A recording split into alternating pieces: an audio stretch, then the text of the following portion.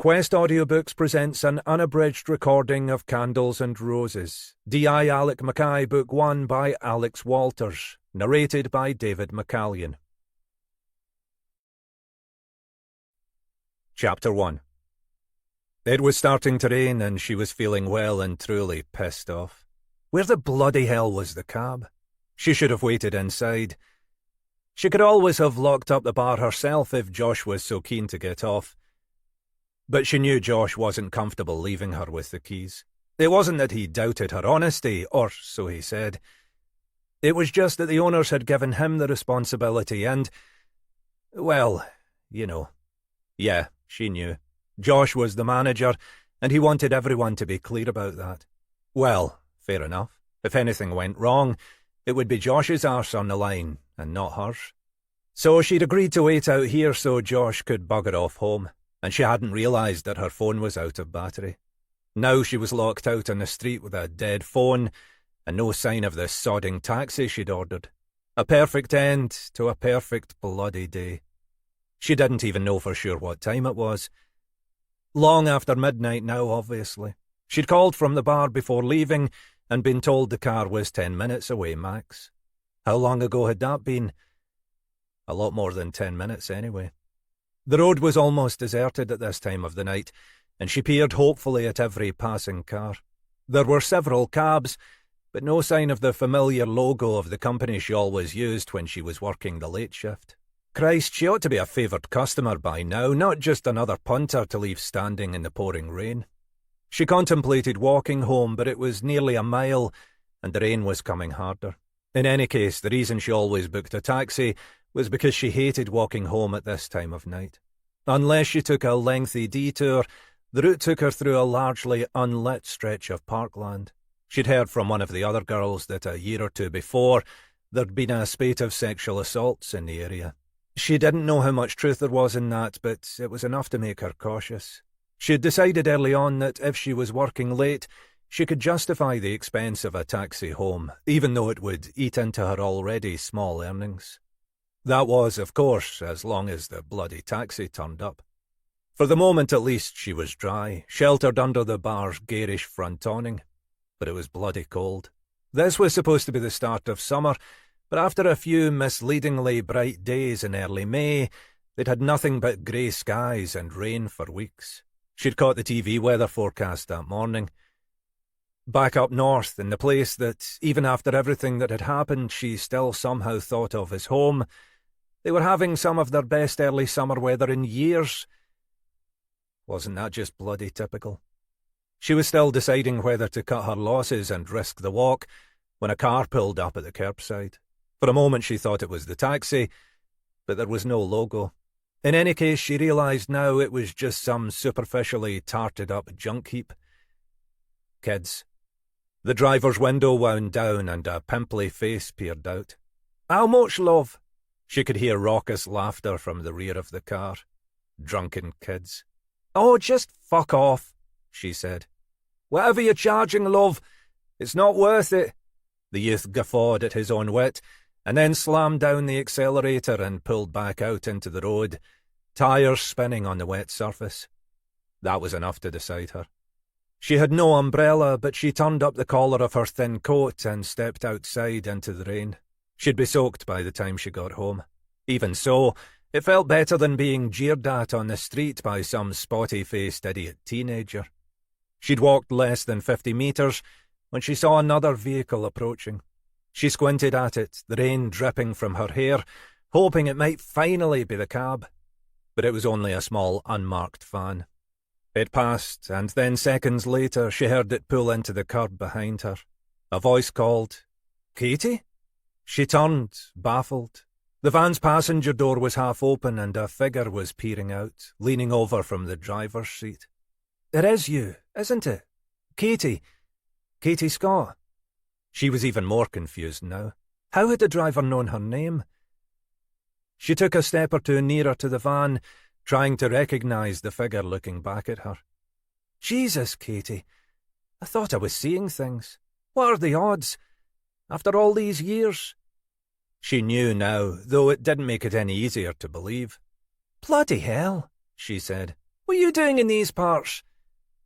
Ah, you know, work things, usual story. What about you? She gestured back towards the bar. I work in there, just heading home. Ordered a taxi, but the bastard never turned up. You can't walk home in the rain. Let me give you a lift. You're going the other way, she said. I couldn't. It can't be far if you were going to walk it. I'd never forgive myself if I left you standing in the rain at this time of night. Anyway, we can have a blether for a few minutes. Catch up. We can maybe arrange to meet up properly sometime. I'm down here plenty. Well, if you're sure. She was already walking towards the van, cheered by this unexpected late-night miracle. She pulled open the passenger door and climbed inside. Almost immediately she felt she'd made a mistake, though she couldn't have said why. Look, I don't know. It was too late. Even as she clawed frantically at the car door, a hand was clamped firmly across her mouth, the full weight of the driver's body pressing her back into the seat. Something wet was being pressed between her lips, and the stench was unbearable, acrid and burning in her throat. Her skin felt as if it had been doused in acid. Her first thought, even as the hand pressed tighter across her mouth, was that she was going to vomit. Her second was that she was going to die. And then there was just darkness and nothing, and no time for any further thoughts. Chapter 2. No one had ever called D.I. Alec Mackay a sentimental man, but even now, a year on, he remained troubled by the case, and not only because it had never been formally closed. Occasionally, in a rare quiet hour, he dug out the file and thumbed aimlessly through the thin sheaf of documents, as if hoping to spot some lead, some connection that had eluded them at the time. There was nothing, of course. He'd end up staring blankly at that scanned image, the gaunt face, the pale blue eyes, staring smilingly into the camera, the corona of blonde hair caught by the sun, a carefree moment snatched out of time. Lizzie Hamilton. On the face of it, just another missing person. They couldn't even be certain that a crime had necessarily been committed. It was possible, but it was equally possible she'd just chosen to escape, to reboot her life in another place with new friends, new surroundings. Mackay found that almost the more disturbing possibility. She'd vanished at the end of June, midsummer, and last year, for once, they'd actually had something of a summer. 3 or 4 weeks of half-decent weather. Unclouded skies, translucent through the long light evenings, the temperatures high by local standards, the sea a deep blue along the Murray Firth. Nobody had missed her for a couple of days, which told its own story. She'd worked 3 or 4 evenings a week in a bar up in the Black Isle, did some cleaning and housekeeping for the holiday lets around Fortrose and Rosemarkie. She was friendly with the regulars in the bar, but no one knew much about her.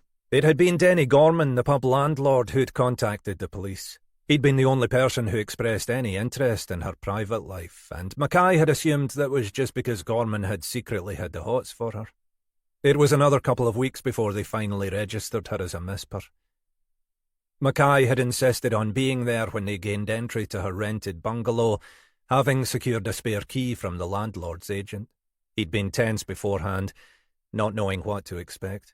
He'd had more than one experience of walking into the stench of death in some lonely bedsit, a decomposing body in a bed or on the floor. But the bungalow seemed in good order, as if Hamilton had tidied the place before leaving. It was sparsely furnished, with only a few signs of a personal touch, but there was no indication of any disturbance or anything missing. There was milk and food left in the fridge, clothes in the wardrobes, a half-read, chick-lit novel splayed on the table in the sitting room.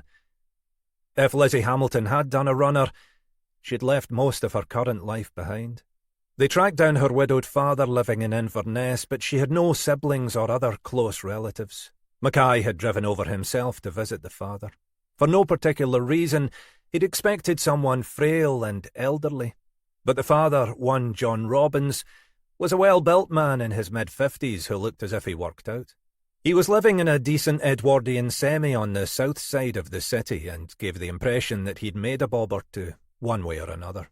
He greeted Mackay on the doorstep, showing no intention of inviting him inside. He was wearing tight black jeans and T-shirt that no doubt had designer labels inside, and which seemed intended to show off his toned physique. He was bearded, his greying hair caught back in a short ponytail. Some sort of wheeler-dealer, Mackay thought dismissively, too keen to hang on to his receding youth. "Police?" Robbins said, unimpressed, when Mackay had brandished his warrant card. "What do you want with me?" "Your daughter, Mr. Robbins. We're trying to track her down." In other circumstances, Mackay might have been tempted to insist on going inside, but he'd already formed the view that Robbins would have little or nothing to tell him. "She seems to have gone missing." "That one went missing 10 years back," Robbins said. "Not seen her since." "You've no knowledge of her whereabouts?" "God knows. Dundee, Aberdeen, back in Glasgow. You tell me." Robbins took a breath. "On second thoughts, don't bother." "You weren't on good terms with your daughter, Mr. Robbins." "I can see why you're a detective." "Any particular reason for the bad blood?" "Every reason. She was trouble, took advantage every chance she had. Walked off with half my worldly goods. What more do you want?" "She was your daughter, Mr. Robbins." "So they say." He got nothing more from Robbins, but it seemed Lizzie Hamilton had made a habit of disappearing. She'd walked out on her father, taking his wallet and various items with her, as he'd said, and headed down to Glasgow with her then-boyfriend, Kenny Hamilton. They'd married within weeks, and split up acrimoniously a couple of months later. Again she'd walked out without a word, and Kenny Hamilton reckoned he hadn't seen her since. He'd no idea what had happened to her, and no one seemed to know what she'd been doing or where she'd been living, till she'd arrived back up in the Highlands 3 or 4 years later. If he'd put the effort in, Mackay might have been able to trace her movements over that period, but resources were scarce, and whatever Mackay's own feelings, the case had never been the highest priority. When they were able to check Lizzie Hamilton's bank account, they discovered that she'd withdrawn all £200 of her painstakingly accrued savings a few days before her disappearance. There were only a few pounds left in the account, and no attempts had been made to access it since.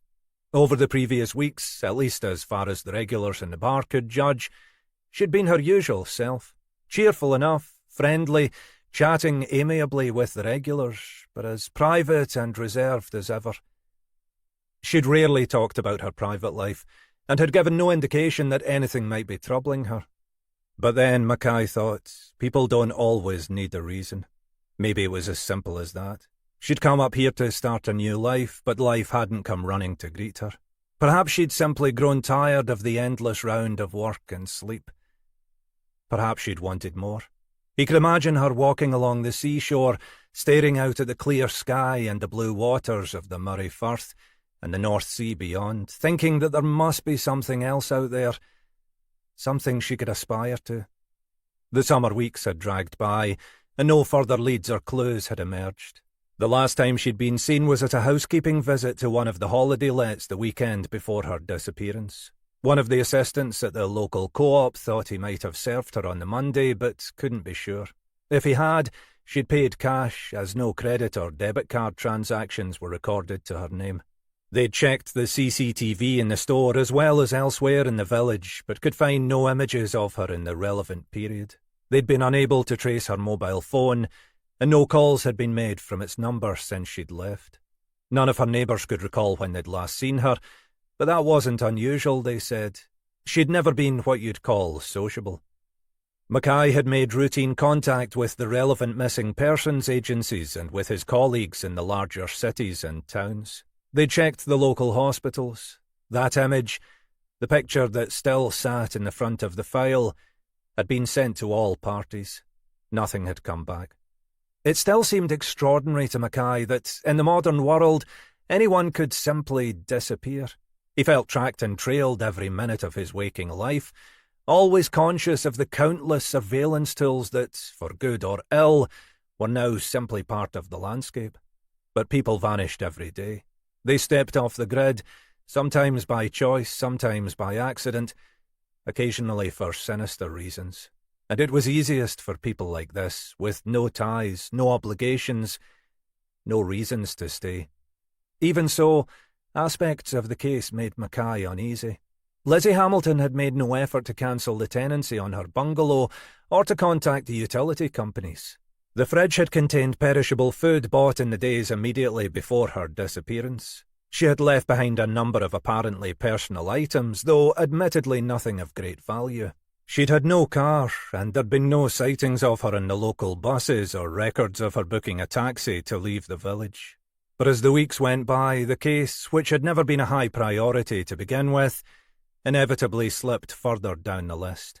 Mackay had half expected that eventually she might reappear, one way or another, alive or dead.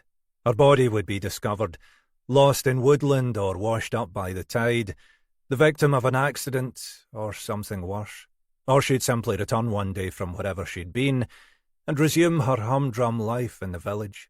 Maybe she'd be tracked down, living back down in Glasgow or here in Inverness. But it never happened. When a rent direct debit bounced for the second time, the property company foreclosed on the tenancy and repossessed the property. As far as Mackay knew, it was still standing empty. The owners of the holiday lets found new housekeepers. Denny Gorman no doubt found himself a new barmaid to lust after. Life ground slowly onwards. And every once in a while, Mackay would pull out the file and sit staring at that scanned image. Not even a particularly good likeness, he'd been told, and clearly taken a few years before she'd arrived up here. But it was a good likeness, he thought, of another young woman, another lost soul, another Lizzie, his own daughter. Chapter 3. Just 5 minutes. I know you're 5 minutes, Greg, and I know what you can get up to in 5 minutes. Oh, come on. We've got time. I've told you. I don't like it. Place gives me the creeps. Just a wee walk. Breath of fresh air. Blow the cobwebs away. You sound like my mother, and it's not blowing cobwebs that you're interested in. Greg Johnson laughed, but said nothing more as he pulled off the road down the short track to the makeshift car park. It was a Monday morning in midsummer, but theirs was the only car there. Other people had more sense, she thought. They came here only if they were desperate. Even more desperate than Greg, she added to herself, as she noted his eagerness to leave the car. She knew well enough what was on his mind, and in truth she wasn't exactly averse to the idea herself. Christ knew they got little enough time together. It would be different come the autumn, when they both went off to university. She just didn't want to come here. The place really did freak her out. She should be used to it by now.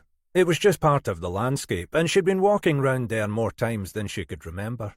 But every time she felt the same frisson, the same sense that the place wasn't quite right.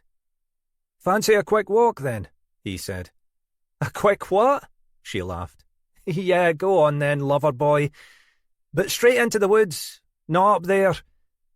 She glanced behind him to where the low hill rose gloomily above the car park, a dark tangle of trees endlessly festooned with strips of fabric and items of clothing, some new, some long faded, fluttering in the summer breeze, like the banners of a defeated army. They both knew the story of the Clutie well, a Celtic place of pilgrimage, a running stream with supposedly health-giving properties. People still came here when their friends or relatives were unwell, tying pieces of cloth, sometimes wiped on the skin of the invalid in question, to the trees around the stream. The theory was that as the fabric rotted away, the illness would dissipate. No doubt some people believed it enough to make it work.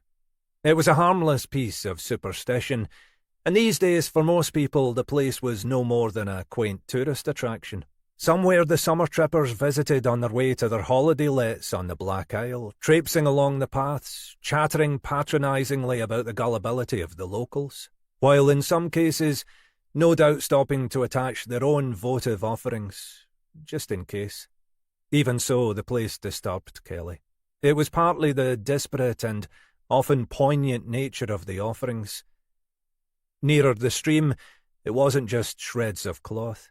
It might be baby clothes, old stuffed toys, football scarves or shirts, things that had belonged to real, identifiable human beings, left here in a last, desperate hope that the act might cure a terminal disease, remove a cancer, allow a child to live beyond her first birthday. Kelly assumed the magic would mostly have failed, that the former owner of the rotting teddy bear or the faded Cali shirt would be long since dead. For Kelly, the place was infested by ghosts, the spirits of those who clung on, earthbound by their last dregs of hope, watching as the worthless waters poured endlessly down the wooded hillside. Well, she thought as she followed Greg into the woods, he might be in the mood, but she certainly wasn't. Not now, not in this place. Still, maybe 5 minutes in the company of Greg's caressing hands might be enough to change her mind. Even before they'd become an item, she'd found him attractive. Well, for a Scotsman anyway, she added to herself. Most of the lads at the academy had been all ginger hair and freckles. Greg was more the tall, dark and brooding type, or at least that was the image he tried to cultivate, with his swept-back black hair and incipient stubble. He was probably aiming for a cross between Heathcliff and William Wallace. She glanced behind her, and then, allowing herself a smile at her own thoughts, she ran ahead of him into the shade of the trees. He jogged behind her, laughing. It was a fine sunny day, one of the best they'd had so far this year, and it was relatively warm, even in the woodland. Greg led them off the footpath, tramping through the undergrowth until they were out of sight of any potential passers-by. Well, here we are. We seem to be... She threw herself against him with sufficient force to knock him off his feet. He stumbled, regained balance, and then allowed himself to fall sideways into the thick heather, pulling Kelly down with him. They lay for a moment looking up at the dappled sky through the shifting leaves, listening to the rustle of the breeze. Greg rolled over and kissed her, gently at first, then more hungrily. She responded enthusiastically, enjoying the feel of his firm body against hers, conscious of his arousal, and finding that, whatever her earlier feelings, she was beginning to share it. They kissed for a while, losing themselves in each other. Finally coming up for air, she said, "It's good to have some time together, just the two of us." He rolled over, peering through the grass. "It is. It'll be even better when we're at uni. As much time together as we want. I think we're expected to do some work as well. I suppose we can fit in between the bouts of rampant sex. It'll need careful scheduling. We'll be very organised." He began to turn himself back towards her, and then he paused, staring along the rough ground. "What's that?" "What's what?" "That. There." He sat up and pointed. She hoisted herself up and sat beside him, trying to follow the direction of his gesturing. At first she could make out nothing but the rough undergrowth. Then, between two thorn bushes, she saw what he was indicating. Evenly distributed blurs of colour. Something crimson. Flowers? I don't know. It looks very neat, if it's just something growing wild. He climbed to his feet and took a step or two forward. It was typical of Greg, she thought. Lost in the throes of passion, but it took only the mildest tug of curiosity to drag his mind, if not necessarily his body, elsewhere. It was one of the qualities she found endearing. "Think you're right, though. It is flowers. Looks like roses. Weird." He walked forward another few steps. "Jesus! What is that? Come and have a look." Reluctantly, she stumbled after him. "What is it?" "Look there." It was a line of alternating candlesticks and small black vases, positioned some 50 centimetres from each other. Each candlestick contained an unlit candle, and each vase was filled with cut red roses. As she moved closer, Kelly realised there were 2 parallel lines, each comprising 3 identical vases and 2 candles, with a further vase positioned between the lines at the 2 ends to form a rectangle. It took her a moment to realise what the arrangement resembled. A grave. It was the right size, she thought. The size of a human body. "Jesus," Greg said. "What is it?" She could see the same thought had struck him. "Somebody's idea of a joke? Strange joke. Some sort of installation piece, you reckon? On the short list for the Turner Prize?" He was talking too quickly, more rattled than he was letting on. Kelly realised that both of them had been glancing involuntarily around, as if someone might be observing them. Maybe we're being filmed for some TV programme. Greg. Kelly had moved ahead of him, conscious of Greg's reluctance to approach the vases. She was a few metres away, staring down. What? Look at this. She pointed to the grassed area between the vases. The turf had been cut into several sections and then had been lifted out and slightly unevenly replaced. As a result, the surface was raised above the surrounding grassland, although the difference was partly obscured by the positioning of the candles and vases. What does that mean? I don't know, she said. But she had a growing feeling she knew all too well. Greg had moved past her now, embarrassed at his own previous trepidation. He crouched down to pull at one of the sections of turf. Greg! It was too late. He'd already dragged back the heavy lump of earth and was staring at what lay beneath. Kelly turned her head away, unable to look.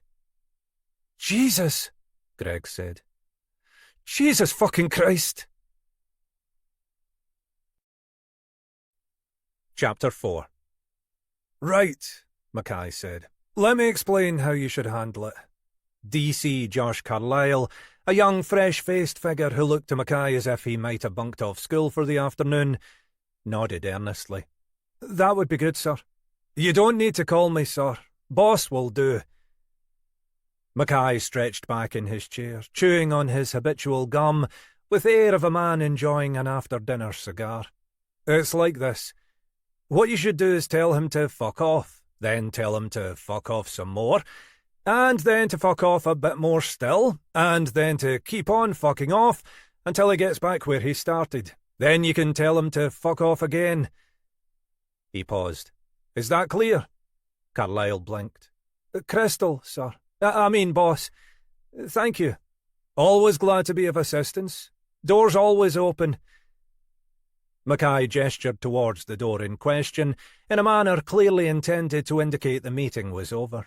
Carlyle took the hint and rose to take his leave, stopping as he saw DCI Helena Grant standing in the doorway. She was a slightly stocky woman of no more than average height, but like most of his colleagues, Carlyle found her more intimidating than any of her male counterparts. She was gazing at them now with the air of a teacher watching two overexcited schoolboys. Alec giving you one of his motivational team talks? Something like that. Carlyle shuffled past her, and with visible relief made his escape. Good lad, Mackay said.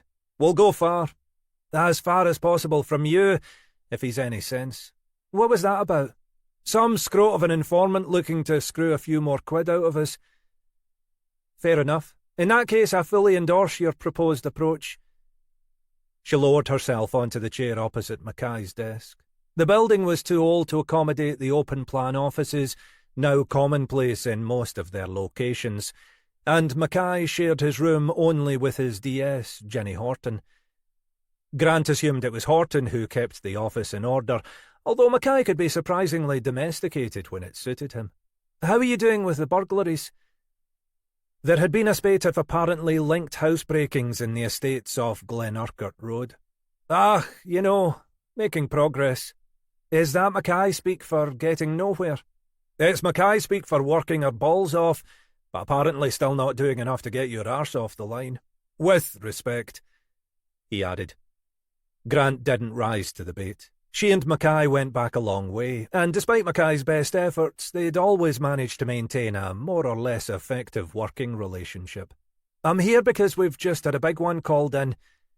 She smiled. But don't worry if you're too busy. I can find someone else. For the first time, Mackay looked genuinely interested. A big one? Murder, looks like. Body up on the Black Isle. Bit strange. Aye, well, they're an odd lot up there. You know the Clooty Well up at Munlochy? You've proved my point. Worshipping the fairies. That where they found the body? In the woods there. Shallow grave. Young woman, not yet identified. From the state of decomposition, it looks like she's not been there long. A few days. I like my corpses fresh, Mackay said. So, what's strange about it?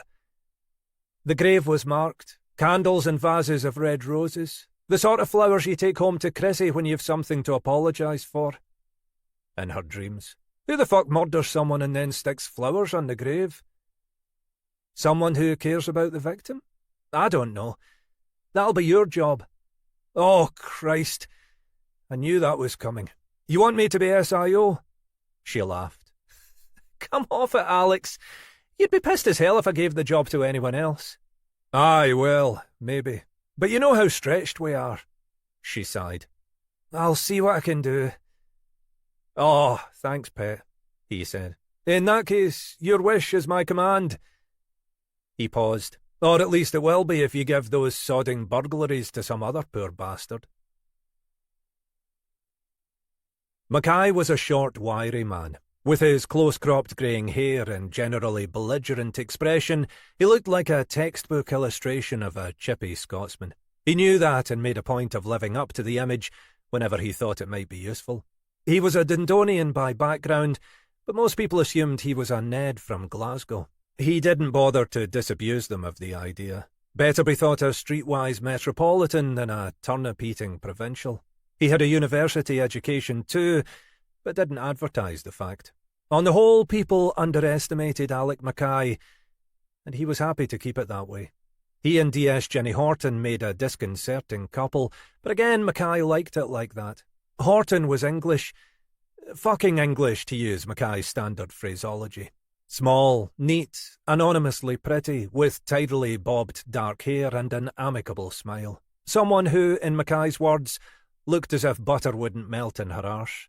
He knew from experience that that wasn't the whole picture either. I don't take them unlucky, Tin, then. He'd asked her to drive so he could relax and concentrate on making disparaging remarks about how badly she was doing it. Mackay shook his head. No, best carry on up the A9 to the Tor roundabout, then take the Black Isle Road from there. It's before you get to Munlochy. On the right. She knew the area fairly well by now. At the weekend, she and her partner would sometimes drive over to Cromarty or Rosemarkie for a walk by the sea or to grab a bite at one of the cafes. But she normally took the more southerly route up through Munlochy, and the Clootie Well was a new one to her. What is this place? Somewhere people go to worship the old gods. He winced at what he saw as the endless gullibility of humankind. It's a stream, basically. People hang up bits of cloth belonging to sick relatives so they'll recover. She allowed him to finish his diatribe.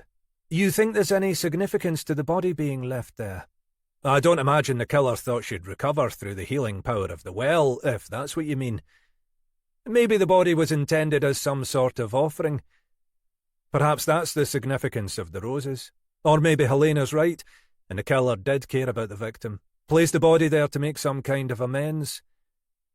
Must have gone to some trouble with the roses and candles, Horton said. If you were burying a body, you'd think you'd want to get it done with as quickly as possible.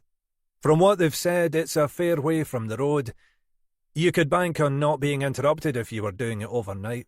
I'm not aware the doggers have taken to hanging out at the Clootie Well just yet, and I can't think of anyone else likely to drop by. And this time of year it's not even dark for that long, so you could see what you were doing.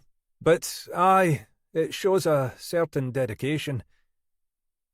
They were heading down the A832, the main road into the Black Isle. The place was, as the locals said, neither black nor an isle. It was a peninsula protruding out into the North Sea, north of Inverness, bordered on three sides by the Murray, Bewley and Cromarty firths.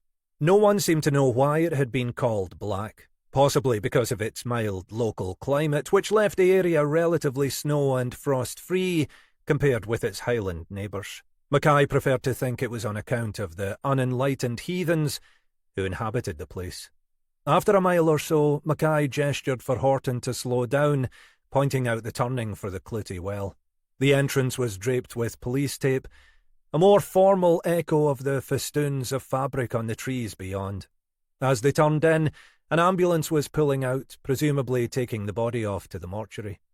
Horton slowed to greet the uniformed officer controlling the entrance, waving her warrant card out of the window. D.S. Horton and D.I. Mackay, she said. Mackay leaned across from the passenger seat. Morning, Murray. You're not planning to delay us, are you? The police officer squinted into the car. "Alec, I wouldn't delay you if my life depended on it." Which it probably would. He unhooked the tape and waved them past. Horton parked next to the white scene of crime van, and they climbed out into the late morning sunshine. There was a marked car closer to the roadside, which presumably belonged to Murray and his colleague.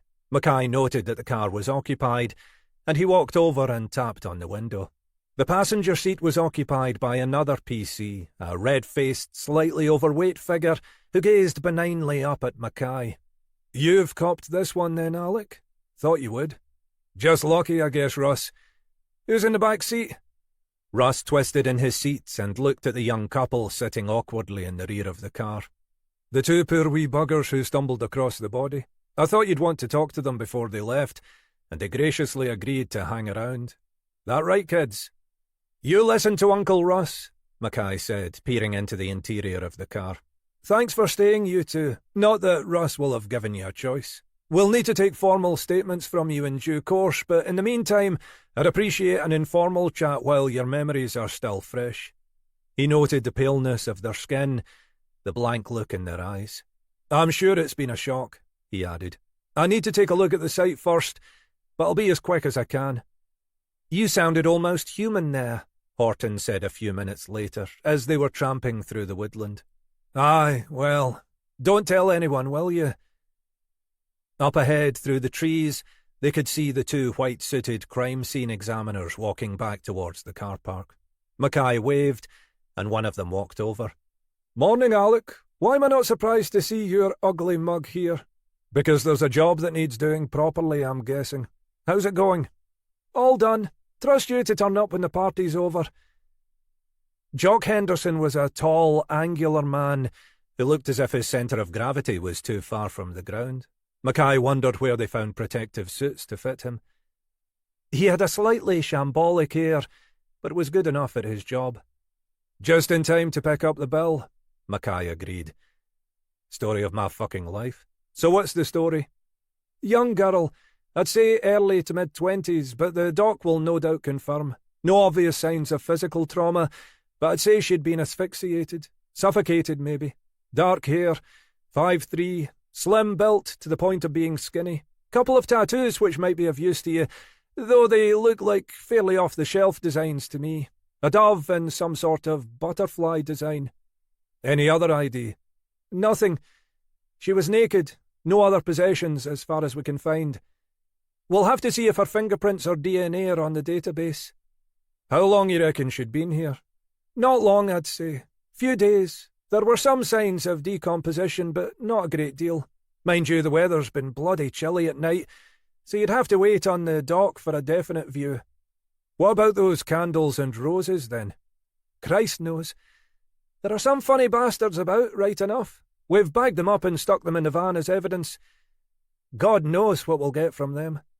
Greenfly, probably. Still, you can take a bunch home to the missus, Jock. Save having to stop off at the petrol station next time you fuck up. You're still as funny as a turd in a single malt, Alec.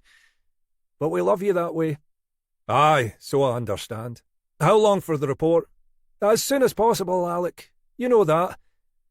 "Quicker than that, Jock. You know me." Henderson gave a mock bow.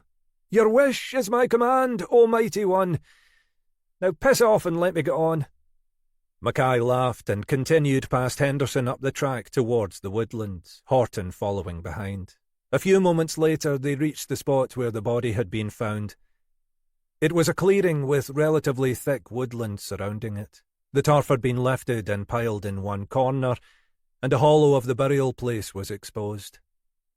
"What do you reckon?" Mackay asked without turning round. "It's remote enough, I suppose," Horton said. "Can't imagine there'd be much risk of being disturbed here overnight. Would have taken a while to remove the turf, but not that long to dig the grave itself." She crouched down by the hollow, running a trickle of earth through her fingers. "Ground's dry and pretty loose. Wouldn't have taken long to dig this out. Take it from a gardener. I'll bow to your superior knowledge." He looked around. "Assume the killer wanted the body to be found.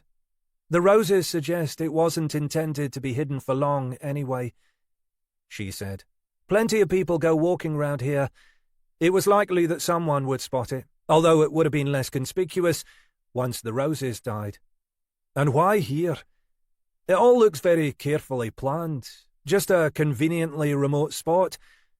Or does it have some significance? I saw the strips of cloth as we drove in, Horton said. Weird. Very weird, Mackay agreed. But it's just superstition, and if people are desperate enough, if their loved ones are ill or dying, they'll give anything a shot. Careful, Alec, she said. You're in danger of sounding human again. Aye, you're right. The place must be getting to me. Let's go back and have a blather with those two youngsters instead. Chapter 5. I've really got to go soon, Jo said, conscious she was already struggling to form the words. You can't go yet, Dave, or was it Pete, said. Thought we were set to make a night of it. He looked genuinely downcast, but she knew that was because he'd had more on his mind than just heading off to a nightclub. She wondered momentarily whether she should invite him back with her now, just to put him out of his misery. But drunk as she was, she took another look at his doughy, overweight face and rejected the idea as quickly as it had entered her head. She didn't even fancy him. He was just a bit of company, part of a group she'd latched onto, the way she often did when she was out on the town these days. She'd fancied Pete, or was it Dave? More, but Jade had copped off with him, so she was sitting here with the leftovers. The pub was open till midnight, and had become busier than ever in the last half hour.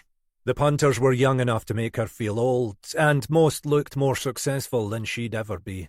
Not just wealthier, though they were probably that, but more settled, more relaxed, with partners or groups of friends, like they might have real homes to go back to. That was one reason she hated coming into Manchester. She preferred just hanging around her local in Brinnington.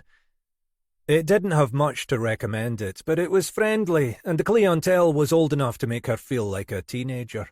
She knew a few people. Not exactly friends, but people she could spend an evening getting pissed with.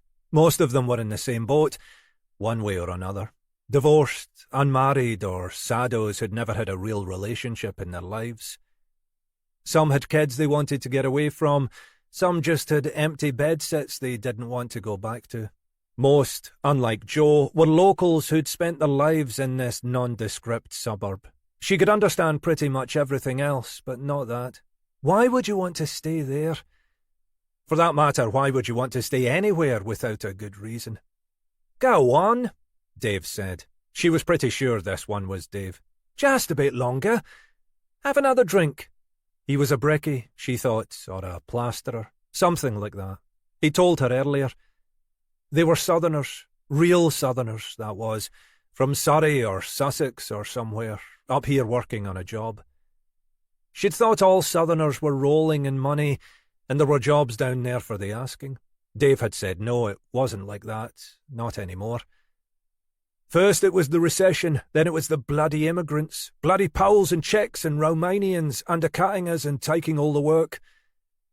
He'd stopped, conscious of the way she was looking at him. She didn't like that talk. People should be able to go where they liked, work where they wanted. That was what she thought.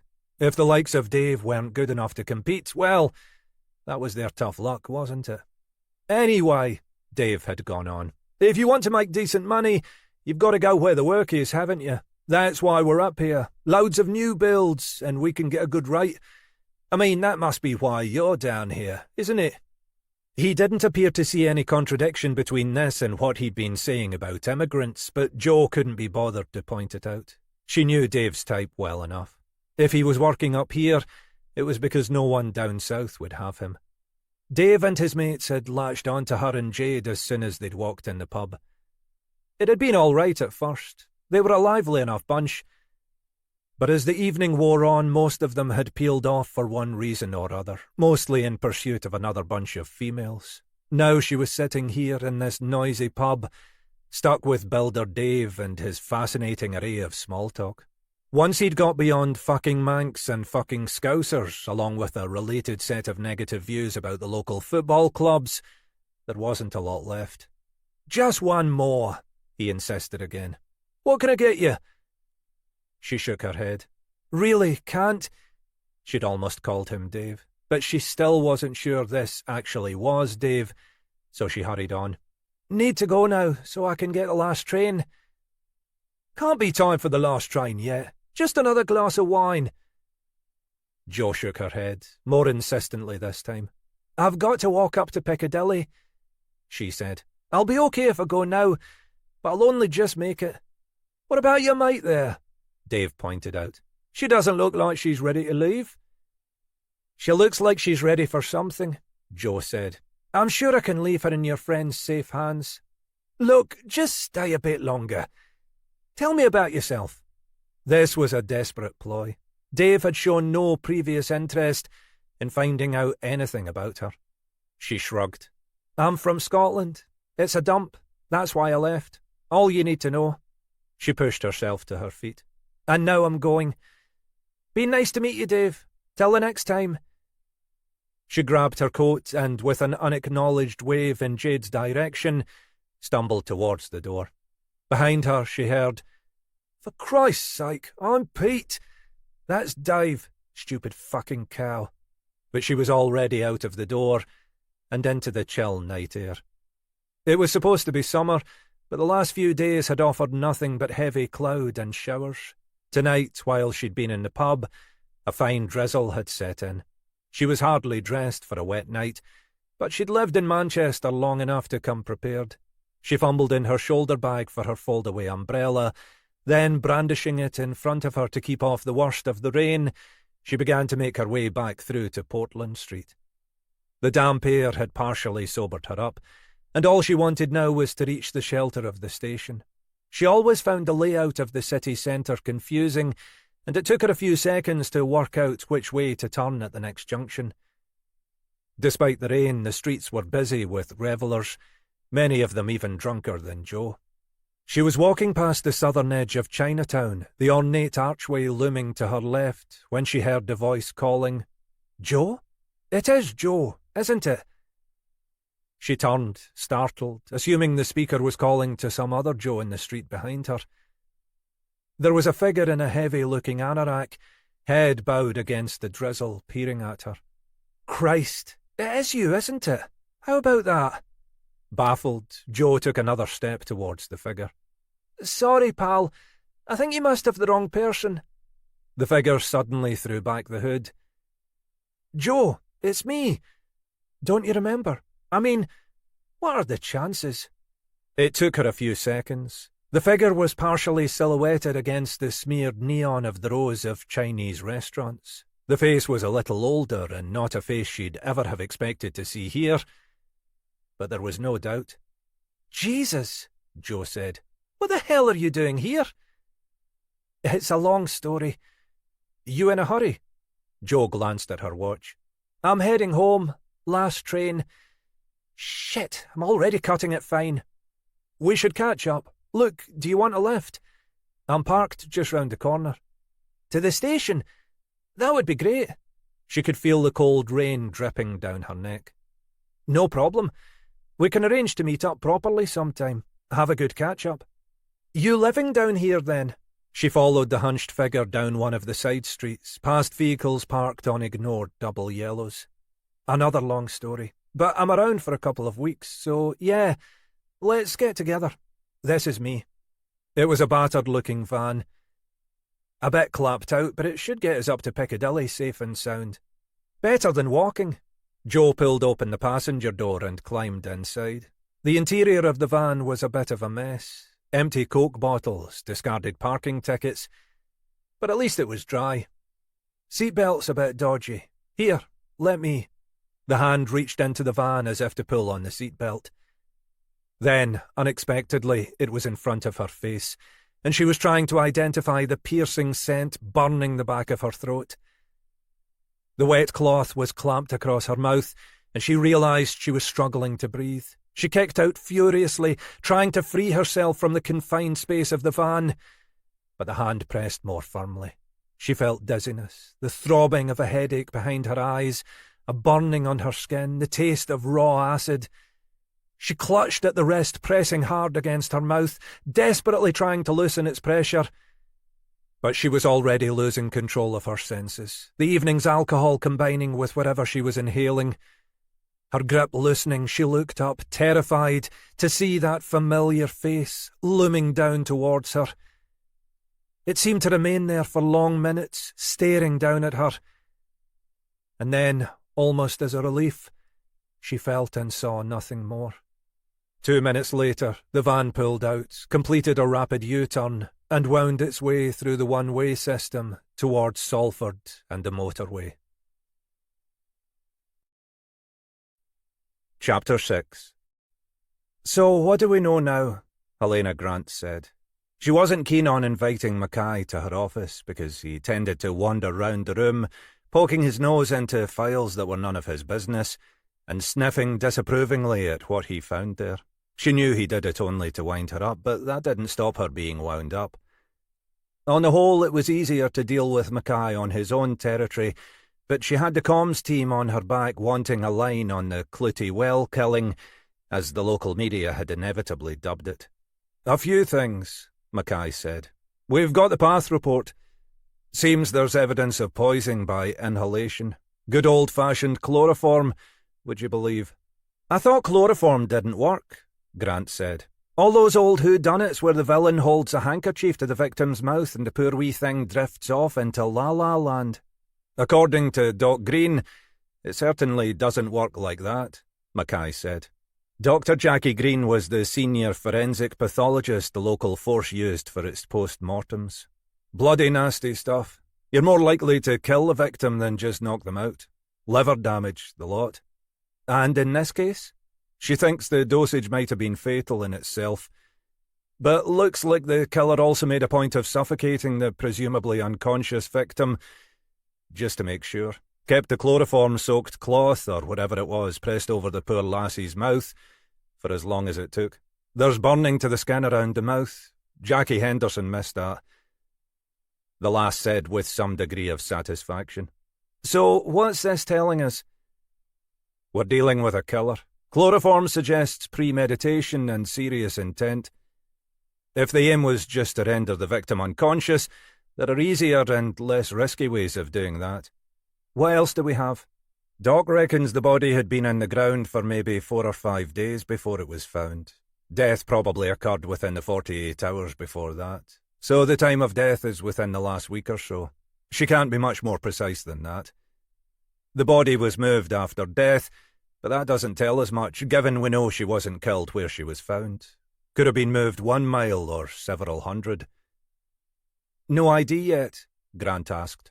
"Not yet. There are no recent local missing persons that fit the bill. We identified a couple of other recent possibles in Scotland, but neither panned out. There are a few other UK cases we're following up, but nothing very promising. We're still waiting on fingerprints and DNA. "What about the flowers and candles?" "Nothing much. None of the local florists has any recollection of any unusual purchases, so it looks like they were just bought piecemeal from supermarkets and the like, as we thought. The vases are a bog-standard cheap model, sold by various garden centres and DIY stores. Same with the candles and candlesticks." "Anything else?" "Not so's you'd notice," Mackay said gloomily. "We've considered the tattoos, but again, they're just standard off-the-shelf designs. We've checked with a couple of the local tattoo parlours, and they reckon they could have been done anywhere. There's nothing traceable." "OK," Grant said. "So where from here?"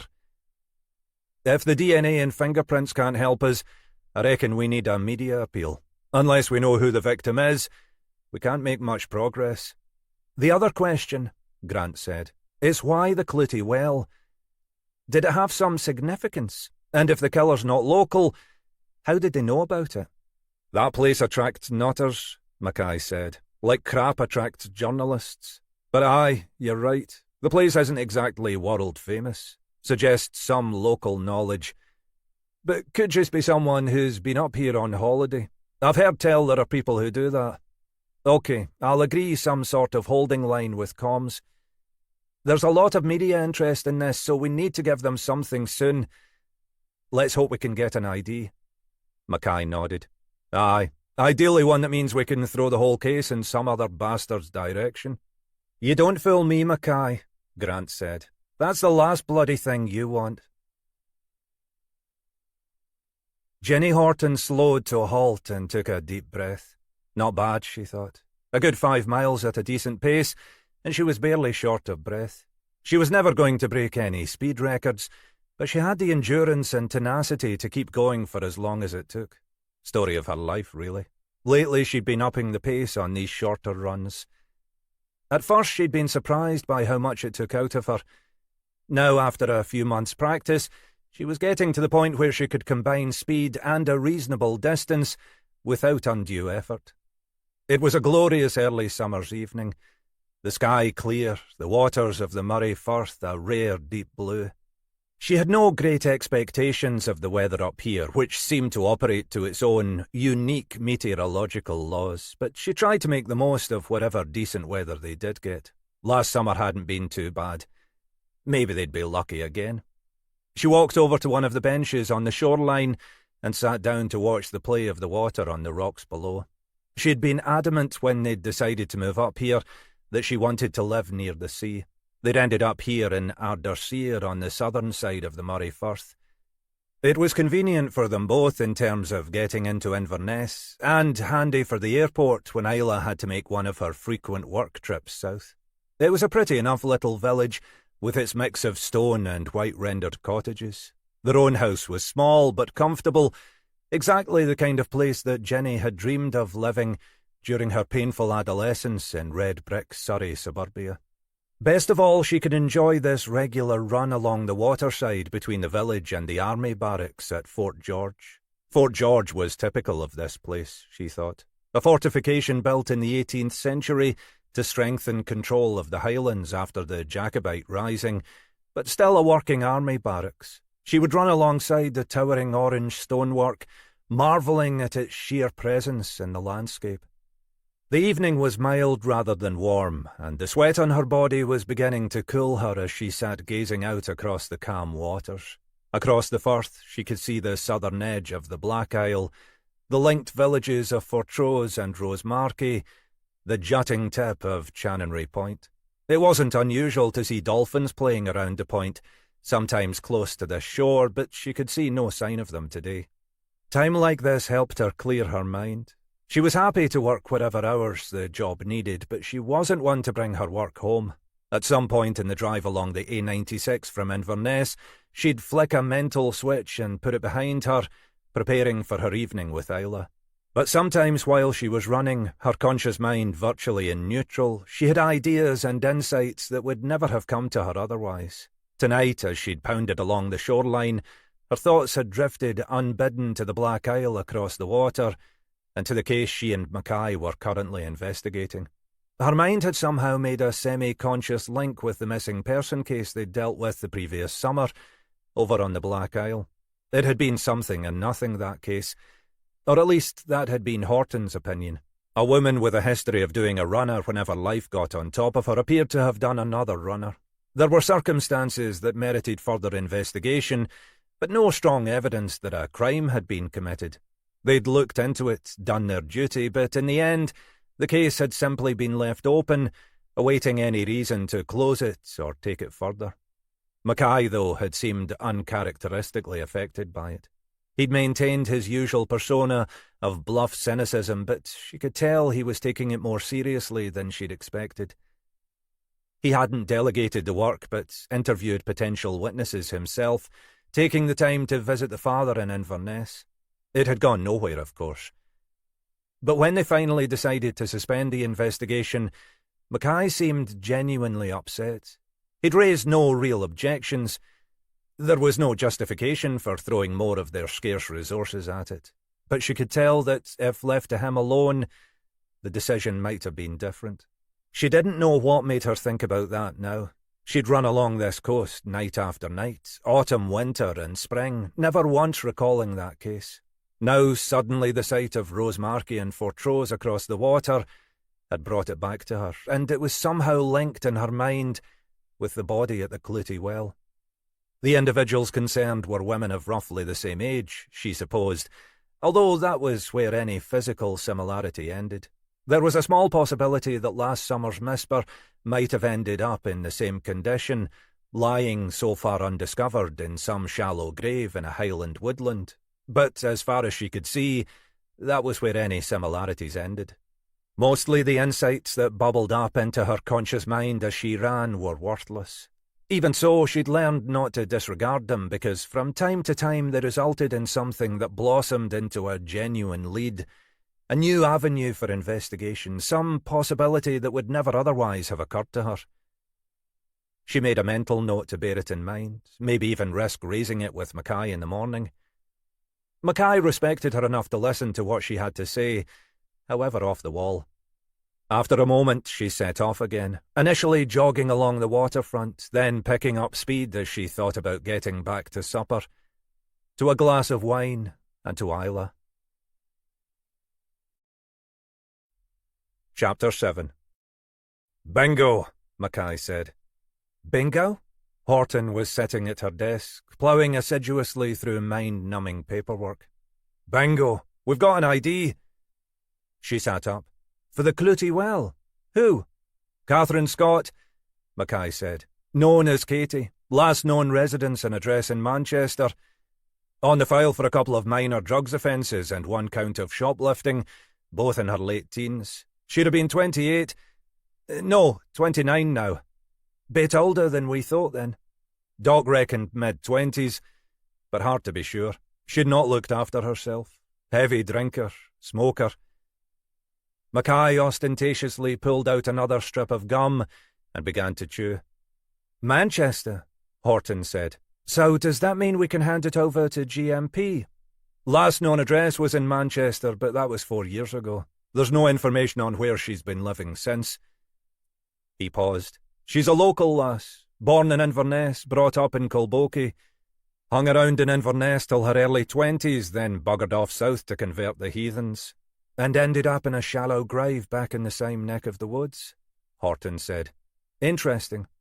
Wherever and whyever she was killed," Mackay said, "we have to assume she was buried up here for a reason. Either she was killed locally and it was just a conveniently remote spot to dispose of the body, or she was killed somewhere else, and the killer made the effort to bring the body back to bury it within a few miles of her hometown. Either way, it means that the case is still ours." "You're preparing your arguments for Helena, aren't you?" Horton said. "You know she'll be only too keen for someone else to take responsibility, given the pressures on resources." "Not my problem," Mackay said.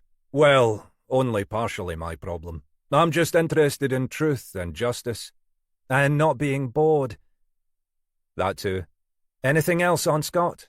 "They've just sent the basics. I'll see what I can get off the PNC, though our last contact with her was more than 10 years ago, so I'm not hopeful there'll be much. Probably worth doing some digging. Birth certificate and any other documentation we can find.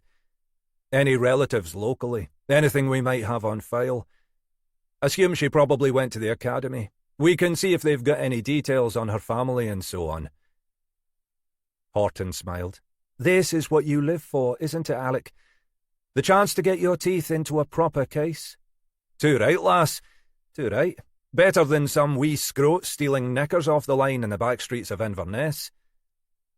He leaned forward in his chair, chewing enthusiastically on his gum.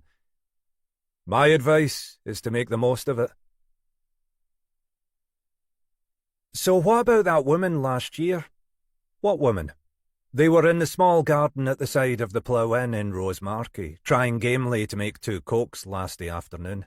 Greg was 18 now, and so in theory could have had a beer, but he was driving, and these days there was no point in risking even the smallest amount of alcohol. She'd be 18 in just a few more days, and generally got away with ordering alcohol when she was with Greg. But the truth was that both of them actually still preferred coke, though Greg would never have admitted this to any of his male friends. "You know the one who went missing. She did some cleaning for your dad." Greg's dad was a farmer and owned a stretch of land between here and Cromarty. He still did some dairy farming, but there was no money in that anymore, so he'd gradually diversified. He'd built a cluster of upmarket holiday chalets on the hillside, with views over the Firth, and then more recently had opened a farm shop selling produce from other local farmers. One way or another, he managed to make a decent living for himself. We chatted to her a few times. What about her? Well, she went missing. Maybe it was her. Maybe what was her? Christ, Greg, you can be thick sometimes. I mean, maybe it was her up at the Clooty Well. It wasn't. I saw her face, remember? Greg blinked and took a sip of his coke, his expression suggesting that, for his own part, he'd rather forget. I know, but dead people look different, don't they? She thought she'd read that somewhere. It sounded the kind of thing that could be true. Do they? I don't know. But I'm sure it wasn't her. Anyway, the police are bound to have followed that up, aren't they? They were all over it at the time. They don't know what they're doing, Kelly said. Probably wouldn't even have occurred to them to link the two. Greg batted away a huge seagull intent on stealing any scraps of discarded food that might be lying around. The cawing of the gulls was an unremitting backdrop to their conversation. Anyway, it wasn't her. Well, maybe she's another one then. Maybe we've a serial killer on our hands. What was her name anyway? Greg asked, partly to change the subject. He still hadn't quite recovered from the shock of stumbling across the body. The word had got out among their mates over the last couple of days as the story hit the media. Both he and Kelly had been interviewed, briefly and over the phone, by some local journalist. Neither had had much to say, but that hadn't stopped the journalist making up some suitably juicy quotes. The two had become minor celebrities among their circle of friends, but Greg was hoping the glamour would soon fade. Lizzie something, wasn't it? She paused, thinking. Hamilton. I liked her. She was a good laugh. My dad thought she did a runner because she owed people money. Did she? I don't know. It was just a theory. But the police didn't seem all that interested. They must have thought she'd just buggered off as well. Yes, but they... I know, they know nothing, but it is their job. They sat in silence for a few minutes, enjoying the afternoon sunshine, the breeze blowing in from the sea, the relentless chorus of the gulls. They were both conscious that this was a golden time. The brief few months with hires out of the way and university still to come. They wanted to make the most of it, even if that involved little more than drinking coke in the garden of an old pub.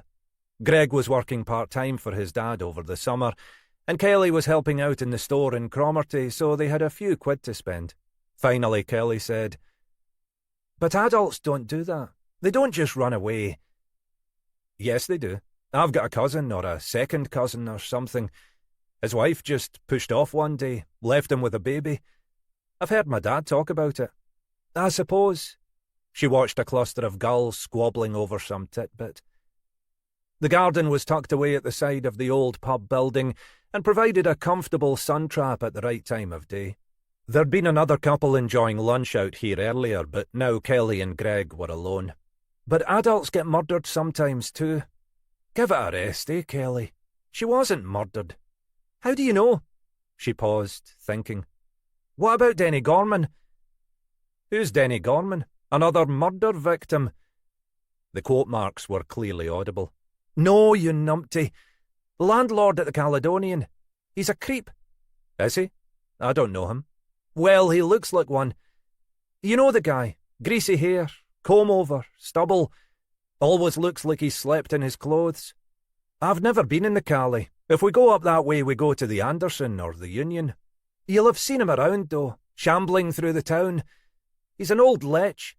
Is he? I reckon so. I've seen him eyeing up the girls in the co-op. That proves it, then. He must be a murderer. Greg finally finished off his coke. Another? I've just about got enough on me. Let's go for a walk instead. Makes you think, though, doesn't it?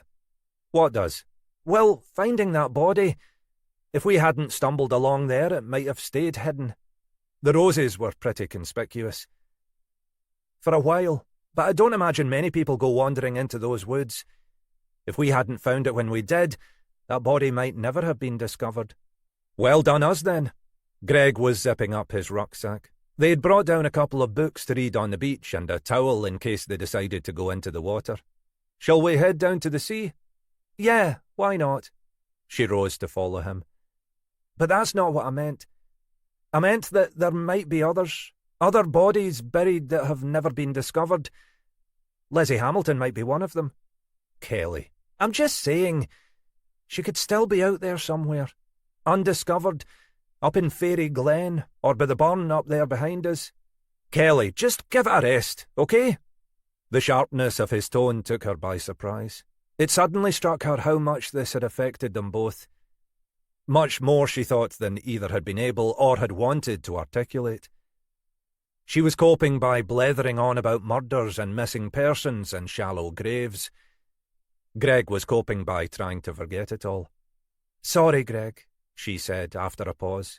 "Just ignore me. You know what I'm like." "Aye," he said. "You're grand. I'm just a bit distracted, that's all." "I know," she said. "Come on, let's go for a paddle." Chapter 8. Mackay took a breath and glanced at Horton. "Here we go, then." He leaned forward and pressed the bell. For a few minutes there was no sign of life from within the bungalow. He was about to press the bell a second time when he caught a glimpse of movement through the frosted glass in the front door. There was a rattling of locks before the door finally opened a few centimetres, held by a chain. "Yes?" A woman peered back at them through the door. She was perhaps in her early 60s, but looked older, her hair white, her face lined and worried-looking. She was dressed smartly in a tweed skirt and white blouse. "Mrs. Scott?" "Who's asking?" she said suspiciously. "Didn't you see the notice?" Mackay glanced at the sticker in the upper frame in the door. No hawkers, cold callers or circulars. When was the last time anyone was bothered by a hawker? He held out his warrant card. "Police, D.I. Mackay, D.S. Horton." "Is this about the break-ins? We've had no problems, but next door said that their shed—" "No, Mrs. Scott, it's not about the burglaries. May we come in? I'm afraid we have some bad news." "Bad news? Well, you'd better." The door closed, and they heard the sound of the chain being removed. Then Mrs. Scott opened it fully and led them into the narrow hallway. The inside of the small bungalow was as Mackay had envisaged it. There was a sitting room off to the right, a kitchen straight ahead of them, and a row of closed doors on the left. The interior was scrupulously tidy, the decor fussy and old-fashioned. There were shelves lined with porcelain figurines and similar knickknacks. "Is your husband at home, Mrs. Scott?" "He's in the sitting room. We were just sitting down to watch Countdown. Ronnie's retired now, you know." She spoke as if Mackay was an old acquaintance who might have failed to keep up with the latest news. "Would you like some tea?" "I think you'd better come and sit down, Mrs. Scott." Before Mrs. Scott could object further, Mackay led the way into the sitting room, Horton following behind. Mr. Scott, who had obviously been semi-dozing in front of the television, started up in surprise. "I'm very sorry to disturb you, Mr. Scott," Mackay began. From behind him, Mrs. Scott said, "It's the police, Ronnie. They say they've got some bad news." Scott pushed himself slowly to his feet, looking startled and slightly bewildered. He looked older than his wife, probably late 60s, with slightly unkempt grey hair and eyes that blinked at the world through thick glasses. He was wearing an open-necked shirt and slacks, but looked as if he'd have been more at home in a suit. Mackay suspected that retirement wasn't suiting the man. He could empathise with that. "Police," Scott repeated, as if he hadn't quite understood. He was staring at Mackay, as if expecting to be arrested himself. "You'd better sit down." Mackay sat himself in one of the two armchairs, while Mrs. Scott perched beside her husband on the sofa, reaching for the remote to mute the sound of the television. "As I told your wife, Mr. Scott, I'm afraid I've come bearing some bad news. It's about your daughter." Ever since they'd confirmed that Katie Scott's parents were still alive and resident in Colboki, Mackay had been mentally preparing this conversation. He'd been in this position numerous times, and it never became any easier. Scott glanced at his wife, then back at Mackay. "Katie, what about her?" "I'm afraid she's dead, Mr. Scott." I'm very sorry." He wasn't sure what reaction he'd been expecting. In his experience, responses to that kind of news varied dramatically and often unpredictably. Loving, close parents sat in apparent calm, while supposedly estranged mothers and fathers threw themselves into unstoppable paroxysms of grief. The Scots seemed closer to the former camp. Scott was looking at his wife, as if expecting her to take the lead. "My God," he said finally. "Well, that's a shock." It sounded like the response to the death of a family pet, rather than his own daughter. What were the circumstances?" "It's rather complicated, Mr. Scott. If it's not too intrusive, can I ask when you last saw your daughter?" Mackay was trying to decipher Scott's expression. It wasn't grief or even quite surprise. It was something that felt wrong in the context, some emotion with no place here, but Mackay couldn't quite pin it down. After a moment, Mrs. Scott said, "There's no point in lying to you, Mr. Mackay. We haven't seen her in a good few years. She was a rather difficult girl." "That's one way of putting it," Scott said. "She was a nightmare, especially after Emma passed on." "Ronnie, well, it's true, isn't it? While she was here, she made our lives a complete misery." Mackay nodded, unsure how to respond. "I'm sorry to broach this just at the moment, but we'll need one or both of you to identify the body, I'm afraid. We'll take every step to ensure it's not too distressing." Mrs. Scott looked up as she absorbed his words. "Is there any doubt, then?"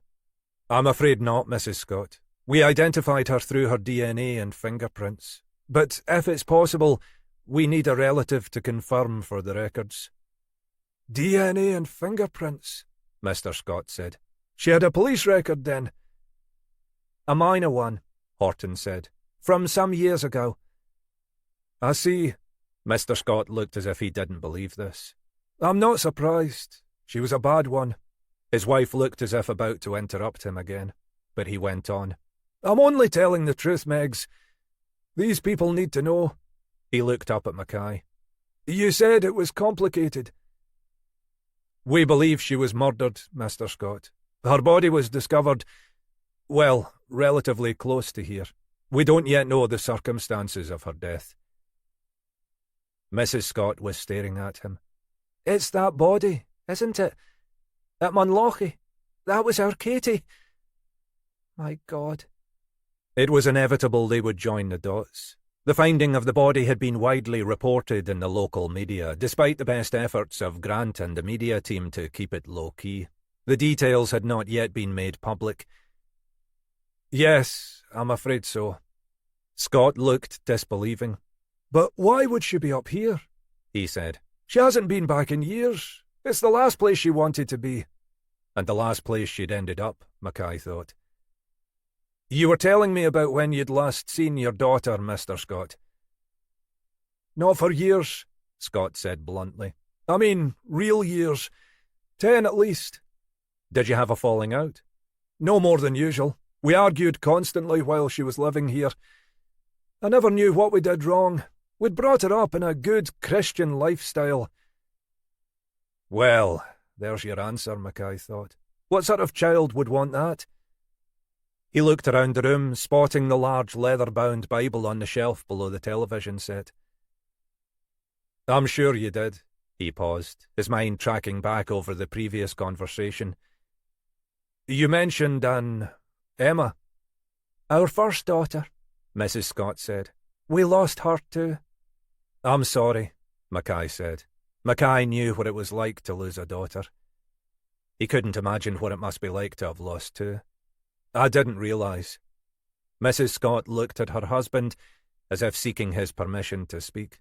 After a moment, Scott said, "It was cancer. Leukemia.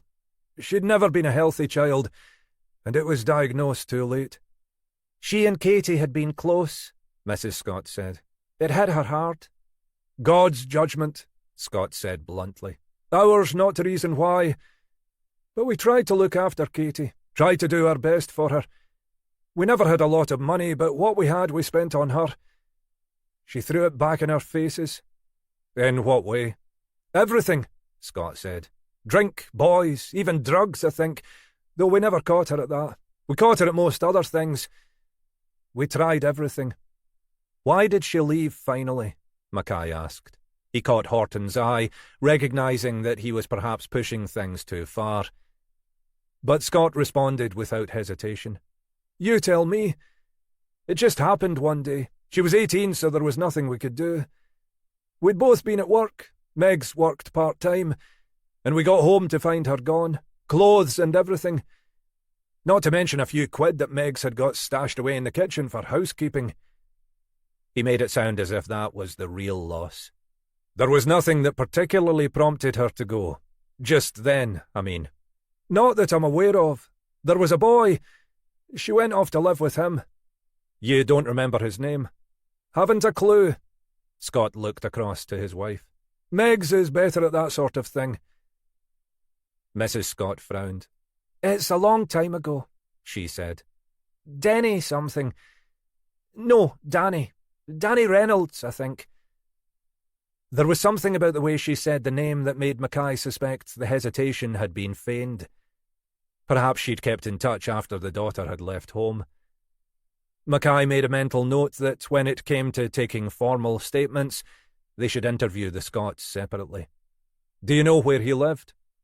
There was an almost imperceptible hesitation before Mrs. Scott responded. Katie might have sent us an address for forwarding mail. Mackay could see from Scott's expression that this was news to him. Any information you do have would be useful to us. He shuffled forward on his chair. And you've neither of you had any contact with her in the last few years? You've no knowledge of where she was living? He avoided catching Mrs. Scott's eye. Scott shook his head. We've heard nothing from her since she left. I understand. Mackay pushed himself to his feet. Well, we won't trouble you further for now. We appreciate this must be a dreadful shock. I don't know if you'd like us to contact a neighbour. We'll be fine, Scott said brusquely. Thank you. We'll be in touch about the formal identification, and we'll need to take formal statements from you both. Just for the record, you understand. Scott looked as if he might object, but his wife intervened. We understand, Mr. Mackay. We want to know what happened to Katie. Mackay had the sense that she was only just keeping her emotions under control. Thank you, Mrs. Scott, he said. I promise you, we'll do our best to find out. This time he realised he was avoiding meeting her husband's eyes. I'll get you another ice cream later, Craig Fairley said. We'll get some real food soon. It's nearly lunchtime. Fraser looked up. He was engaged in the creation of some highly extended sand edifice. Castle, Craig reflected, was too limited a word for what his son was building. Fraser never did anything by halves. He had already built an array of towers and battlements stretching over several square metres, and had now moved on to constructing a network of working moats. He was trying to deflect the flow of one of the streams that ran down the beach from the woodlands behind them. It was painstaking work, because the water had a habit of reverting to its preferred routes, but Fraser did seem to be making some progress. Craig could see it would be heartbreaking for the boy to leave all this behind, knowing the overnight tides would simply wash it all away. He also knew Fraser well enough to be confident the despair would be short-lived. By the time they'd sat down to fish fingers and ice cream, he'd be ready to move on to the next thing, whatever that might be. Anyway, Fraser said, not looking up from his work, I've already had lunch. Oh, really? Craig said. And what did you have? Fraser was silent for a moment, digging away at a bank of sand. Chicken nuggets and beans.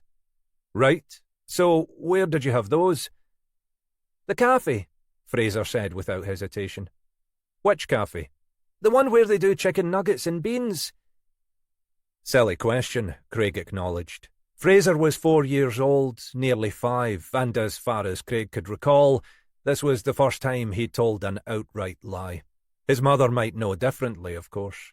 Perhaps this was some significant point of development, a rite of passage to be celebrated. Certainly it was likely to be the first of many, and Fraser would no doubt become more adept at ensuring their credibility. While Fraser played, Craig lay back enjoying the sun on his face.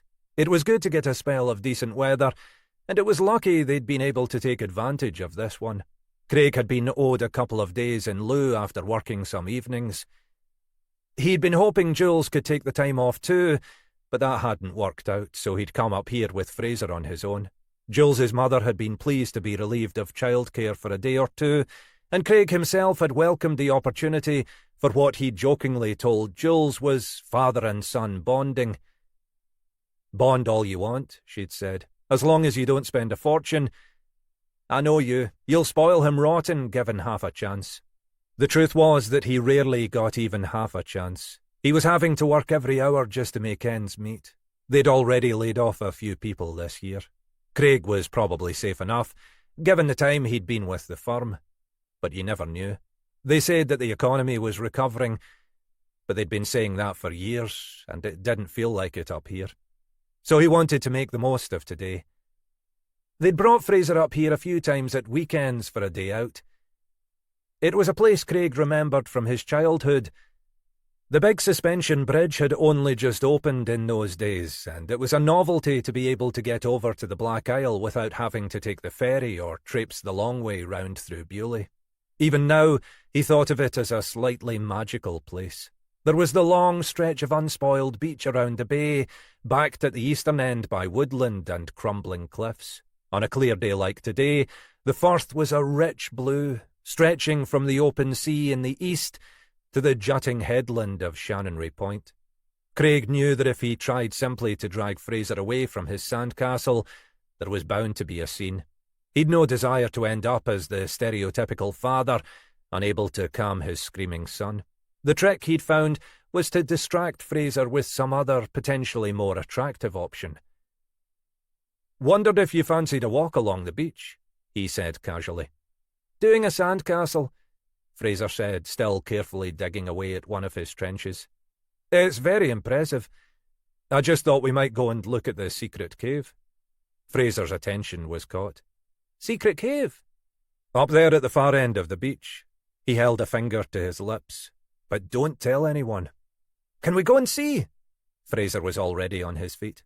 "Well, it's very secret. I'm not supposed to let anyone else know where it is." "Show me," Craig began with apparent reluctance to stand up. "Well, as long as you promise not to tell anyone." "I won't. Promise." Which was probably Fraser's second lie, Craig reflected. "Okay then, let's go see." They collected their possessions, including Fraser's precious bucket and spade, and stuffed them into Craig's rucksack. Fraser seemed already to have forgotten about his sandcastle. As they walked east, the beach became rougher, with more rocks and stretches of shingle. Woodland rose up the hillside to their left. At high tide, this area was reduced to a barely passable strip, but the sea was currently far out, and they had no difficulty in walking further round the bay. The walk to the cave was longer than Craig remembered, but he kept Fraser entertained with searches for sea creatures in the rock pools. They still had time to reach the cave and get back in time for lunch. In due course, the woodland gave way to a line of rough sandstone cliffs, slowly being eroded by the weather and the tides. Craig had once found a small ammonite fossil among the rocks here, and he knew that more serious fossil hunters visited the Ethe cliffs further up the coast. Maybe that was something he should do with Fraser when the boy was older. He didn't really know the history of their destination, Caird's Cave, except that, according to the exhibit in the beachside cafe, it had been the source of various prehistoric finds, and that, remarkably, it had been used as a dwelling until the early part of the 20th century. It was difficult to imagine what it would be like living in such an exposed location, yards from the roaring sea. The cave itself was set back from the beach, its entrance a broad archway in the cliffside set among the surrounding undergrowth. As Craig recalled, there wasn't actually a great deal to the place, but he knew that with a few judicious stories, he could make it seem exciting enough for Fraser. As Craig led the way up the narrow footpath towards the entrance, Fraser clutched his hand nervously, gazing up at the dark space beyond. "A home for smugglers and pirates," Craig said, in what he intended loosely to be a pirate voice. "Let's see if we can find any of their buried booty, landlubber." He stopped. He couldn't fully make out what he was seeing at first, but it was sufficiently disturbing for him, almost involuntarily, to move Fraser behind him. But it was, of course, too late. "What's that, Dad? Is it booty?" "Look, just wait there a sec while I check. I don't want us to get captured by pirates." He prized himself free of Fraser's clutching hand and took another few steps forward. He could sense that Fraser was reluctant to be left behind, but Craig wanted to be sure.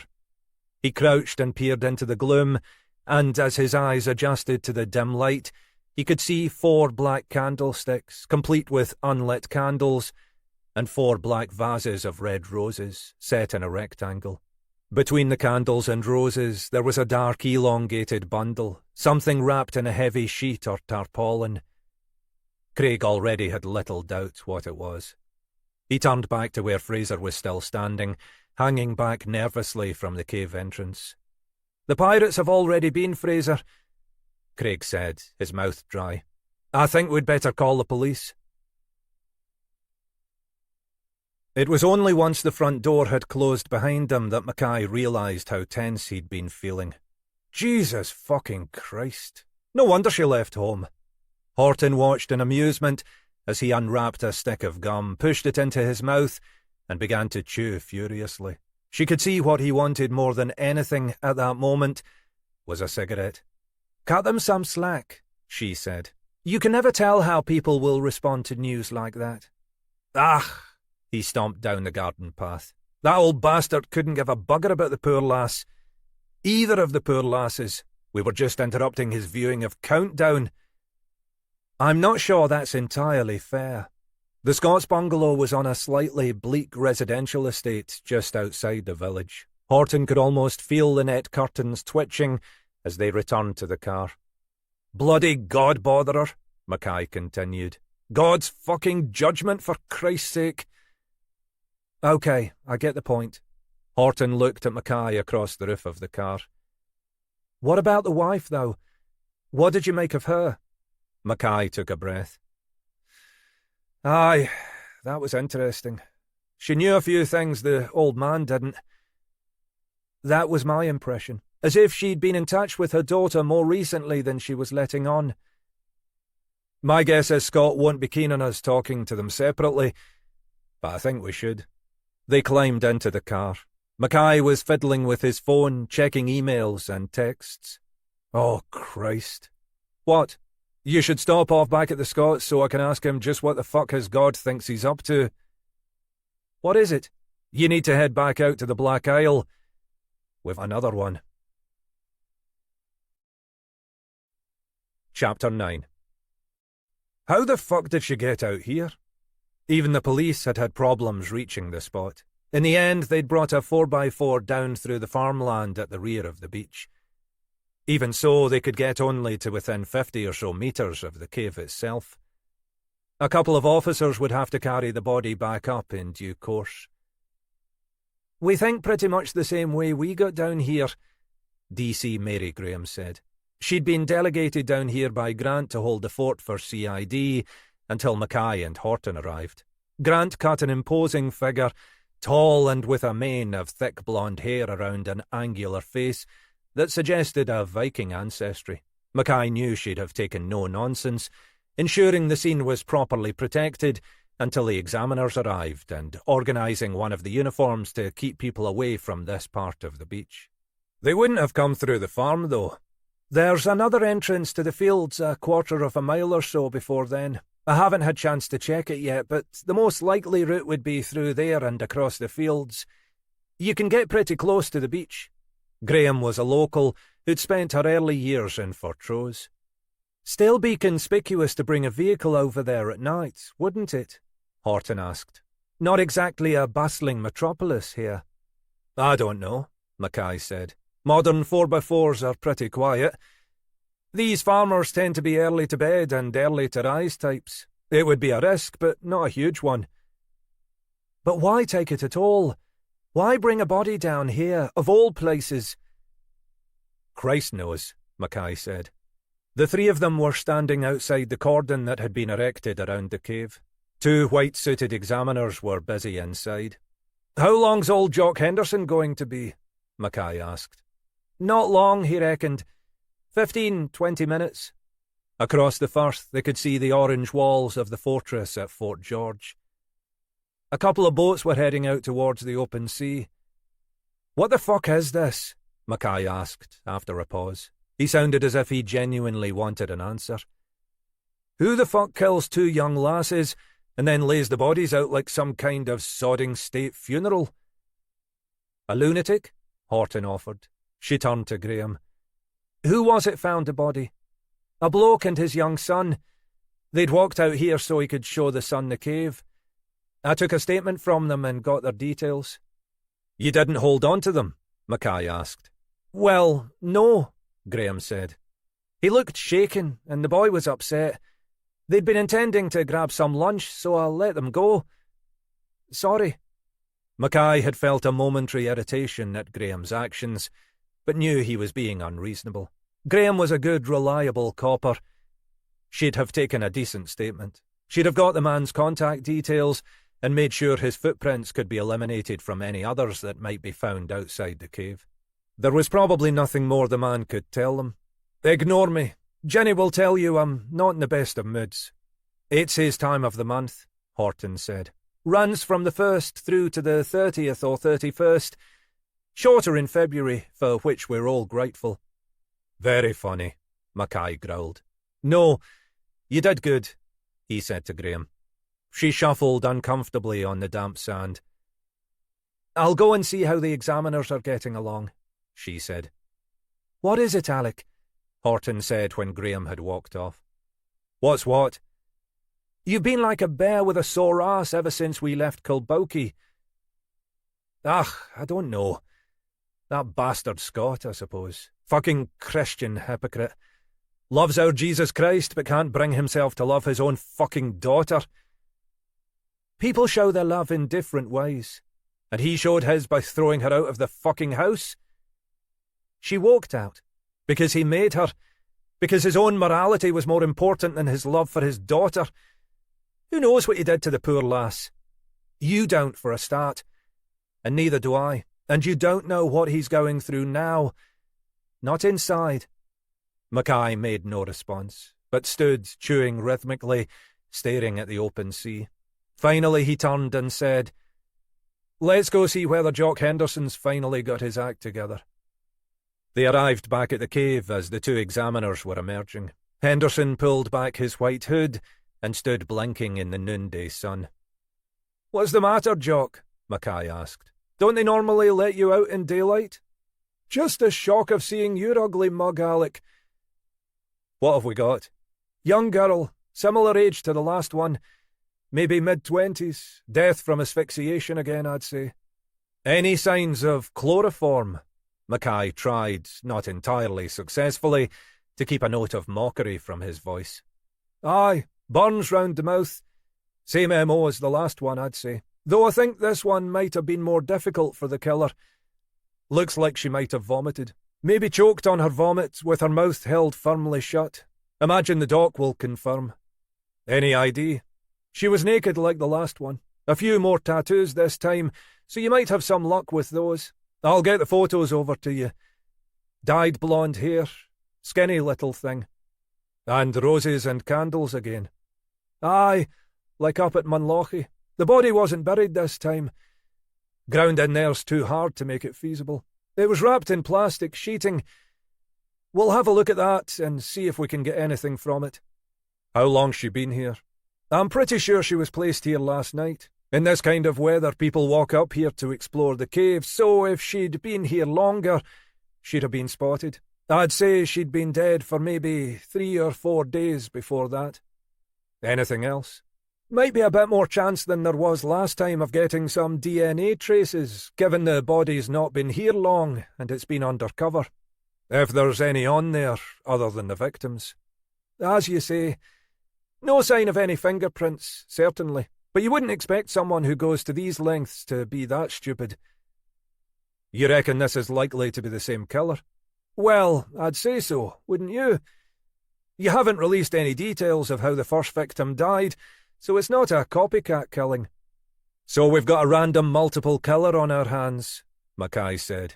Helena Grant's going to be so pleased. More your problem than mine, pal. Henderson sounded more pleased than any man who'd just finished examining a murdered corpse had a right to be. The report will be with you in due course. As always, quicker than that, Mackay said. Much quicker. He turned away, then looked back over his shoulder. Pal. Mackay dropped Horton off back at divisional headquarters and continued back through the city to his house on the outskirts. He expected to be pulling a late one tonight, and possibly for the foreseeable future, so he wanted to square things with Chrissy in person rather than trying to do it over the phone. It probably wouldn't help, but it was worth a shot. In any case, the journey would give him a bit of time to himself, and he felt he needed that just at the moment. Chrissy was in the kitchen when he arrived, preparing something for their suppers. Not the most auspicious of starts. "Jesus," she said. "You made me jump. What the hell are you doing back at this time? Have they finally sacked you?" "Lovely to see you too, dear," he thought. "They've still not found me out. But I'll need to work late tonight, so I thought I'd pop in on my way past." She took it better than he'd expected. "I saw the latest on the lunchtime news," she said. "Sounds like another one." "Looks that way," he said, "which isn't good news for anyone." "Least of all us," Chrissy said. She looked at the casserole dish into which she had been carefully dicing vegetables. "I'm just doing a stew," she said.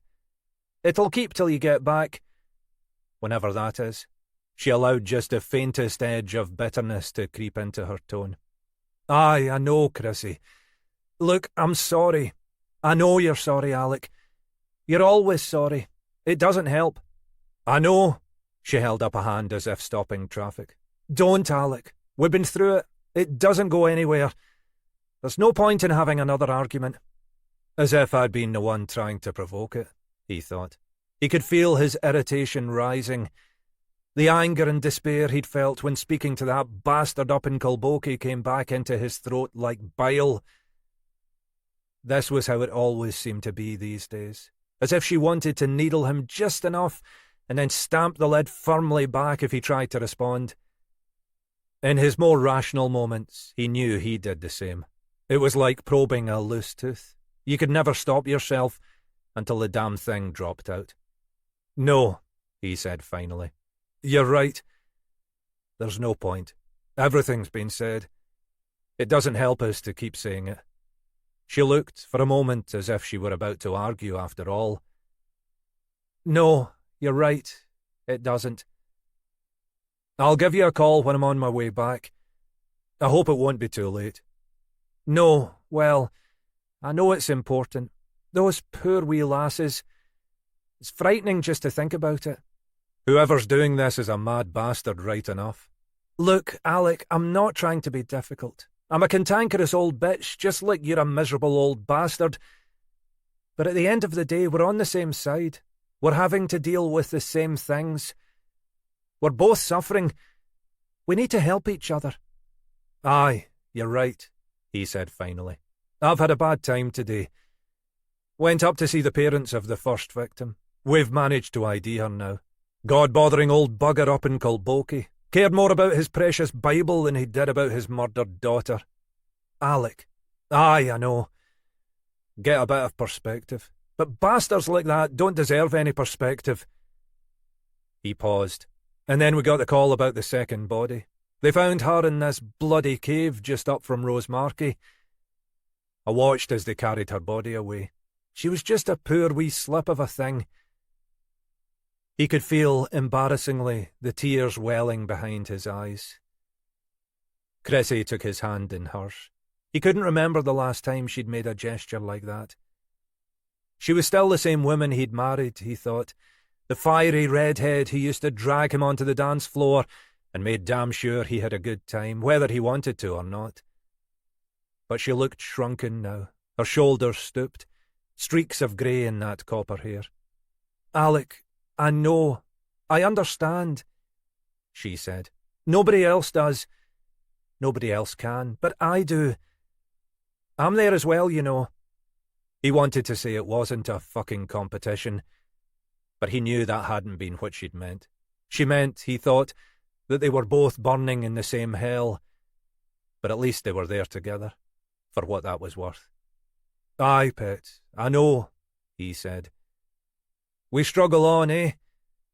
That's all we can do. That's all we can do. He released her hand, and giving her a kiss on the lips that felt more perfunctory than he'd intended, he turned and left her standing in the kitchen. He felt as if he should stay longer, do something for her. Above all, he felt as if there should be more words, but he hadn't a clue what they might be. Chapter 10. Penny for them, Horton said. They were driving through town to visit Danny Reynolds, Katie Scott's one-time boyfriend. Horton was at the wheel. They'd hit what passed for rush hour up here, and the traffic was clogged and slow-moving. Mackay had never been able to work out how the Highland traffic authorities could contrive so many tailbacks from such a small population. As it had turned out, it hadn't taken them long to track Reynolds down. He was still on the PNC, with a recorded caution for possession, the best part of 10 years before. The address had been out of date, but Horton had identified 3 Daniel Reynolds on the electoral roll. A couple of telephone calls later, and they'd pinned down the correct one. They're not even worth a penny. Mackay was conscious he'd been staring blankly out of the passenger window for the last 10 minutes or so. He'd been thinking, with no real focus, about Katie Scott, about her father, and then about Chrissy and about his own life. That way, he knew, lay nothing but self-pity, or worse. "This is the place," Horton said. "Next left." It was a respectable-looking new build. Neat, semi-detached houses with tidy, low-maintenance front gardens, most with at least one new car sitting on the drive. The sort of place that would attract young professionals with a half-decent joint salary. Somewhere you could trade up, step by step, from a tiny starter home to a 5-bedroom villa without moving off the estate. The Reynolds were on one of the lower rungs of that ladder, but doing all right. Horton pulled into the curb. Number 11. The houses along this stretch were largely identical, differentiated only by the colour of the paintwork and the efforts made to personalise individual properties. Window boxes, garden furniture and ornaments, decorative door knockers, all looked neat and well maintained. As they entered the front garden, Mackay gestured towards a football lying at the edge of the lawn. "Patter of tiny feet," he said. The front door was opened before he'd pressed the bell. A young woman, slim with pale blonde hair, was standing inside the doorway. "Can I help you?" she asked, in a tone that suggested it was unlikely. "Police," Mackay said, holding his warrant card steadily before her face. "D.I. Mackay and D.S. Horton. Mrs. Reynolds?" "Yes." "We'd like a word with your husband, if he's in." Mackay gave a smile unlikely to provide any reassurance. "Just a routine inquiry in connection with an ongoing investigation. Nothing to worry about." "You'd better come in." She ushered them into the house, leading them into a small sitting room. "I'm sorry everything's a bit of a mess. I'll go and get Danny." The room seemed tidy enough to Mackay, except for a small pile of children's toys next to the television. Exactly what he would have expected. Neat modern furniture purchased from some chain store, large-screen TV, and a stack of DVDs. A handful of paperbacks on a bookshelf, largely occupied by random ornaments. Aspirational was probably the word. After a few minutes, an anxious-looking man appeared. He was probably around 30, ginger hair already slightly receding, dressed in a t-shirt and jeans, his watery blue eyes blinking nervously at them. "Danny Reynolds," he said. "Was it you phoned earlier? I don't know why you'd want to speak to me." He sat himself down in the middle of the sofa. Mackay and Horton had occupied the 2 armchairs. "As I told your wife, Mr. Reynolds, it's just a routine inquiry." "Isn't that what you say just before you arrest someone?" Reynolds laughed. It wasn't entirely clear whether he was joking. "We're inquiring about someone we believe was a past acquaintance of yours. A Katie Scott." For a moment, Reynolds looked baffled. "Geez, Katie? Haven't seen her for years." "But you did know her?" "Oh, aye, a long time ago. Is she in trouble?" "In a manner of speaking. I'd appreciate if you'd keep this confidential at present, Mr. Reynolds, as we haven't had formal confirmation of identity from the next of kin." Reynolds jolted upright. "Next of kin? You'll have seen the news reports about the discovery of a body in the woods up near Munlochy." "Up in the Isle? Aye." "Christ, you mean that's Katie?" "We've reason to believe so, yes." "My God, you never expect—" He shook his head as if trying to deny what he'd just heard. "Not someone you know." "Can I ask how you knew Miss Scott?" "She was, well, just one of the crowd, you know. We're talking 10 years ago." "You weren't particularly close to her?" Reynolds looked up in surprise. "You mean, were we an item? Christ, no." He sounded unexpectedly vehement. "Is that what you thought?" He looked nervously towards the door, as if concerned his wife might be eavesdropping. Her parents seemed to have that impression. "Is that why you're here? Because her dad fingered me? It wouldn't surprise me, but no, we weren't an item. She was just a friend. Hardly even that." "Did your wife know her too?" Horton asked. "Zoe?" For a second, Reynolds looked uneasy. "Yes, a bit. Like I say, we were all part of one crowd. You know what it's like at that age." Mackay could barely remember. "How did you meet her?" "I've no idea, really. Probably with some others in a pub. She was just there, you know. I'm not sure there's much I can tell you. It's been a long time. At this stage, we're just after background, trying to find out what sort of a woman she was." "Well, she was difficult, let's say. She was always a handful. I mean, sometimes in a good way. She could be fun, but then she'd go too far. She'd go a bit off the rails." Mackay decided to take a punt. "You've a police record for possession?" Reynolds sat back heavily on the sofa. "Oh, Christ. I suppose it's still on the record, isn't it? It was only a bloody caution. Possession of a bit of grass. But yes, that was her." "In what way?" "We were coming back from the pub one night. Quite late, all a bit pissed. We got stopped by a couple of your colleagues in the city centre. It should have been nothing. We'd done nothing wrong except had a few too many drinks. They'd probably just have given us a ticking off for being rowdy. But Katie starts making a big play about what I've got in my pocket, like I'm trying to hide something. I've no idea what she's on about, but eventually the cops start taking it seriously. They ask me to empty my pockets, and when I do, there's this little packet I've never seen before. Turns out to be grass. She planted it on you. Her idea of a joke. I think she was a bit pissed off with me for some reason. Something I'd said or done earlier in the evening. Can't remember what. But obviously the cops have to take it seriously then. So they haul me off to the station. And I end up with a caution and a record on your bloody system." He glanced nervously towards the door. It was evident this was a story he'd never shared with his wife. "Which, fortunately, hasn't affected my career so far. I don't think you need to worry about that now, Mr. Reynolds. You never know. I work for a US company. They're a bit puritanical." "That was typical, was it, of the way she behaved?" "That was one of the more extreme examples. Let's just say that it didn't pay to get on the wrong side of her. And she was a daredevil, did things for the hell of it. I remember her sitting on the fencing at Keswick Bridge, drunk as a lord. We thought she was going to topple off.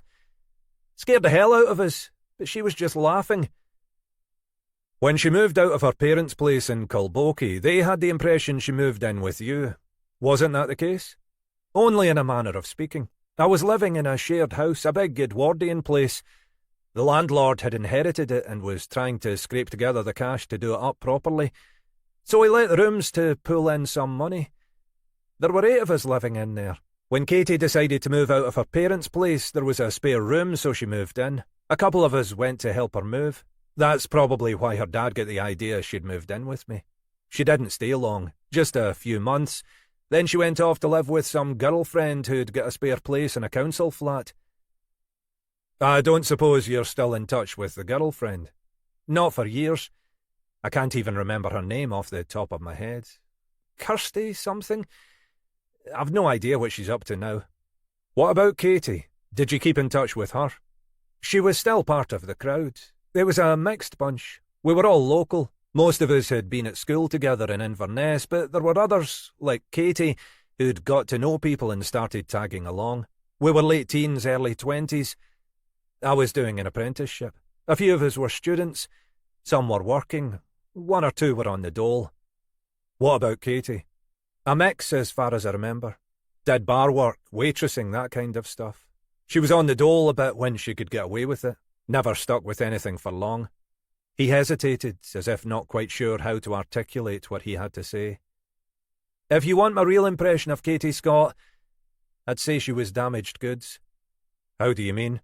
It's hard to describe. There was something not quite right, you know what I mean? Not quite balanced. I've told you about the daredevil stuff, the troublemaking. But there was something, I don't know, something darker about her. He stopped, his expression suggesting he'd said too much. I don't want to badmouth her, not after what's happened, but somehow I'm not surprised she's ended up like that. You always felt she was destined for a bad end, somehow.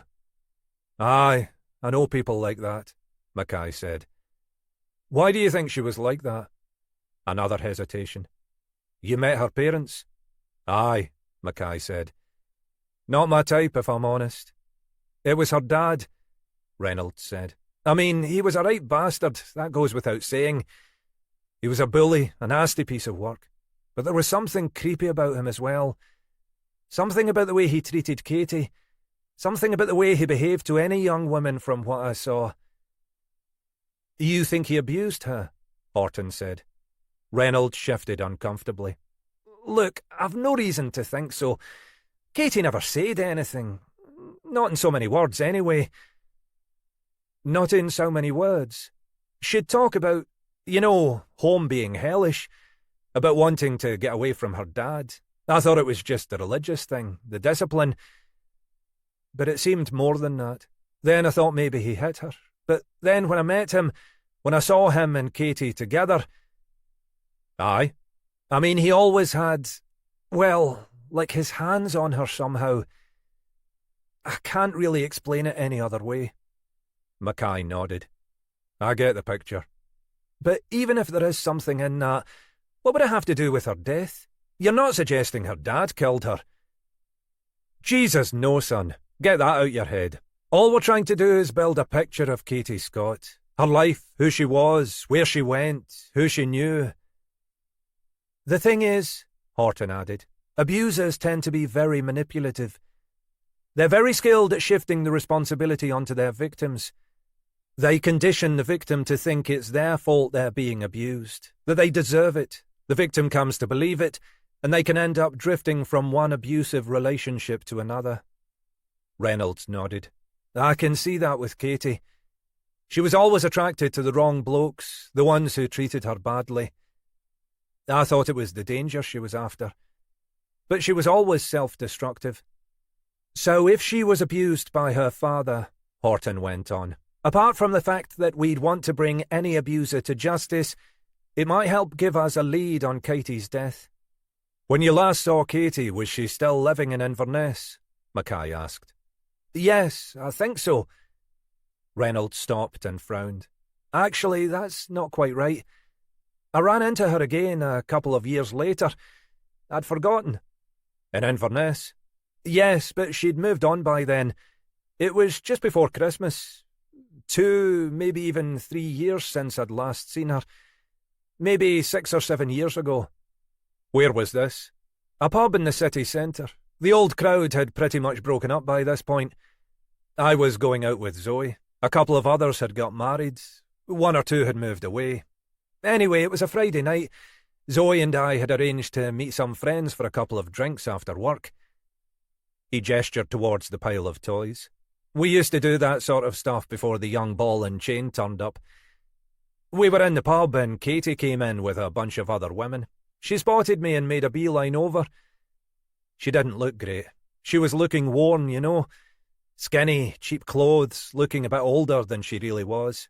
I thought it was probably just because the rest of us had moved on. We'd got ourselves decent jobs, reasonable places to live. We'd put the teenage stuff behind us, but she was still in the same place. You think it might have been more than that? She just struck me as being in a bad way. We chatted for a bit. She reckoned things had been going pretty well for her. She'd found some counsellor who'd been helpful, had begun to help her deal with things, but, of course, being Katie, she couldn't be content with that. She'd taken up with some new bloke and they'd moved down south, and it wasn't really working out. He paused. I'm trying to remember what she said. I didn't really take it in at the time. It was just Katie blethering on about her troubles. Manchester, I think. She was living in Manchester. Can't remember any more than that. It didn't mean much to me. She didn't tell you the name of the guy she was with. If she did, I've forgotten. It was no one I knew. Mackay sat back on the sofa. Well, many thanks, Mr. Reynolds. That's been very useful. I don't feel I've been able to tell you anything. You've given us plenty to chew on. As I say, we'd appreciate if you could keep all this confidential until we've confirmed Katie Scott's identity. We expect to do that tomorrow. Can I tell Zoe what this was about? She'll be worried about why you were here. Yes, of course. Just don't go thinking you can earn yourself a few quid by leaking this to the local press. If it gets out, I'll know where it's come from, and I might have to start telling your puritanical US employer about your unfortunate police record. You get my drift, son? I get it. Good lad. There's one more thing you could do for us, and then we shouldn't need to trouble you again. Have a think about the people who would have known Katie when you were hanging around together. Anyone you can remember with whatever information you might have about them. Addresses, phone numbers, whatever. Doesn't matter if they're well out of date. They might give us a start. I've lost touch with most of them, but I can remember some names. I might have some old contact details. I'll see what I can dig out. Mackay slid a business card across the coffee table between them. Whatever you've got, call me or email. Like I say, with this one, we need all the help we can get. Chapter 11. How old? Denny Gorman asked again, his voice still sceptical. 18, Kelly repeated. Only just, but definitely 18. I wouldn't forget my own birthday, even if everyone else does. She knew she was talking too much, but she couldn't do much about that. Aye. He ran his eyes appraisingly from her face down the length of her body. She knew she wasn't unattractive, but she'd never thought of her looks as anything special.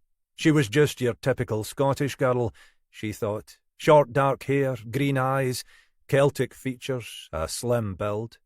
Today she'd made a point of dressing in a neat white blouse and a mid-length black skirt. Not exactly provocative to the majority of the male sex. Even so, she was beginning to wish she'd picked a boiler suit instead. You don't look 18, he said finally. Got ID? She fumbled in her handbag, conscious that Gorman would be taking the opportunity to give her body another perusal, then slid her passport across the sticky top of the table. There you go. After a few moments, he looked up at her, apparently satisfied. Okay, he said. You're 18. That's a good start. He smiled, giving her the full benefit of his yellowing tobacco-stained teeth. So, what are you looking for? He paused, his expression suggesting he might have intended some double entendre in his question. Hours, I mean. Your ad in the window said you were looking for someone to do lunchtimes. I'm available to do that for the next couple of months. As much as you like. Student, are you? Finished at the academy. Going to uni in the autumn, so I'm free over the rest of the summer. He nodded slowly, still watching her intently with his bloodshot eyes. He really was an unprepossessing creature, she thought, with his thinning comb-over and unkempt stubble. He was wearing a stained black T-shirt with the logo of a heavy metal band, which struggled to contain his sagging beer belly. His faded jeans looked like he might have been wearing them for a couple of weeks. Why the hell had she come in here? She knew fine well why, of course. Curiosity. The previous day she'd stopped off in Fortrose to pick up some meat for her mother from Munro's. Walking past the Cali bar, she'd noticed a hand-scrawled note in the window advertising for lunchtime bar staff. On a whim, she'd called the number given and spoken to Denny Gorman. He'd asked her to pop in after the lunchtime session the next day. It was mid-afternoon and the place was deserted, except for Gorman himself. Even the hardened drinkers who prop up the bar for most of the day had temporarily absented themselves, maybe to catch a few rays of the unaccustomed sunshine or an afternoon nap before resuming their dogged glass emptying. Gorman had been behind the bar, totting up the lunchtime takings. The bar wasn't much more attractive than Gorman himself. The two other pubs in town, the Union and the Anderson, had character in their different ways. The Cali just had gloom and a pervading smell of damp. It attracted a particular type of clientele, mainly barely functioning alcoholics, or so Greg had told her. Not that he had ever frequented the place. "References?" Gorman asked. "I've been working in the stores in Cromarty. They'll give me a reference if I ask." "Ever worked in a bar before?" She shook her head. "I've done shop work, and some waitressing last summer holidays." "You'll soon pick it up. Know how to pull a pint?" "I'm not sure." He pushed himself up from the table. "I'll show you. We've only got one beer on cask. The rest are all keg, so it's straightforward enough." She hadn't a clue what he was talking about, but followed him through the narrow opening behind the bar. Gorman picked up a pint glass and held it out to her, gesturing towards the hand pump. "Have a go." Greg had told her how to pour beer. "Tilt the glass," he'd said, "and pour down the side so that you don't end up with too much of a head." She held the glass carefully and began to pull down on the hand pump. It was harder than she expected, and she had to step back slightly to gain more leverage. As she did so, she realised how close Gorman was standing. "That's it," he said. "A nice, long, slow, steady movement. Keep pulling." She continued filling the glass, and finally placed the pint on the bar, conscious all the time of Gorman's proximity. She could almost feel his breath on her neck, and was sure that at any moment he would reach round her to demonstrate how the task should be carried out. "Not bad for a first effort," he said. "You've definitely got the knack, lass." Without hesitation, he picked up the glass and swallowed a good third of the beer. "Aye, decent pint, that." He'd moved away and took the opportunity to peruse her body again. "I think you'll do, if you want the job." Her good sense was telling her to get out and never come back, but her curiosity was more piqued than ever. Gorman was every bit the creep and lech she'd expected. She could easily imagine him trying it on with Lizzie Hamilton, and she could imagine how, a few pints to the worse, he might have behaved if Hamilton had rebuffed him. She'd said nothing more to Greg because she'd seen how their conversation had disturbed him. But she'd searched for Hamilton's name on the internet and dug out various local news stories from the time of her disappearance. There'd been a small flurry of reports before the media had lost interest. Kelly didn't really even know why she was interested. She'd met Hamilton briefly just a few times up at Greg's dad's place, and had found her pleasant and lively.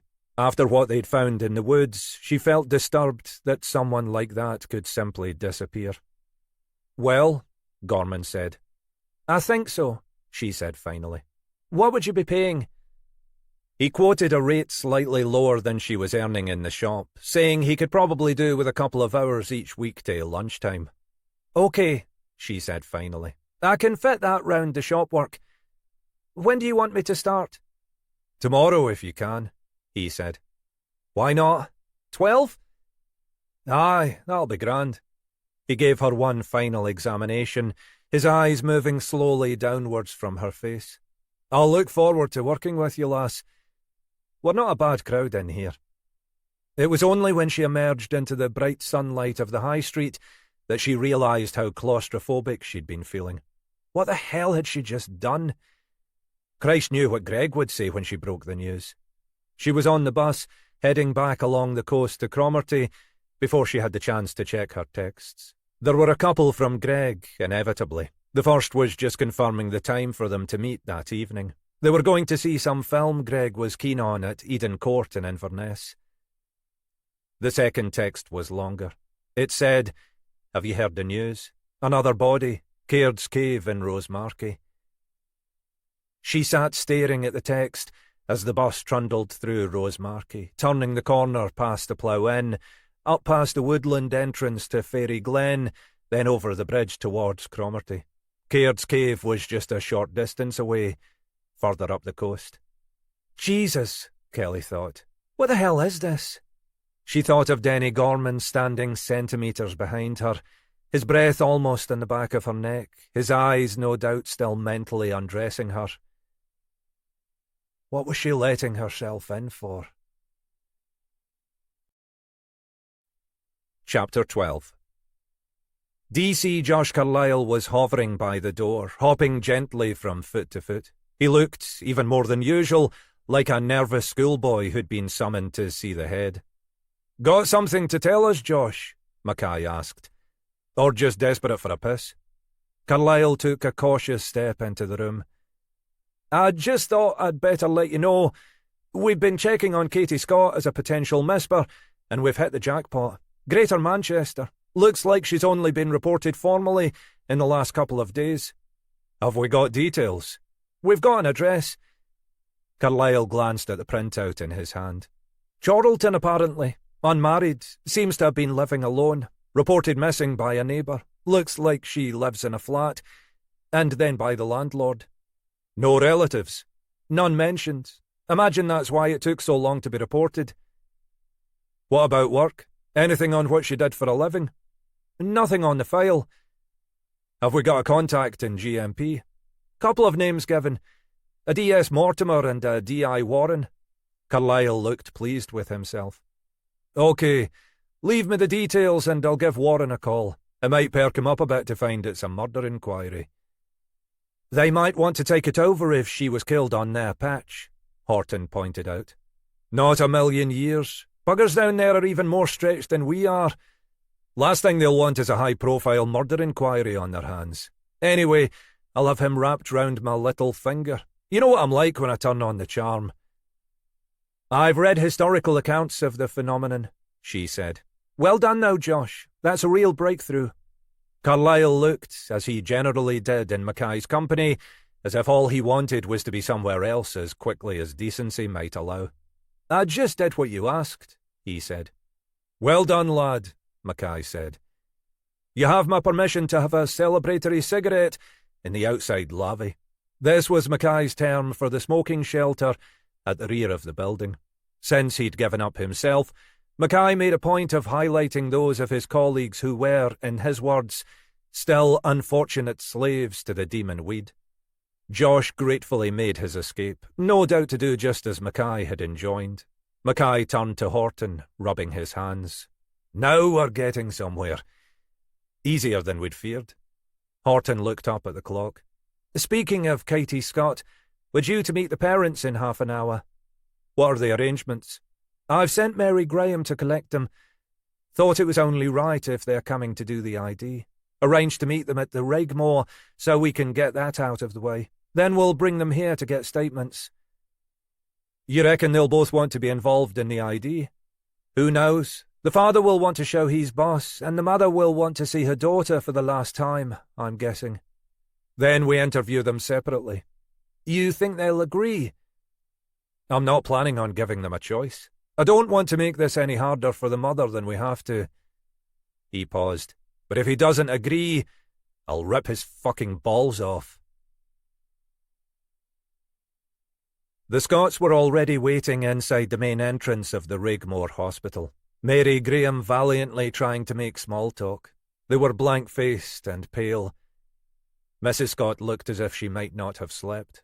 Her husband was dressed more smartly than he had been the previous day. Mackay guessed that he'd dug out an old work suit for the occasion. "I'm sorry to put you through this," Mackay said, "but better to get a personal identification if we can. Then everything is put beyond any doubt." Scott nodded sceptically. "Let's just get it over with." Mackay looked at Mrs. Scott. We only need one of you for identification purposes. If you'd prefer to wait here, my colleagues can take you for a coffee. He gestured towards the cafe area. If it is Katie, Mrs. Scott said firmly, I want to see her. Leaving Horton and Graham in the cafe, he led the way to the mortuary at the rear of the hospital. They were greeted at the entrance by a taciturn young man in a white coat who led them silently into the bleak, chilly room. He produced a bunch of keys and, carefully checking the reference, took them to one end of the row of cabinets.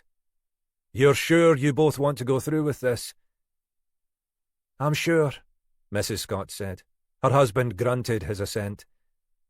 The assistant swung open the drawer in a practice movement. Mackay gestured for the Scotts to take a look. Scott nodded. That's her. She'd lost weight. He sounded as if she'd returned from a long holiday or university. Mrs. Scott leaned forward to gain a closer look.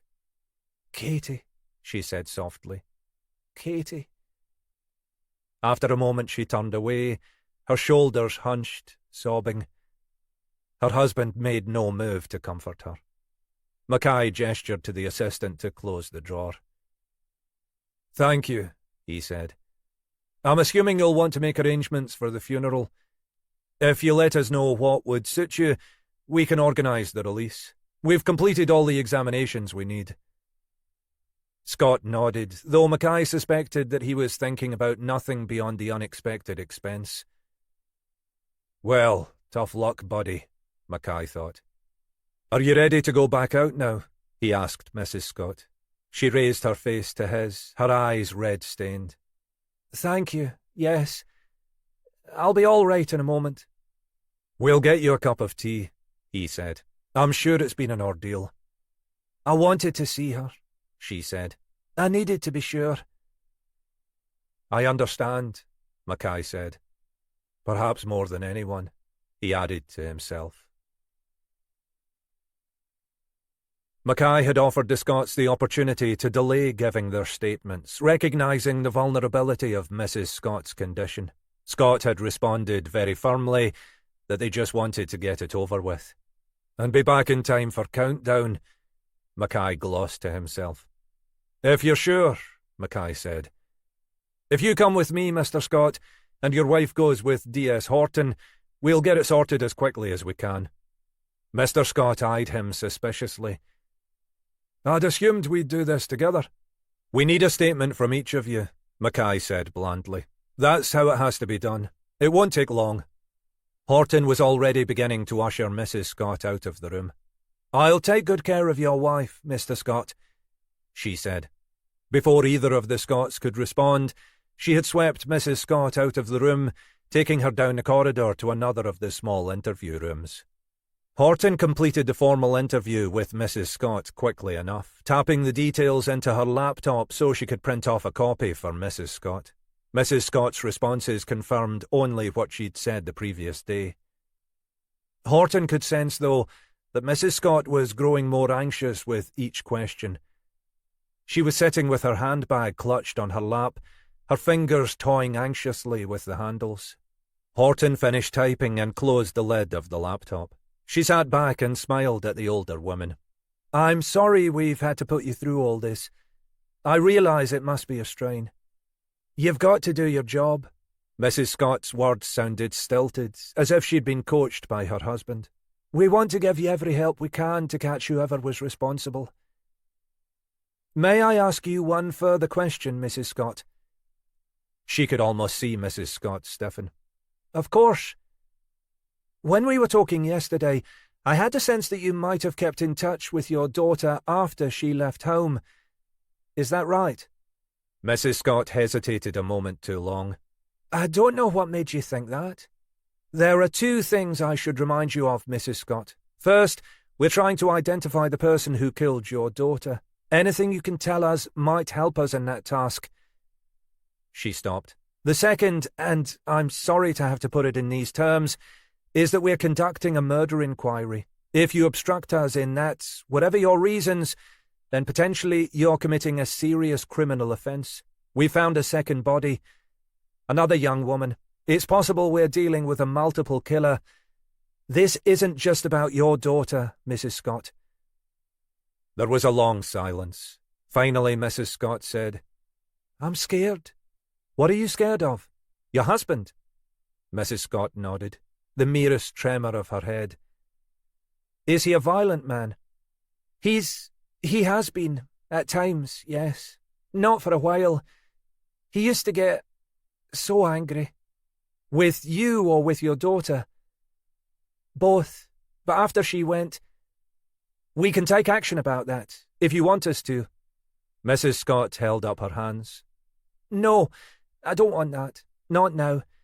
It's been a long while since the last time. I need him. We need each other." "But you're still afraid of what he might do, if you tell me about your contact with Katie." "Yesterday, after you'd gone, he was angry in a way that he hasn't been for years. He had a minor heart attack a couple of years ago. I thought he wasn't like that anymore. It was almost as if Katie had come back into the house, behaving like she used to, winding him up.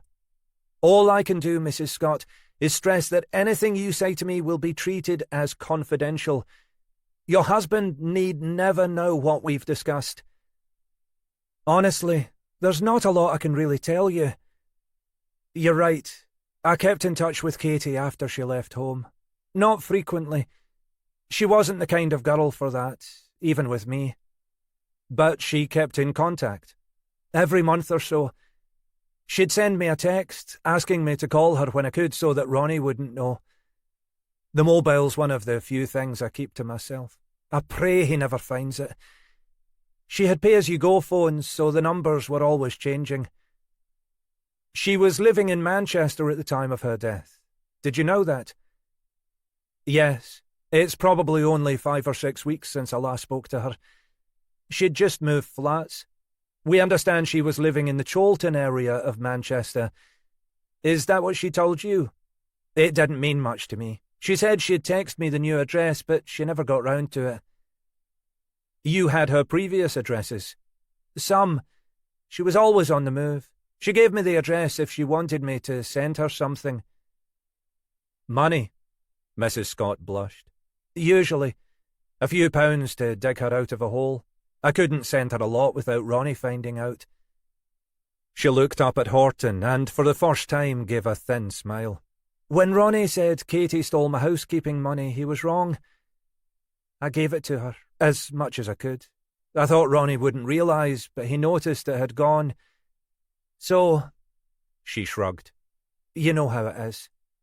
If you've got the previous addresses and any details of friends or acquaintances she might have mentioned, even if it's just first names, it would be useful to have that information." Mrs. Scott picked up her handbag. It took Horton a moment to realise that the older woman had restitched the lining of the handbag to create a concealed pocket. Jesus, how scared must this woman be? Looking nervously towards the door, Mrs. Scott produced a mobile phone. "This is the one Katie used to text me on. I've kept all the text for the last couple of years. You can pick out anything you think is likely to be useful. There aren't a huge number."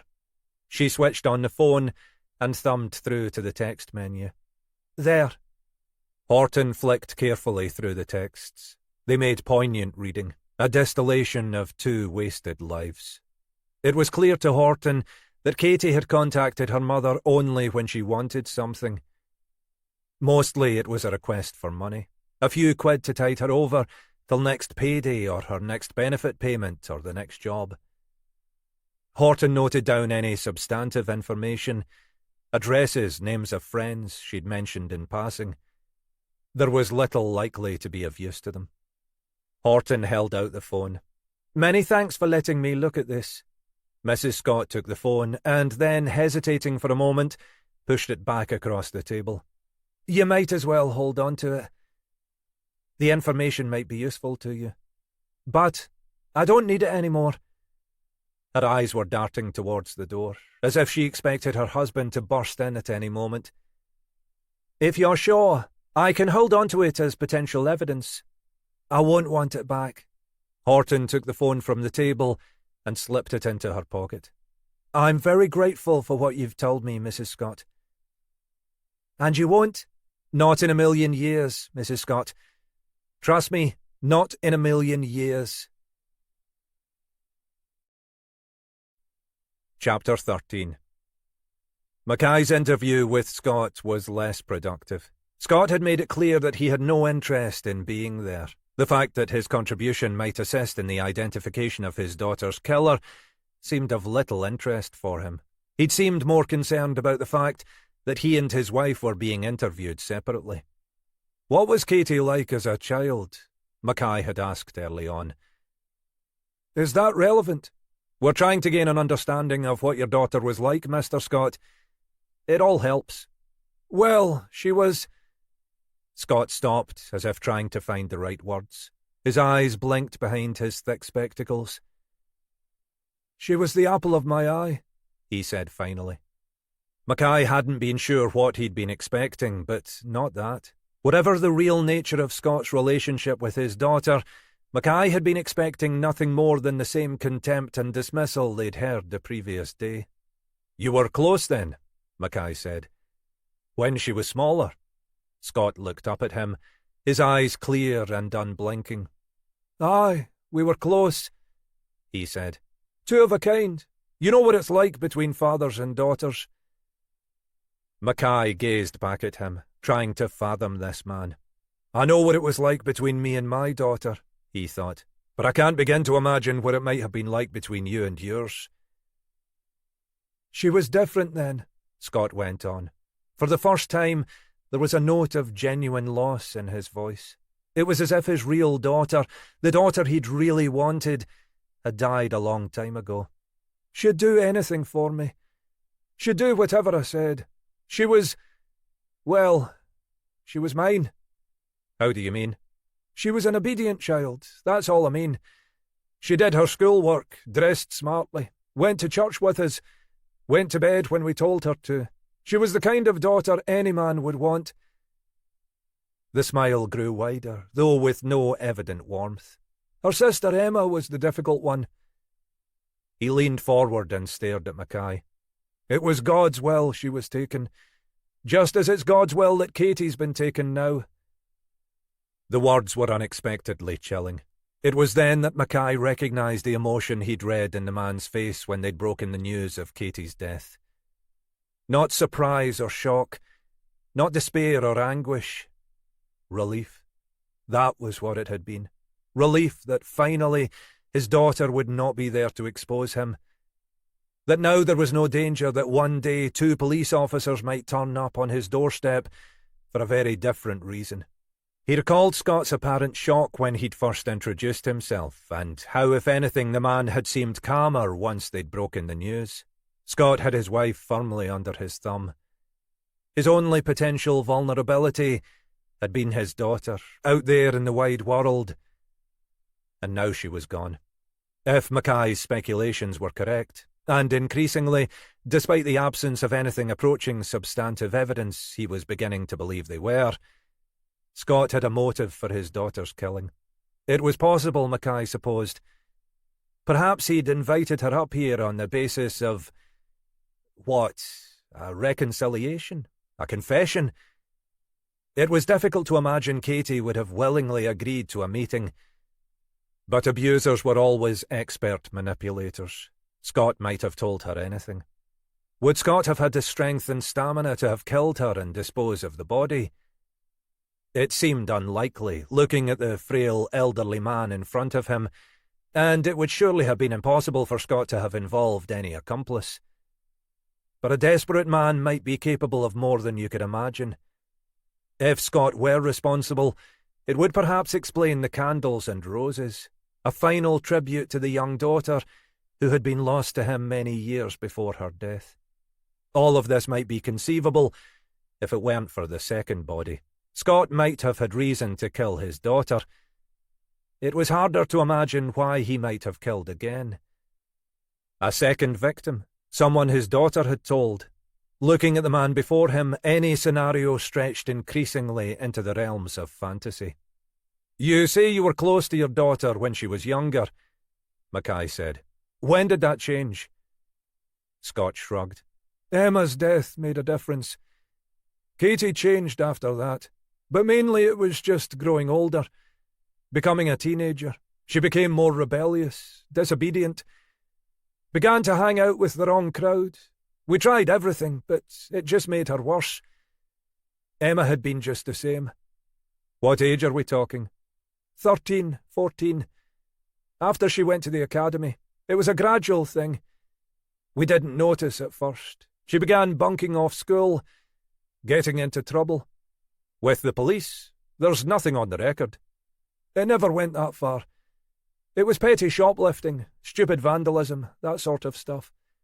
And she started dressing up like, well, I don't know what, punk, that sort of thing. And so it went on. Mackay sat through the recital of Scott's grievances against his daughter for as long as his patience would allow. He elicited little in the way of substantive information. Scott claimed, unsurprisingly, to have no knowledge of his daughter's friends or associates during that period. But he felt an increasing certainty that Danny Reynolds' suspicions had been correct. What prompted your daughter to leave home, Mr. Scott? In the end, I mean, was there some specific incident? Not that I'm aware. She'd threatened to before, but she'd had no money, nowhere to go. But this time she did. Someone was stupid enough to take her in. She took some money from you. From Meg's. Not a fortune, but not pennies either. You didn't know where she'd gone. She left a note saying she was going to stay in Inverness. She didn't say who with. Your wife mentioned this Daniel Reynolds. There was a boy, probably more than one. I don't recollect their names. Mackay sat back. OK, Mr. Scott, that's all from me. Is there anything else you can tell us you think might be useful? Anything that might give us an insight into Katie's life or character? I've told you everything I can. I can't imagine any of it being particularly useful to you, but that's your business.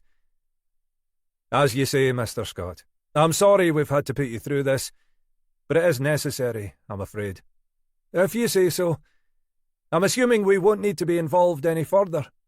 I hope not, but it's really too early to say. I hope so too, then. I've better things to do. We appreciate that, Mr. Scott, Mackay said, his voice emollient. We'll trouble you only if we have real cause.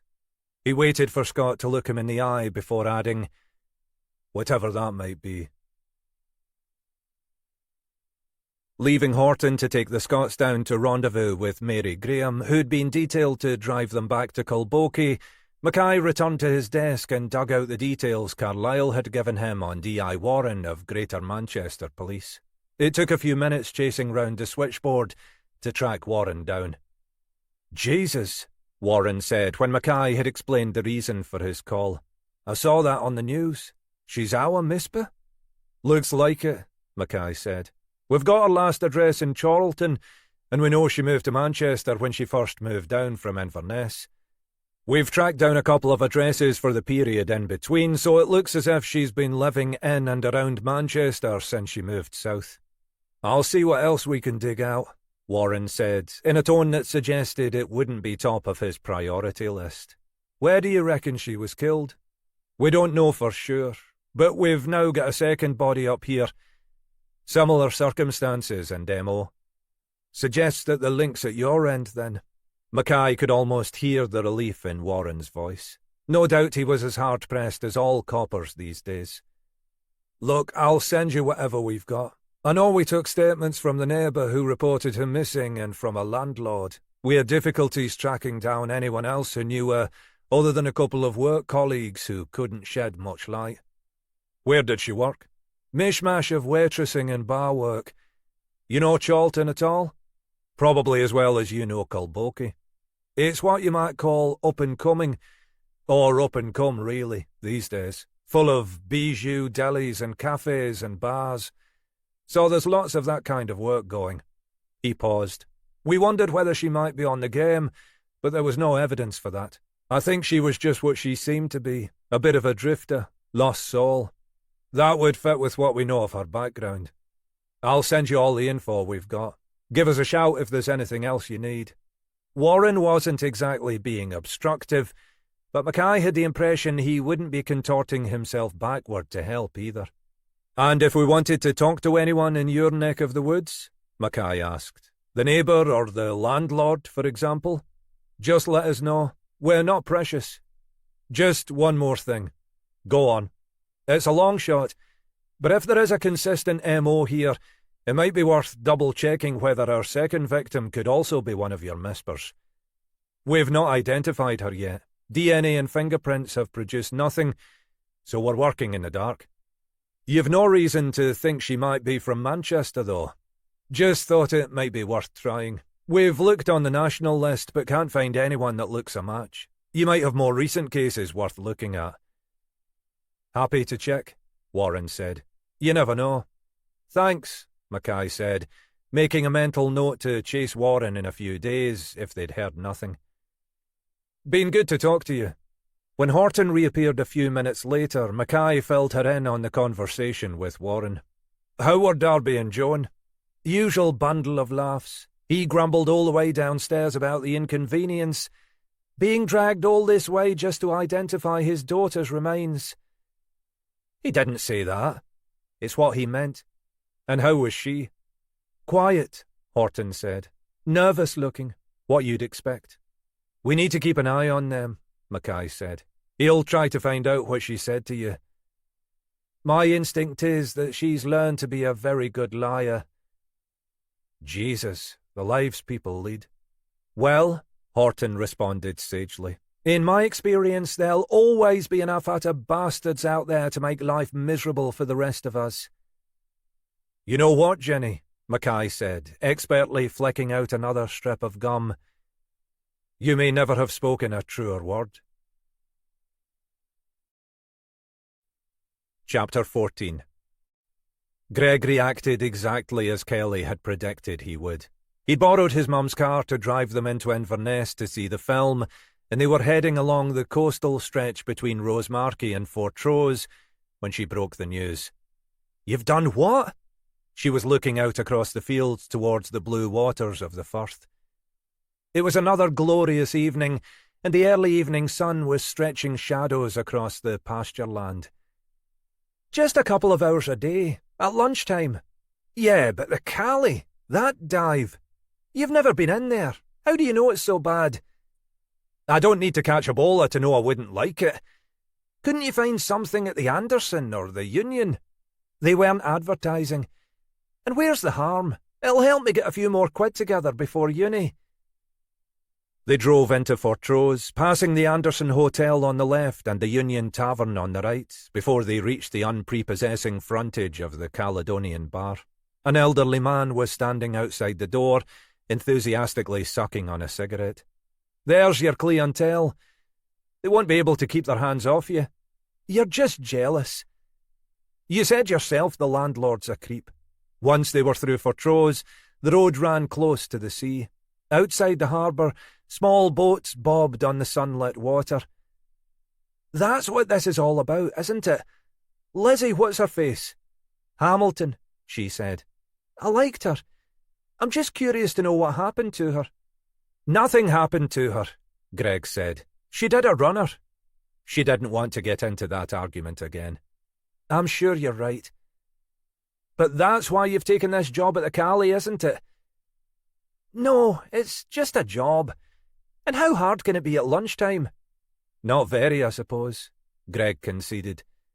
3 old blokes smoking woodbines and knocking back the Macassin would be my guess. There you are, then, she said. Money for old rope. He laughed. Money for old grope, more like. Fending off their wandering hands. Bet you won't last a day. She'd been determined to prove him wrong, and the following lunchtime she walked into the Caledonian Bar at 11:50. She'd selected clothes which, while smart, were as unprovocative as she could make them. A dark blouse and a skirt that was longer than anything she usually wore. There'd be plenty of time for feminist principles later, she'd reasoned. For the moment, her primary concern was self-preservation. The bar was almost as quiet as the previous day. Two elderly-looking men whom she vaguely recognised were sitting in the corner, blethering over a couple of pints. Gorman was sitting at the customer side of the bar, flicking through a copy of The Scottish Sun. As she entered, he nodded and smiled, gesturing her to take her place behind the bar. "You didn't chicken out then," he said. "Bit quiet so far. We'll give you a chance to get settled in." He pushed himself to his feet and followed her behind the bar. "I'll show you the ropes, and then off you go." It soon became evident why Gorman wanted assistance, even though the bar was largely deserted. As far as Kelly could judge, he had little inclination to do anything himself. After spending a desultory few minutes explaining how the cash register worked and showing her where various items were stored, he poured himself a pint and returned to his perch at the bar. "If you need any help, just shout," he said. "If a barrel needs changing, I'll show you how to do it." He allowed his gaze to progress the length of her body. "Word of advice, maybe don't dress quite so smart tomorrow. It gets dusty down in that cellar." The bar became slightly more lively over the next hour. Most of the customers were, as Greg had predicted, elderly men in search of company. Most drank pints of lager, with the odd pint of heavy interspersed here and there. A couple asked for whiskey chasers. They greeted her cheerfully, saying it was nice to see a pretty young face in the place. "Makes a change from Denny's miserable mug," one said, chortling away at his own joke. Just after 1, there was a noisy influx of half a dozen young men from a building site nearby. There was more banter from them as they crowded round the bar, but it was amiable enough. So far the work had been straightforward, and none of her worst fears had been realised. Gorman sat on his bar stool, working his way steadily through his third or fourth pint, watching her approvingly. By 1:45 the bar had quietened again. The young men had finished their pints of lager and returned to work. 4 or 5 of the older blokes were still chuntering away over a card game in the corner. Gorman pushed his pint glass back across the bar and gestured for her to refill it. "You've done well, lass," he said. "Reckon them builder lads will be back in, now they've seen your pretty face." He grinned, in a way that was only just the right side of a leer. "Word'll get around." She began to refill his glass, but the stream of lager spluttered and died. "Looks like the barrel needs changing," she said. Gorman sighed wearily. "Aye, it does that. Right, lassie, come with me, and I'll give you a wee lesson." He made his way back behind the bar, leading her through the doorway into the rear of the pub. There was a further door which presumably led into Gorman's own living accommodation, and a passage to the right which led down a flight of stone steps into the cellar. He clicked on a light switch and took her down into the gloomy space beneath the bar. He'd been right about the dust. Kelly made a mental note that if she was expected to come down here frequently, jeans and a sweatshirt would be more appropriate. The place looked as if it had never been cleaned. Piles of unidentifiable junk were scattered in the dark corners, and there were thick cobwebs across the couple of skylights intended to allow some natural light into the place. Barrels and kegs were distributed randomly around the room. Gorman walked her across to the row of pumps and demonstrated how to identify the empty barrel and how to detach and reattach the piping. "Not difficult," he said, "but the kegs are under pressure, so take a wee bit of care." He gestured for her to have a go. She managed the task without difficulty, conscious again of Gorman standing only centimetres behind her. At one point, he leaned around her to guide her hand, and her body tensed at his proximity. She could smell the acrid scent of beer on his breath. "Well done." He took a step back. "So now you know." He retreated a few metres and stood smiling, his arms folded. As before, his gaze swept the length of her body. She felt like a piece of livestock being assessed by a butcher. "Aye, you'll do nicely, lass." "Thank you," she said. "It's been fine so far. You know what you're about, and you'll go down well with the lads upstairs. They've missed a pretty face about the place." "Do you usually have barmaids working here?" "When I can find someone. Brings in the customers. No one comes to see my face." He laughed. "Difficult to hang on to good people, though." "Where do they go?" More than anything, she wanted to get past him and out of this dank place. But Gorman was showing no sign of moving out of her way. "No one stays in this kind of work for very long," Gorman said. "Either they're temps like you, doing it to raise a bit of cash before they go off to do something else, or they get a better offer." He shrugged. "Some of them just bugger off." It was as good an opportunity as she was likely to get. "Lizzie Hamilton," she said. "She worked here for a bit, didn't she?" He was partly silhouetted against one of the two bulbs that illuminated the cellar, and she couldn't read his expression or body language. "You knew Lizzie?" "Sort of," she lied. "I met her a few times." "She didn't have many friends," Gorman said. "She did some work for my boyfriend's dad. She seemed nice enough." She could see he'd registered her reference to a boyfriend. "Aye, well, she was one who buggered off all right." "You don't know what happened to her?" "No one knows. Probably did a runner." He began to turn, as if now keen to bring the conversation to an end. "You don't think something might have happened to her?" "What could have happened to her? She just left. Simple as that. Just left." "But—" "She just left." The voice was harder this time. He was already making his way back towards the stairs. She hurried after him, suddenly struck by an irrational fear that, when he reached the top, he would shut the door and lock her in. But of course he didn't. By the time she reached the bar, he was already striding back towards his customary seat. She finished pouring him the pint and slid the glass across the bar. He took it with a nod of thanks. She thought there might be a new wariness in his bloodshot eyes, but it was impossible to be sure. Behind him, the elderly blokes were still engrossed in their card game, apparently oblivious to anything else. Just after 2, Gorman glanced at his watch. "Aye, that's you then, right enough." He jerked his thumb over his shoulder. "If that lot want more, I'll deal with them, but they'll be packing up soon." "Thanks," she said. "Same time tomorrow?" "Long as you're up for it." The brief exchange in the cellar had left her uneasy, but had also aroused her curiosity. She couldn't seriously see Gorman as a threat, but there'd definitely been something odd about his response. "Yeah, I'm up for it." "Don't suppose you fancy a few evenings as well?" "Got a young bloke who comes in, but, well, he doesn't have your assets, shall we say." She ignored that. "I'll give it some thought. I've got some other commitments, so it may not be possible." Even if she could manage the transport, the prospect of being here with Gorman after last orders was hardly enticing. "Well, the offer's there." She grabbed her coat and handbag and made for the door. She could almost feel Gorman staring after her, but she resisted the urge to look back. She just left, Kelly thought as she pushed open the door, blinking at the unexpectedly bright sunshine. She just left. But where did she go?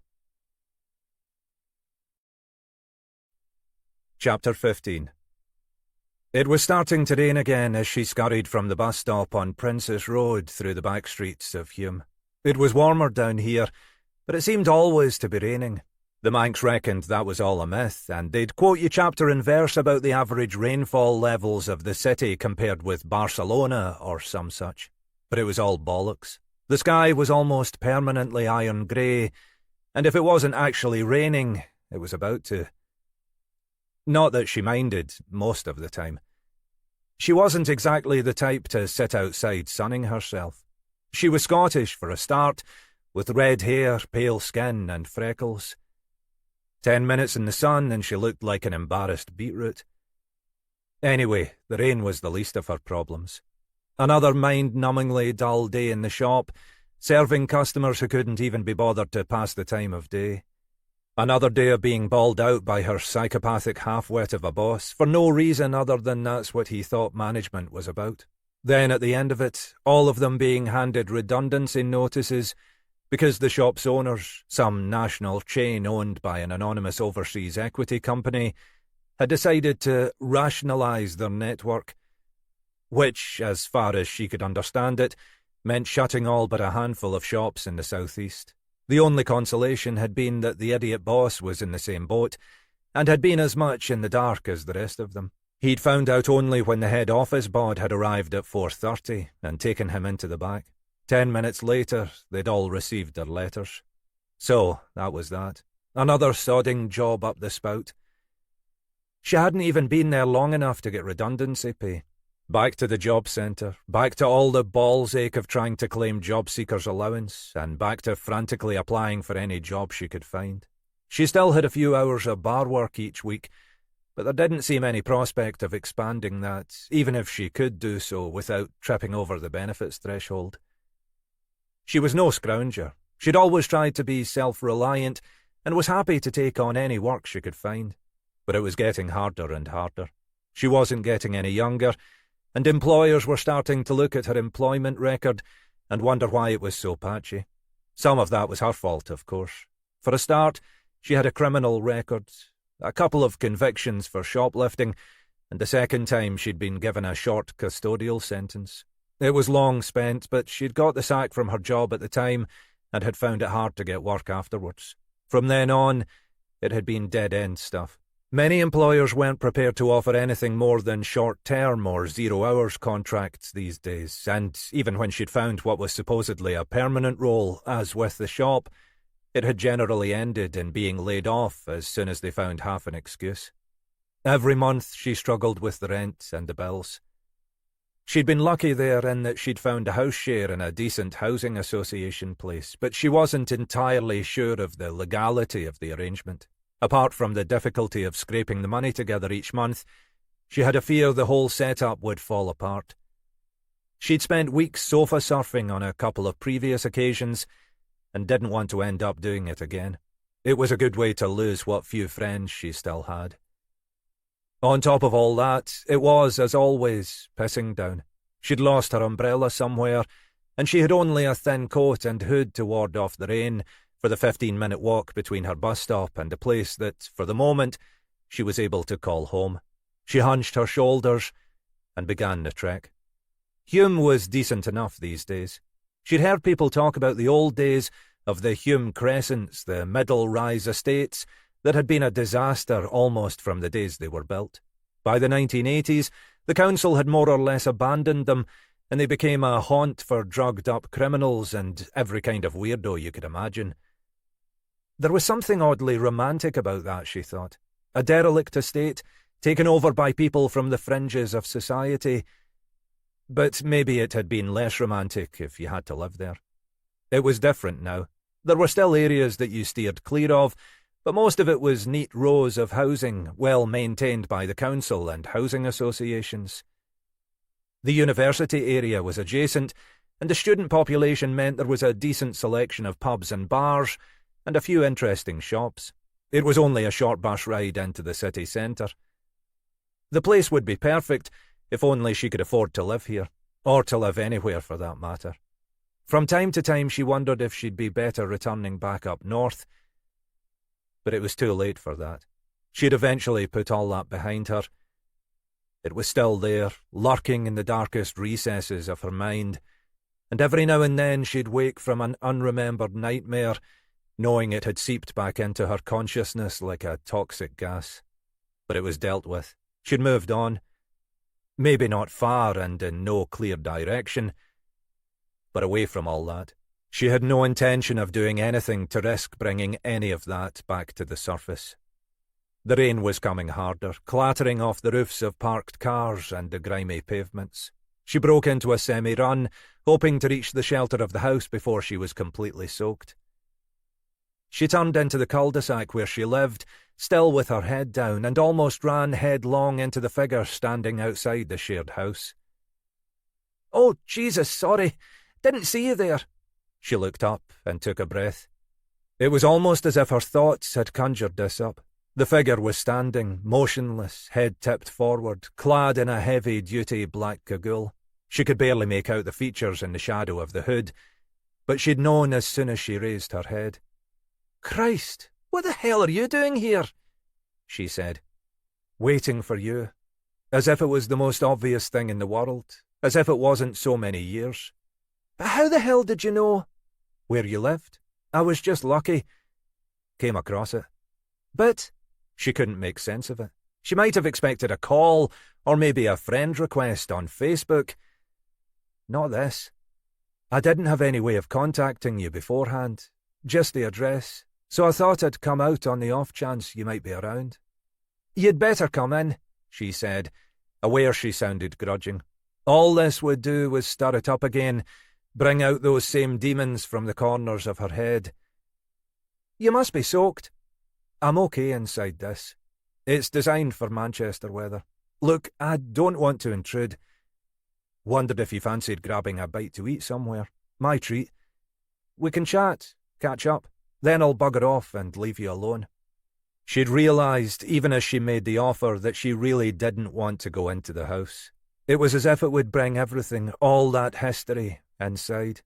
That it wouldn't be a refuge, but just another place contaminated by the past. Anyway, it wasn't every day that someone offered to take her for dinner. The way things were going, it would be a long while before she could afford to eat out herself. She raised her rain-drenched face. I'm not exactly dressed to go out, she said, unless the drowned rat look became fashionable when I wasn't looking. I wasn't thinking of anywhere posh. Just a pub or something. We'll get even wetter walking there. I'm parked just round the corner. I can drive us somewhere, then drop you off back here when we're done. Aye, why not? Like you say, we should catch up. It's been a hell of a long time. It has that. All kinds of stuff gone on. I'll tell you about it. Let's get on before you get any wetter. Car's only a minute or two away. Follow me. But what the hell are you doing down here? She called. Long story. There was a parked van with the passenger door standing open. Here, get out of the wet. For a moment, unexpectedly, she felt a shiver of unease, a cold finger down her spine that had nothing to do with the rain leaking into her thin overcoat. But she could think of no reason to refuse. She climbed into the car, relieved to be out of the driving rain. It was nearly 8 when Mackay finally left the office. Helena Grant had managed to beg, steal and borrow resources from every part of the division. They had a decent-sized team now, working out of the MIR and a couple of overflow rooms, camped on the phones, taking statements, collating intelligence, crunching data. Most of it was routine stuff, trawling through the list of addresses and contacts that Mrs. Scott had left for them, calling individuals who had known Katie Scott during her time in Kilbokie and Inverness. Scott's identity had been announced to the media that evening, along with a couple of the most recent photographs they'd been able to obtain. Since the story had appeared on the local news, they'd had a steady trickle of calls from people claiming to have information. Most were nothing more than attention seekers, old school friends or past acquaintances who had some vague half-memory of having encountered Katie. Little of this was likely to be of real value, but it was the necessary legwork. Mackay had similarly been liaising with the communications team at Greater Manchester Police to organise an appeal for information on the local news there. They'd still made no progress in identifying the second victim. She hadn't shown up on the police databases. They'd found a few possible matches on the National Missing Persons database, but so far, those had led nowhere.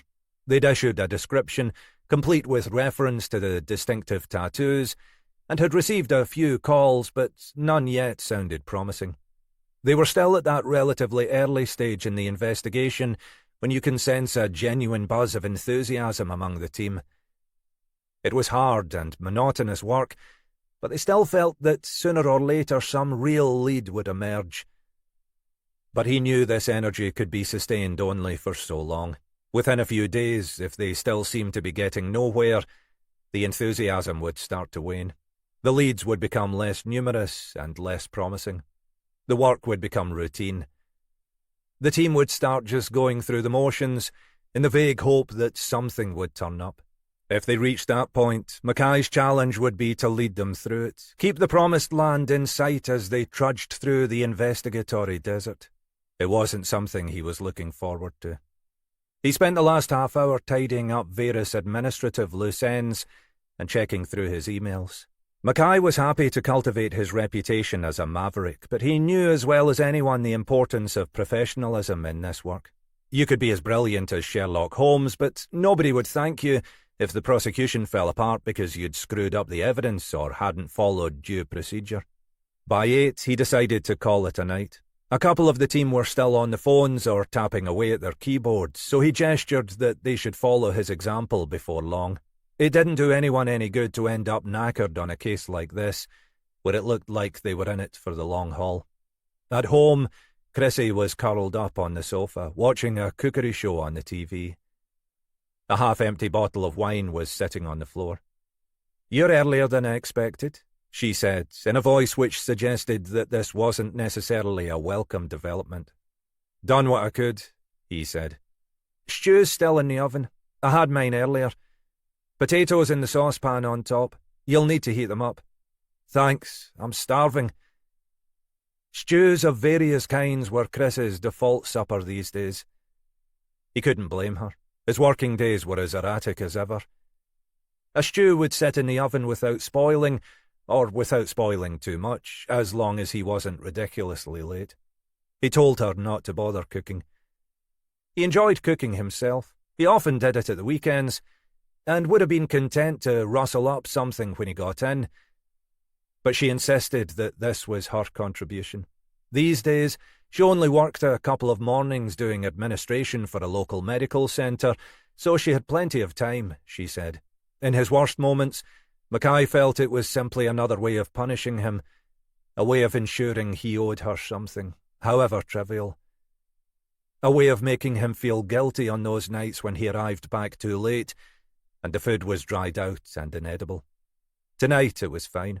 He reheated the boiled potatoes, spooned out a decent helping, and poured himself a glass of red wine from the resealed bottle on the side. There'd been a time, after it had happened, when both of them had been knocking back the booze too much. Mackay had always been a serious drinker. It had been part of the role profile in his early days in the job.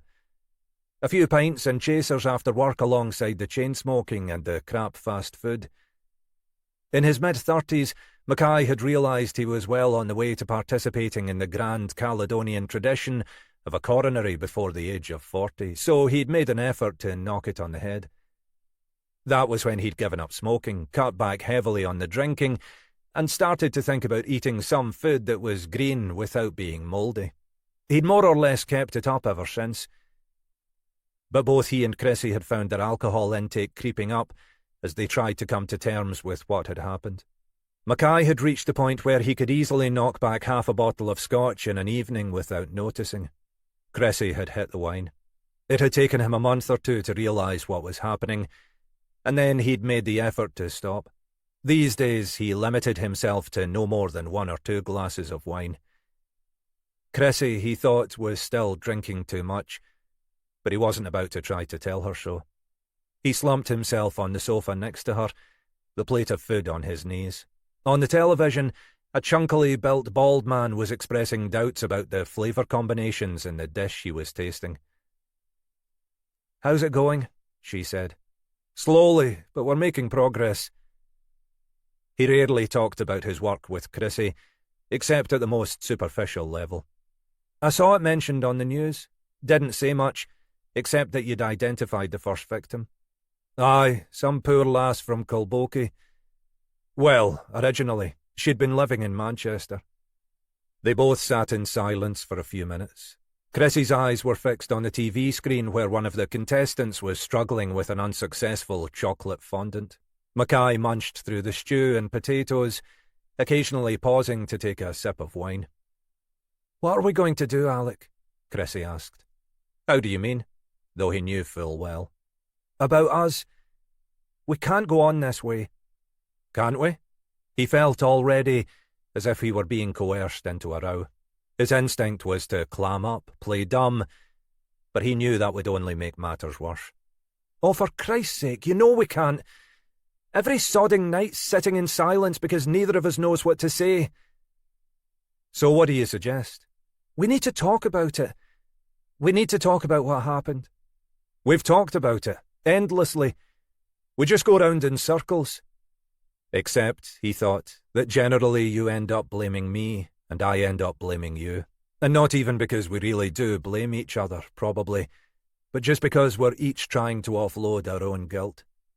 Maybe it's time we thought about professional help. Professional help? You know, counselling. Couples counselling, that sort of thing. Mackay felt himself bridling. Chrissy had suggested this before, and he'd always resisted, maintaining it was all just woolly bollocks. But he knew, really, that he disliked the idea of someone, some stranger, sticking their nose into his head, trying to tell what he was thinking. But that was maybe just because he was afraid of what that might be. If you like, he said now grudgingly. He felt a tightening in his chest, even at the prospect. We could give it a go. It might help, if it's what you want. She banged her glass on the coffee table, spilling wine onto the polished surface. For Christ's sake, Alec, it's not what I want.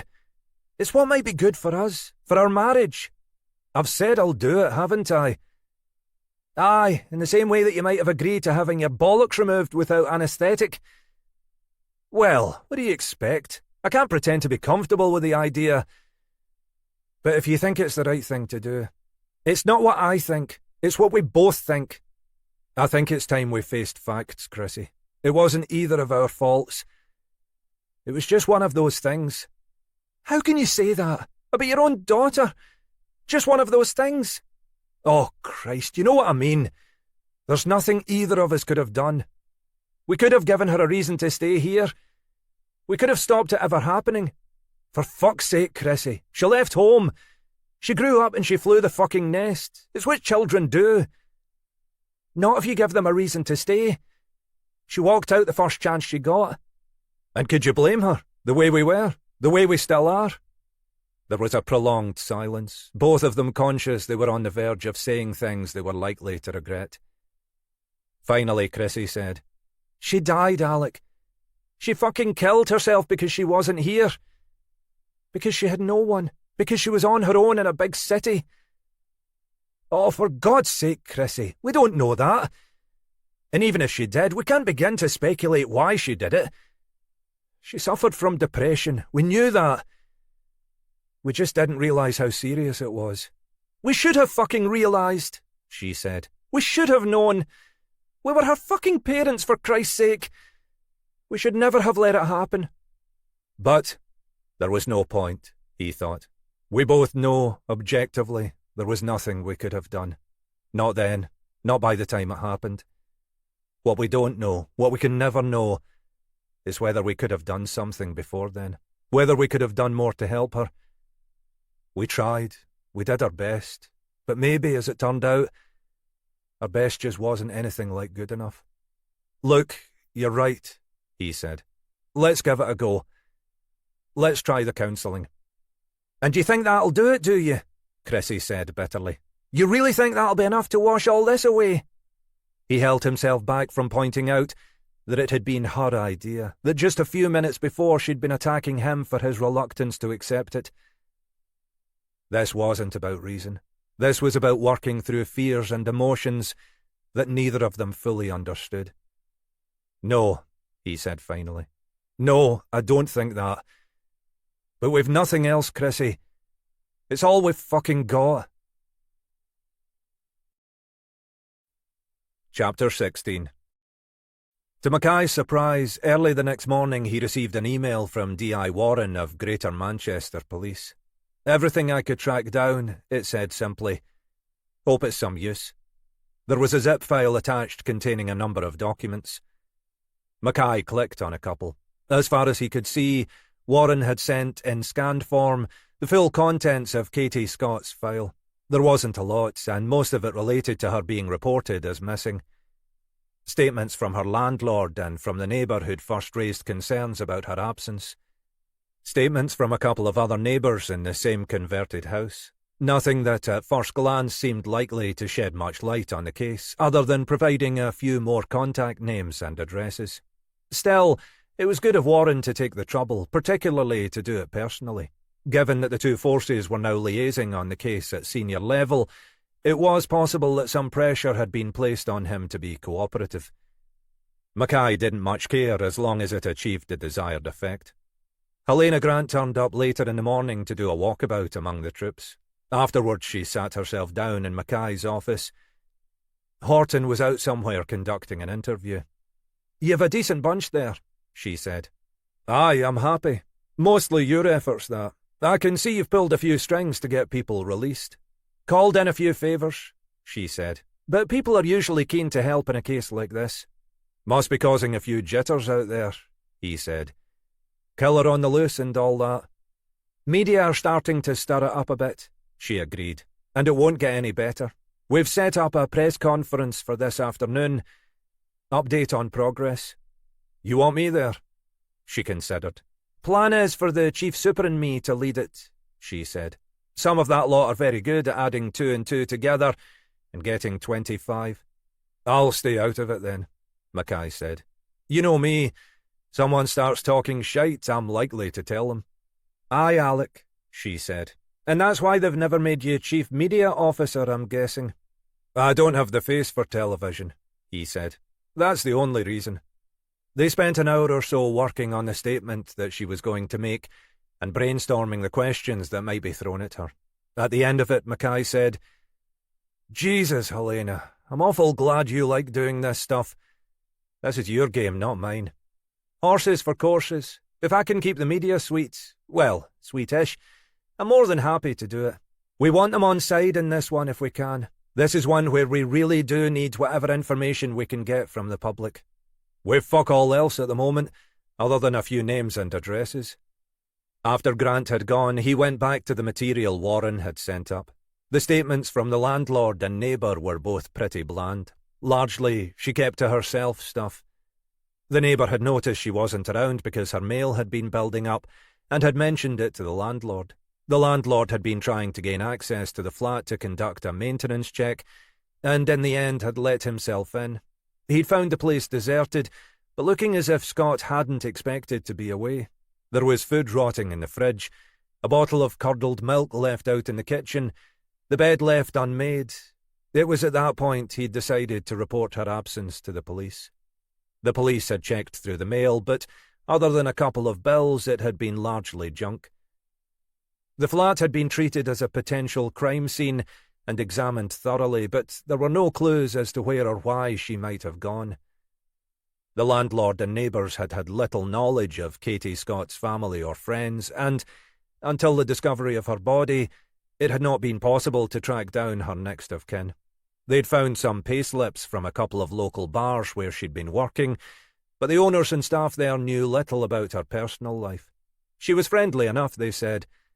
Occasionally went out for a drink with the other girls, but no one had got to know her very well.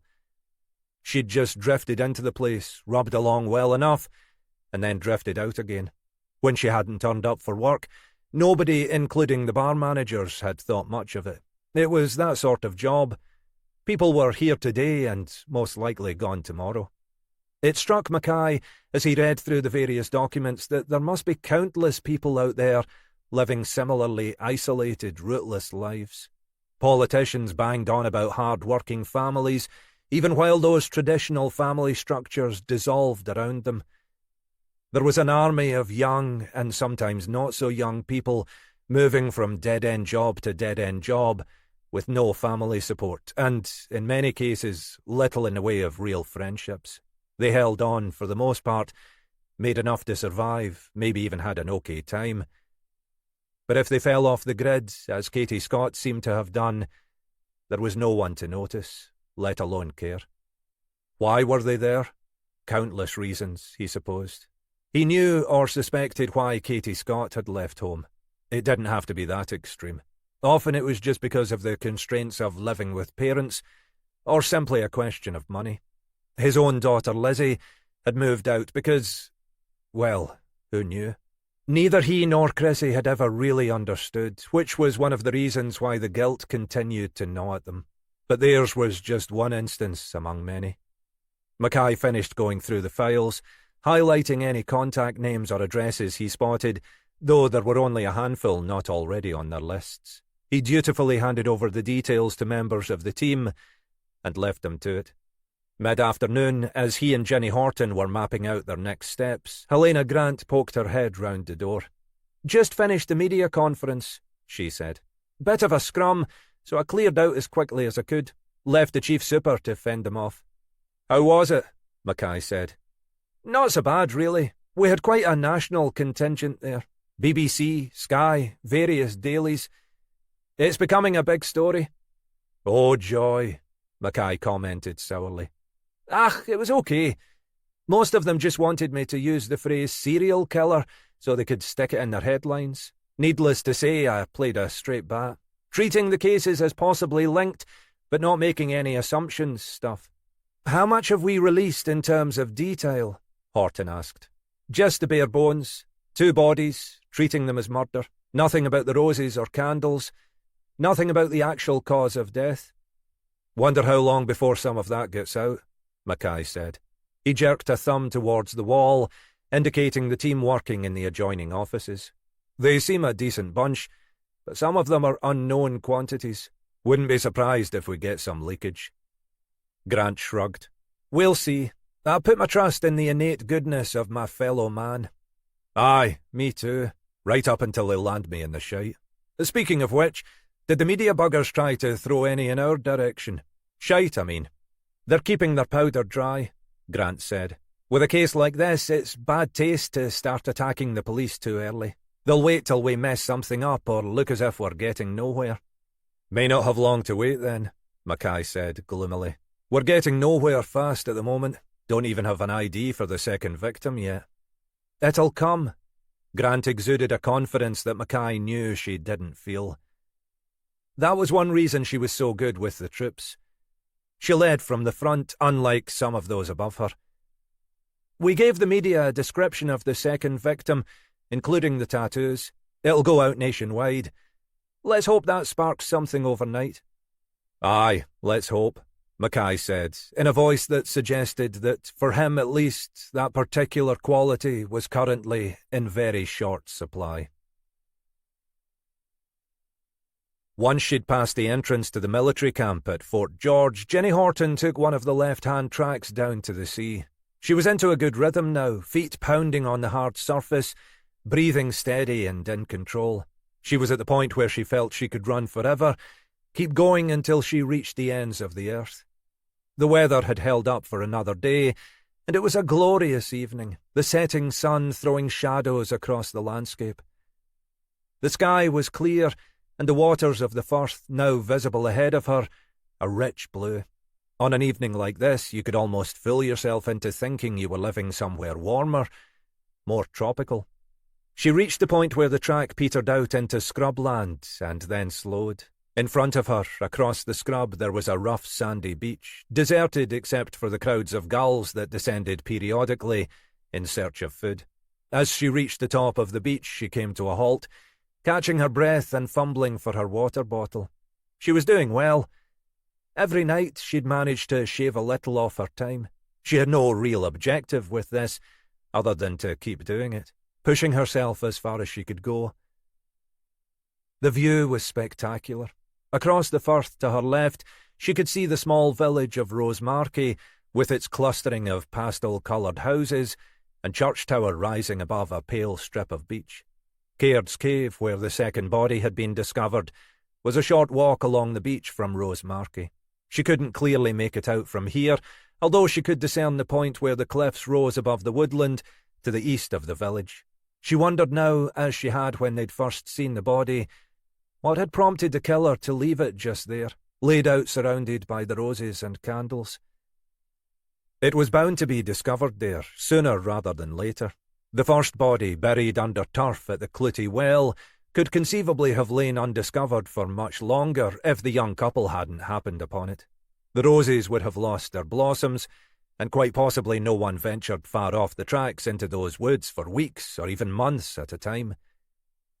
It was as if, the second time, the killer had chosen to increase the chances that the body would be found.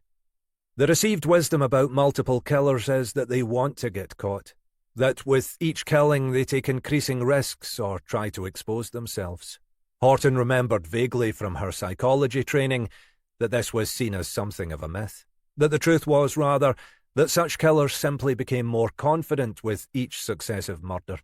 In this case, though, she wondered whether some message was being sent, consciously or not, by increasing the likelihood of the bodies being discovered. Could there be other bodies out there? Could the killer have struck previously, but made less effort to make the body conspicuous? As she had previously when standing on this coastline, she thought back to the previous summer's case, Lizzie Hamilton. It was not dissimilar to their current cases. She had been a similar age, just a little older. She was a woman largely without close friends or available family, drifting aimlessly and rootlessly through life. Like Katie Scott, she had simply vanished one day, with no sign that she was expecting to go. Like Scott, too, she had been a local, born and brought up in this part of the world. Was that just coincidence? Or was it possible that Lizzie Hamilton's body was out there too, buried in a shallow grave somewhere in the wilds of the Black Isle? And if so, might there be others? Horton shivered, suddenly struck cold, despite her recent exertions and the warmth of the evening sun. Just a breeze off the sea meeting her sweat-soaked t-shirt, she thought. But the landscape opposite suddenly seemed much darker. She turned, preparing to begin the run back home, when she felt her mobile phone buzzing in her belt. She pulled it out and looked at the screen. Mackay's mobile. "Alec? Evening, Ginny. Caught you mid-run?" Something like that. Mackay didn't often call in the evening. He was one of those, rare in the force, who believed that leisure time was just that, and he made a point of not bothering his team outside work hours without good reason.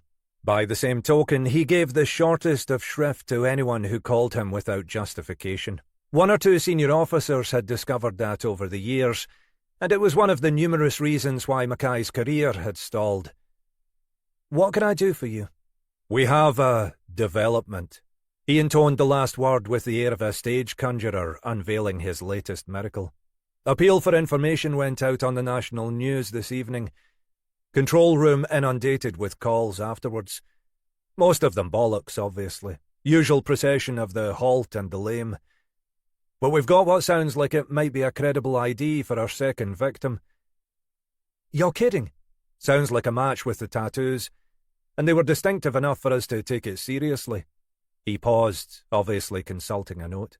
"Woman called Joanne Cameron, and get this, Greater Manchester again, Stockport somewhere, and a Scottish accent."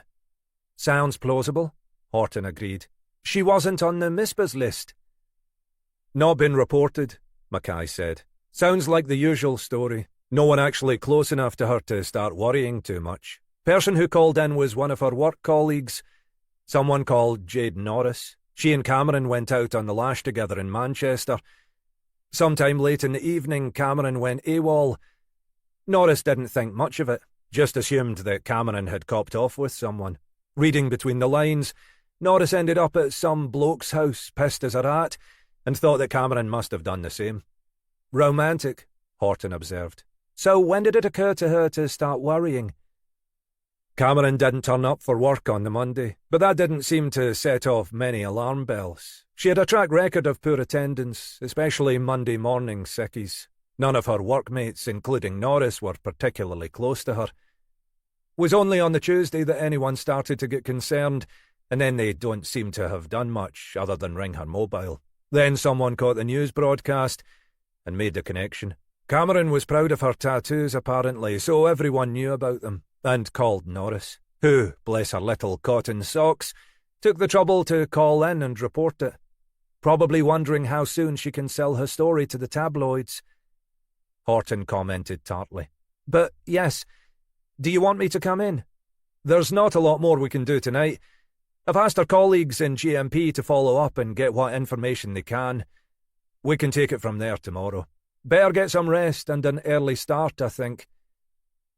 "Be interesting to see if she has any local connections. If so, we may be starting to get somewhere." "Let's hope. I'll leave you to get back to your marathon."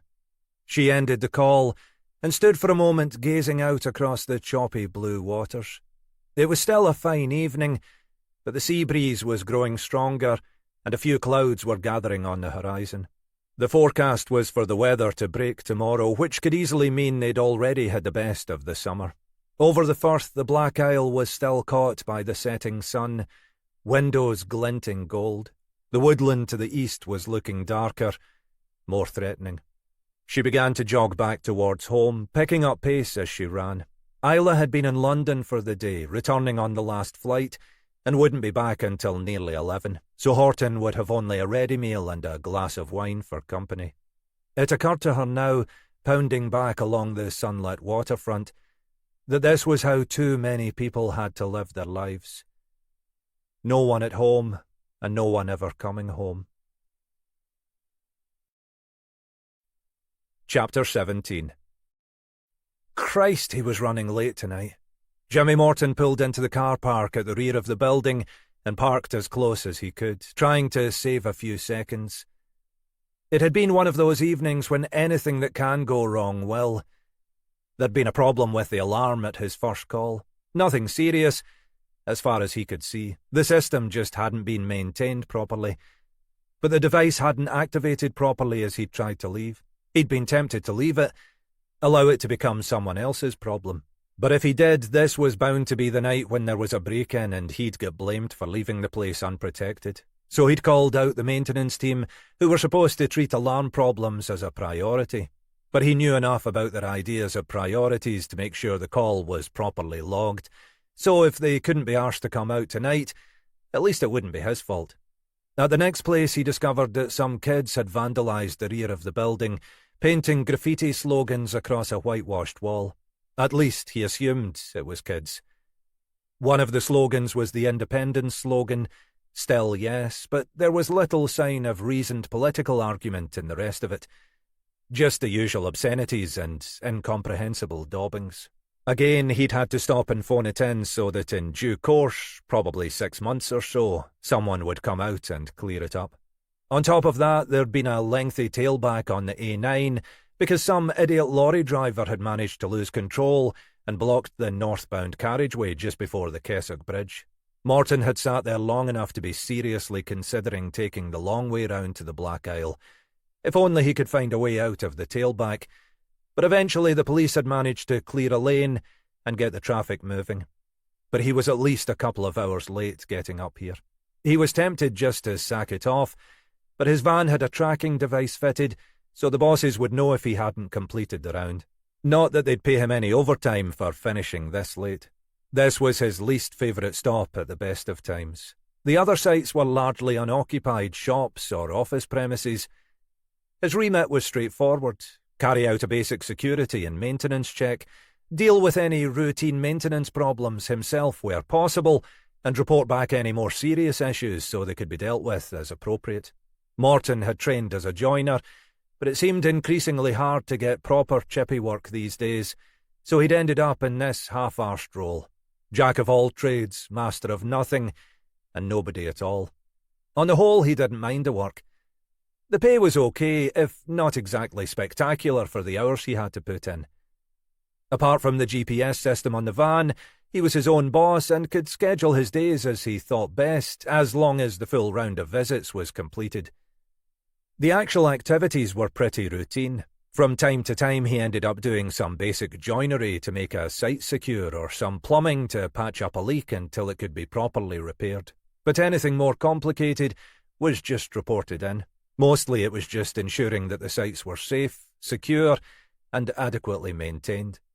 The visits could really be done any time, but the security firm offered their clients the option, at a suitably increased fee, none of which found its way back to Morton and his colleagues, of an evening round.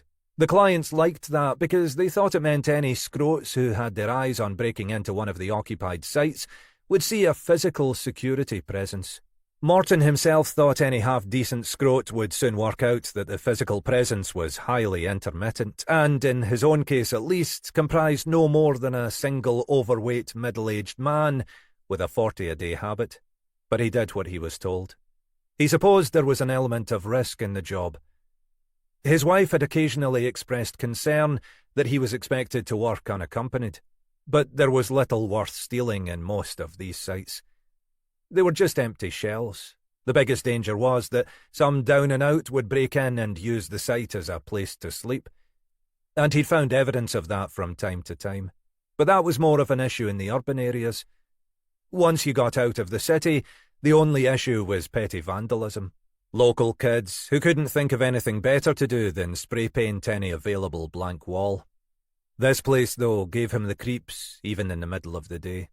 Out of curiosity, he dug about a bit on the internet to try to learn about the history of the building. It had originally been a private house, apparently, though he didn't know how much of the current building had been part of that original residence. Sometime around the turn of the 20th century, it had been converted into a hotel and had operated into the 1980s. Morton had a vague memory of that as a child, not that his parents could afford to go there. The hotel business had declined as people began to take their holidays overseas, and the building had eventually been transformed into a residential care home. Now, finally, it had ceased even to be that. Presumably, the costs of keeping up a large Victorian building like this had simply become prohibitive. The residents had been moved to other locations, the building had been put on the market, and now it was standing empty. Morton could imagine the place would once have been warm and welcoming. In its heyday, it would have been an imposing place, a clear demonstration of social hierarchies, with poorly paid young maids from Stornoway waiting on wealthy holidaymakers up on golfing trips from the big cities. Now it simply looked neglected and forbidding, a relic of another age. He didn't think of himself as particularly fanciful or fearful, but the place felt full of ghosts. Ghosts of the well-off customers who used to fill the hotel's lounges and dining room. Ghosts of the countless elderly folk who had lived, and no doubt often died, in its bedrooms. Even in the full light of day, he was disconcerted by the building's empty spaces. The large reception rooms with their broad picture windows looking out onto the sea. The endless empty corridors. The sense that something was happening, or had just happened, or was about to happen, whenever he looked away. They'd only started looking after the place in the spring, so he hadn't often had reason to be here outside daylight hours. It was still far from fully dark outside, but the sun was setting over the hills behind the building, throwing long shadows across the landscape and the water. The front of the building, facing east out over the bay, was already lost in gloom. Morton unlocked the side door he used to access the building and made his way into the small foyer. He walked across to disable the alarm on the far side of the room, feeling his way cautiously in the half-light. Even before he'd reached to turn on the lights, the indicators on the alarm unit had told him the system was inactive. Shit. He hurriedly thought back over his schedule for the previous days, trying to work out who'd been here last. Had he forgotten to reset it, or had it been one of his colleagues? He realised with some relief that the previous visit 2 days before had been on one of his rest days, so someone else would have been responsible. Although the other utilities had been disconnected, the owners had left the electricity operational to power the alarm system and other essentials. It probably also didn't do any harm to have a few lights showing from time to time. Even so, Morton carried his own flashlights and tended to use no more lights than he needed. If he accidentally left one burning, that would be another excuse to give him a bollocking. His intention was to be in and out of here as quickly as possible tonight. He'd do a quick tour of the main reception areas and the upper corridors to make sure that there were no obvious signs of any problems. Then he'd make himself scarce. The small inner foyer led through into what had previously been the main lobby, which in turn gave access to the various reception rooms. He turned on the lights in the lobby and walked through to the large area at the front of the hotel, which he imagined had once been the main dining room.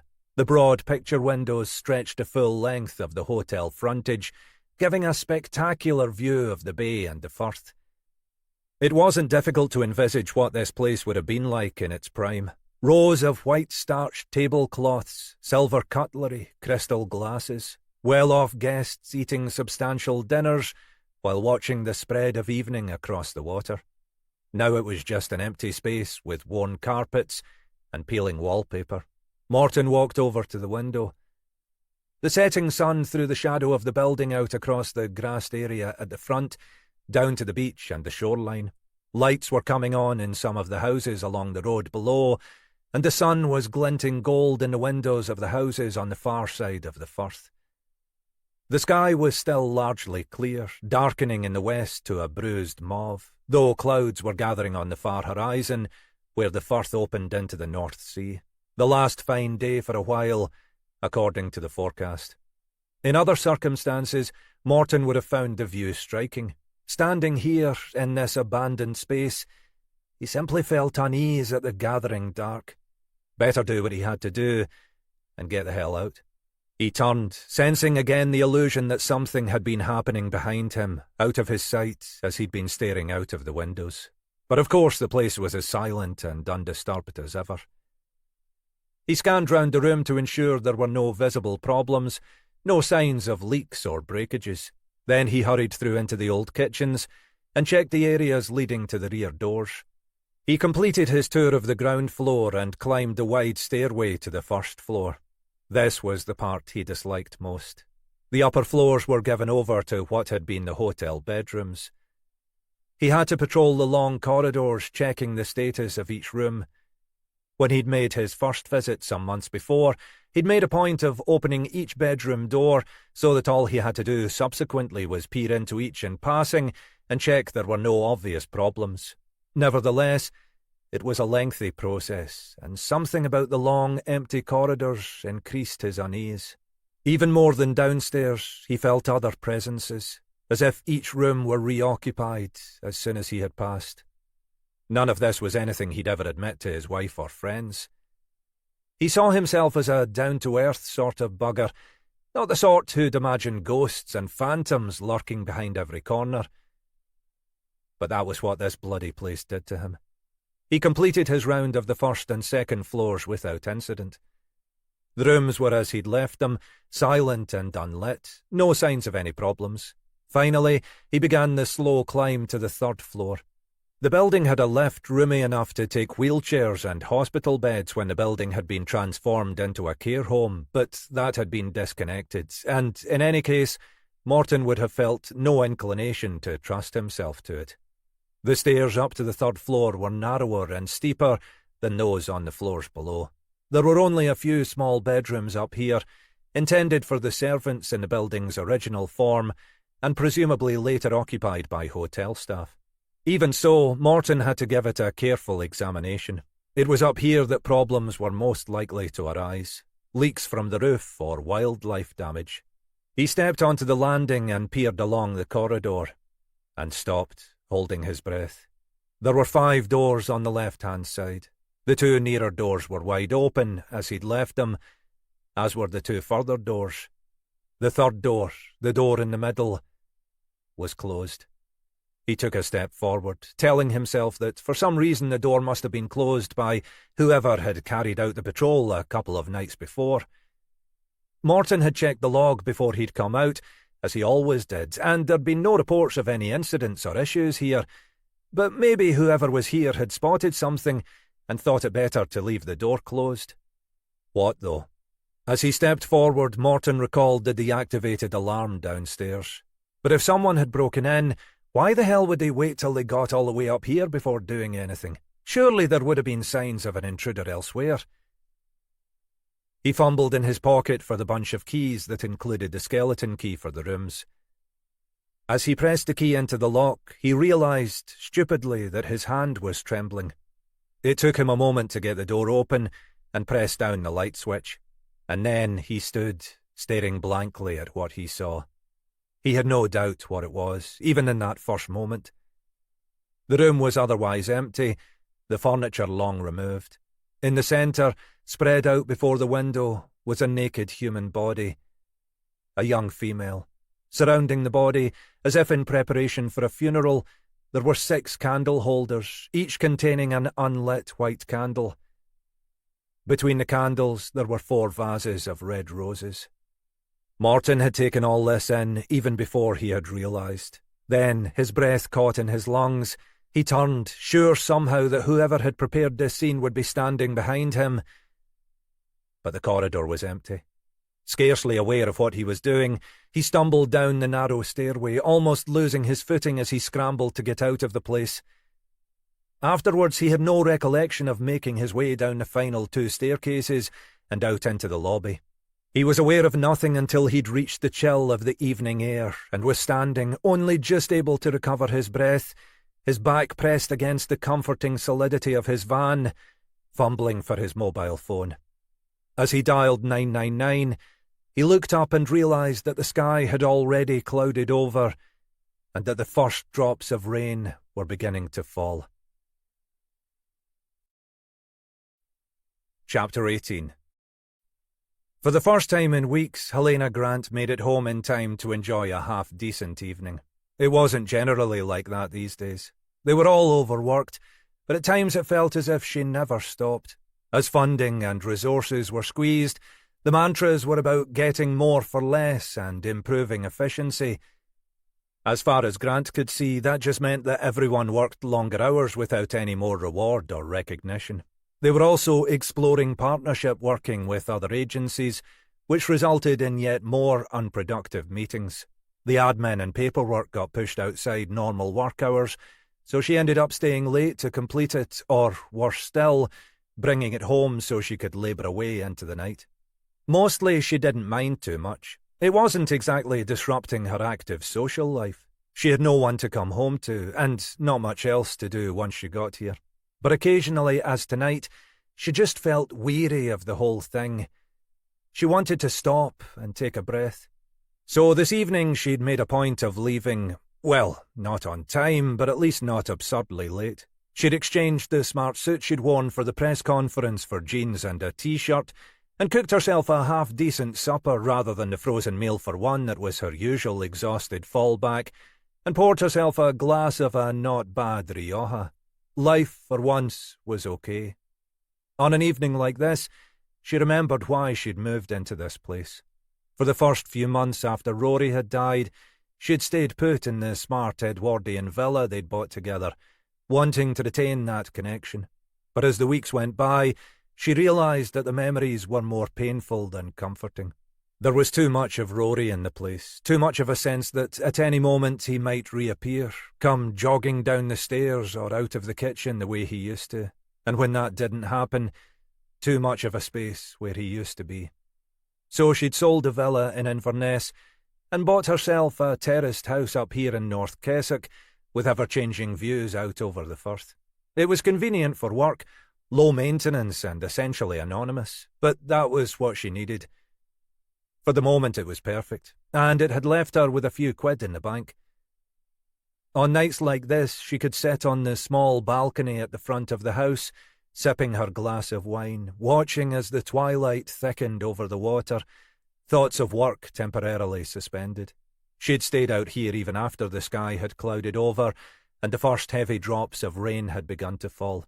She was sheltered as long as the wind wasn't too strong, and she enjoyed the chill, damp feel of the air against her skin.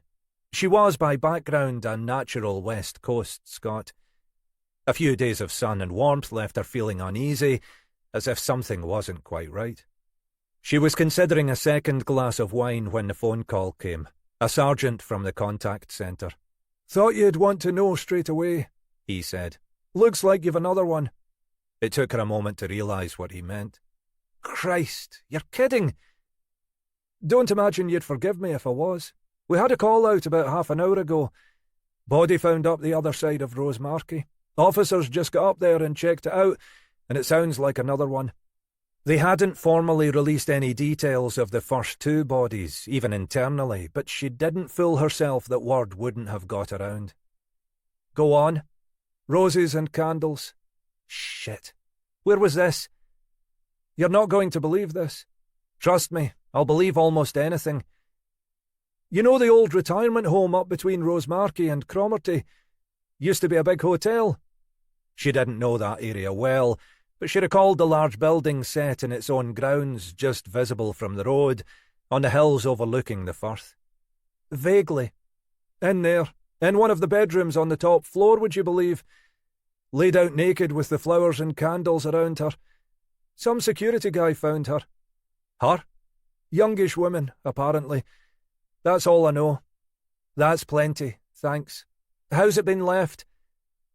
"Officers have secured the building. They're staying up there with the guy who found the body till CID gets there." "I'm on my way. I'll get things sorted." She glanced at her watch. "Imagine it'll be half an hour or so by the time we get up there." She ended the call standing at the open balcony windows, listening to the rain falling softly on the trees. The air smelled of damp earth. So much, she thought, for suspending all thoughts of work. After a moment, she dialed Mackay's number. "Hi," she said when he answered. "Hope you didn't have any plans for the evening." The car park was busy with blue light vehicles, a couple of patrol cars and an ambulance, alongside the white van belonging to the crime scene examiners and some private vehicles. In the middle of the throng, there was a van with a security company logo. Mackay pulled in beside Helena Grant's car. Jesus, he thought. Just when it looked as if they finally might be making some progress, the bastard pulls another one. It's like the bugger's playing with us. It was still raining. Mackay turned up his coat collar and made a dash for the brightly lit entrance. Inside he found Grant and Horton, who'd clearly both just arrived, talking to one of the uniforms. "What's the story?" Grant gestured to the uniformed officer standing awkwardly beside her. "PC Cowan here was just telling us." Cowan blinked nervously at Mackay. Grant was the senior officer, but Mackay's reputation tended to go before him. To Mackay's eyes, Cowan, with his ill-combed blonde hair and baby-faced features, looked as if he ought to still be in school. "Chap over there found her." Cowan indicated a morose-looking middle-aged man in a badly fitting uniform. "Does a security round, apparently. Body was on the top floor, laid out in one of the bedrooms. Young woman," he added. "White, that's about all I know." "Examiners have just started on the room," Grant said, "so I've left him to it. It looks the same. Body was naked, carefully laid out, roses and candles around." "And this one even more likely to be found quickly," Mackay commented. "Looks that way, doesn't it? Unless the killer thought this place was just abandoned." "Can't imagine it. Any sign of a break-in?" "Not that we can see so far. Security guy reckoned the alarm was deactivated. He hadn't thought much of it, just assumed one of his colleagues had forgotten to turn it back on." "That would suggest someone who knew the place or knew what they were doing," Mackay said. "The alarm's not new, apparently. They'd tried to persuade the owners to introduce a new system. Now the place is standing empty, but they hadn't got round to it. So the system was here when the place was a residential home. Someone who visited the place then might have been aware of it." "Doesn't narrow it down too much then," Mackay said. "Must have been countless people working and visiting here over the years." "Probably," Grant agreed, "though a casual visitor wouldn't get a chance to study the alarm." "Then there's the question of how they got in," Horton added. "If there wasn't a break-in, it suggests they might have had keys."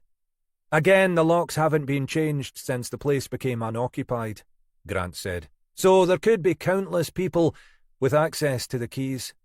"If this bastard really does want to be caught, he's not making it easy," Mackay said. "Handing himself into the nearest station would be a damn sight quicker." "They never do seem to want to make our jobs easier, Alec." "Aye, bastards. Never any consideration for us, is there?" He smiled at Grant. Despite his words, he looked like a man who'd been saved from a night of domestic torture and brought back to life by this call to action. Anyone else might have been daunted by the prospect of a third corpse. Mackay simply looked more motivated. "Okay then," he said. "Let's get this show on the road." Chapter 19. Kelly had survived the first few days, and in truth was enjoying the work more than she'd expected. Sure, the place was a decrepit old shambles, and Denny Gorman even more of one, but the job was undemanding enough, and the regulars seemed to have taken to her. During the lunchtime session, they were mostly elderly men who gathered to nurse their pints and stave off their solitude. One or two maybe had a drink problem, though nothing to match Gorman's. But most were there just for a blether and a game of cards or dominoes. They commented endlessly on how good it was to have a youngster about the place, but their interest seemed grandfatherly rather than pervy. She enjoyed playing up to their compliments. The young builders had also been back a couple of times. Word of her presence had got around, and the group had grown larger. One or two young men working down by the harbour had joined in. The banter from this group was more pointed, and Gorman, with a typical landlord's hypocrisy, had to ask them to tone down the language a few times. But the exchanges were good-natured. Young men showing off to their mates rather than anything more threatening. After their odd exchange in the cellar, Gorman had largely been unobtrusive, spending most lunchtimes working through his newspaper and array of pints. Occasionally he'd go out to deal with a delivery or phone through an order to a supplier, but otherwise showed little inclination to involve himself in anything resembling work. He hadn't asked her again about working in the evenings, but she'd already decided to decline the offer if he raised it. Even though she was feeling more comfortable here, she wasn't attracted by the possibility of spending any time in Gorman's company outside daylight hours. There was still something about him that made her uneasy. It was partly the way he'd look at her as she moved about behind the bar. She'd turn back from pouring a pint or reaching for a packet of crisps to find him staring fixedly at her, even though his eyes seemed to be focused somewhere else. A couple of days later, she had to go back down to the cellar to change one of the lager casks. It took her a few moments to remember exactly what Gorman had told her, but she soon got the hang of it and found it easier than she'd expected. After the first day, she'd turned up for work in jeans and a sweatshirt, so wasn't too fussed now about the dust and grime down here. She finished the task, made sure she'd tightened the connection properly, and took a step back in satisfaction. Gorman was standing behind her. She felt the momentary touch of his body, smelled the sour beer-scented breath. "Oh, Jesus," she said, startled. "Didn't realise you were there." He held his arms wide in a defenceless gesture. "Didn't mean to make you jump. Just came to check you were getting on all right. Looks like you managed it okay." "Yes, think so. Maybe you should check it, just to make sure." "Sure, it's fine, but I can have a look." He stepped forward and peered cursorily at the cask. "Looks okay to me. You've got the hang of it." "That's good. Look, I'd better get back upstairs. They'll be dying of thirst." He was still standing between her and the cellar door. "Aye," he said, showing no signs of moving. "Look, I just wanted to make sure you understood." "Understood what?" "What I was saying the other day." "I don't—" "About Lizzie Hamilton." "It's not—" "I didn't want you to get any wrong ideas. You know what I mean? It's what happened. She just left, that's all. I don't know why. I don't know where she went. She just left." "I know, you said. Anyway, it's none of my business." She took a step forward, hoping he would step aside. "People do that." He went on as if she hadn't spoken. "They move on. That's what she did. I don't know why." "Look, I need—" "Might have been all sorts of things. Money troubles. Who knows?" He sounded as if he'd almost forgotten that Kelly was there. She took another couple of steps forward, determined this time not to give way. "They'll be waiting up there." Slightly to her surprise, he stepped back, allowing her to pass. Relieved, she hurried towards the steps, just wanting to be away. Behind her, she heard him repeat, as if uttering some form of mantra, "She just left." "Tell me about Joanne Cameron," Mackay said. "Whatever you've got." There was a pause at the other end of the line as D.I. Warren checked through his notes. "We don't have a lot. She lived by herself in a flat in Brinnington, a suburb of Stockport. Not the most salubrious address. She worked in a credit control place." "Credit control?" "Debt collection, chasing unpaid bills, but business to business. Paid on commission. Hard work, I imagine." "And what's the story?" "Out on a bender in Manchester was what I heard. We've spoken to this Jade Norris, the woman who responded to the TV appeal, this morning. She was a work colleague of Cameron's at the credit place. They went out last Friday night. Supposed to be some sort of girls' night out, apparently, but only the two of them turned up. They basically just got bladdered in various pubs around central Manchester. Norris copped off with some builder from Basingstoke. Cameron had been chatted up by one of his mates, so Norris assumed she'd done the same. She didn't notice her friend had disappeared then." "Apparently not. Sounds like they were all pretty pissed by then. You know how it is on nights like that. You turn round and someone's buggered off. You don't necessarily think a lot of it. Aye, I remember, Mackay said with some feeling. Been a few years, though. Me too. What about these builders? You managed to track them down? Give us a chance, Warren said. I've only just got back from speaking to Norris, but she went back to the rented house some of them were sharing in Levenshulme, and she's given us the address. Not sure whether the other guy lives there or not, but assume we won't have much difficulty finding him. Norris hasn't kept in touch with her bloke, then? Warren laughed. I don't think it was that sort of relationship. From what she said, she buggered off first thing in the morning, hangover and all. Didn't even wait for breakfast. You paint a touching scene, Mackay said. Anything else? We've had the CSI out to look at her flat. No sign of any disturbance, but it looks like she's not been there for several days, which would tie in with her going missing on Friday. Also looks as if she wasn't planning to leave. Food going off in the fridge, dishes in the sink. We spoke to a couple of neighbours, but it's the kind of place where nobody really talks to anyone else. Nobody had noticed she hadn't been around. Landlord knows nothing. Rent paid by standing order, and not due for a couple of weeks. This woman Norris told us that Cameron was Scottish. Any other info on that? Not really. Norris confirmed that when we spoke to her this morning. She reckoned Cameron had a strong Scottish accent, but couldn't pin it down any further. Not like Billy Connolly seemed to be the best she could offer. Aye, well, quite a few of us don't talk like Billy, Mackay said. She said she didn't think Cameron came from Glasgow or Edinburgh. Further north, she said. Maybe the Highlands, but she didn't know any more than that. Cameron had once told her where she was from, but it hadn't meant very much. About as much as Brennington and Levenshulme mean to me. Mackay finished scribbling down notes. That's great. Don't imagine it's getting you very far. It's a start. At least we've got a name. He paused. Though we also have another victim. Shit, you're kidding? As of last night, apparently the same MO. Young woman, same sort of age as the first two, as yet unidentified.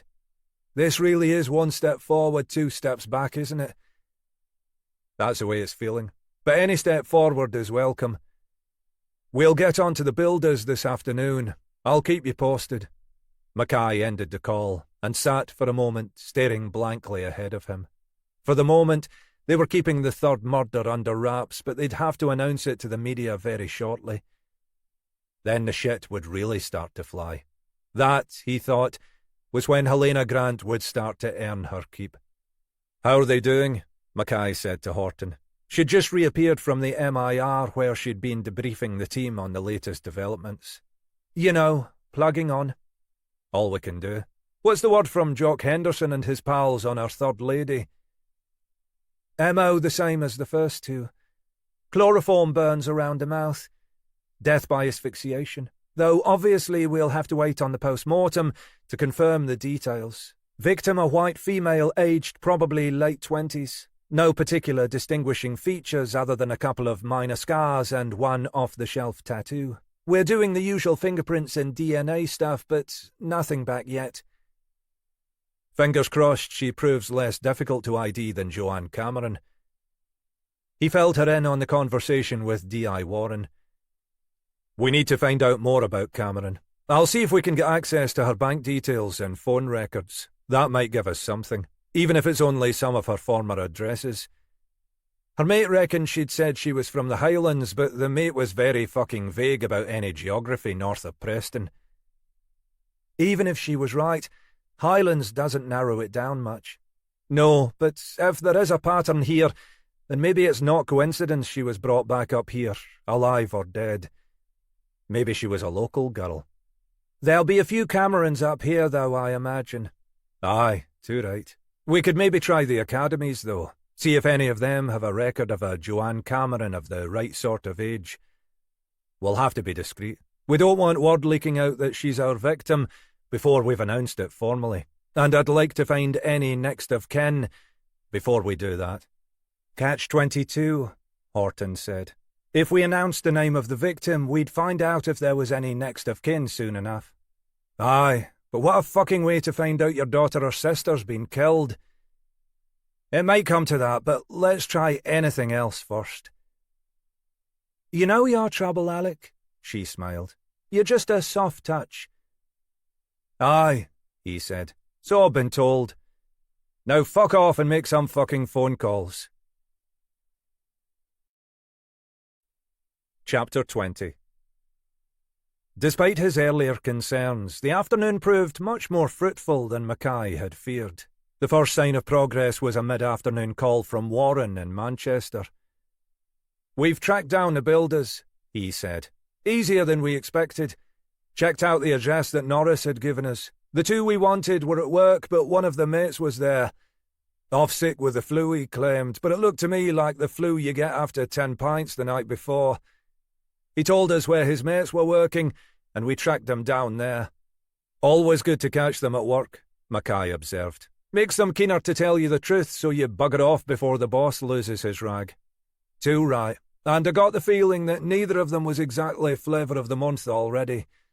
Lazy buggers, according to the site foreman. Warren was obviously consulting his notes.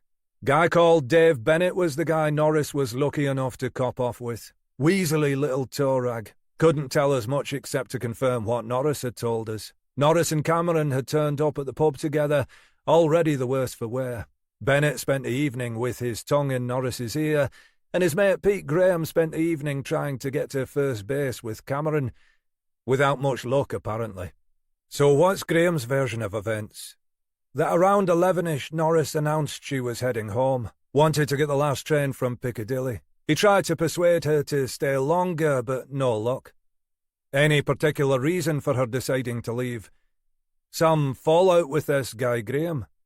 He reckons not. Said she'd been lukewarm all evening. Mind you, both these guys struck me as the opposite of irresistible. My guess is that Cameron just got sick of this oaf trying to paw her and decided to cut her losses.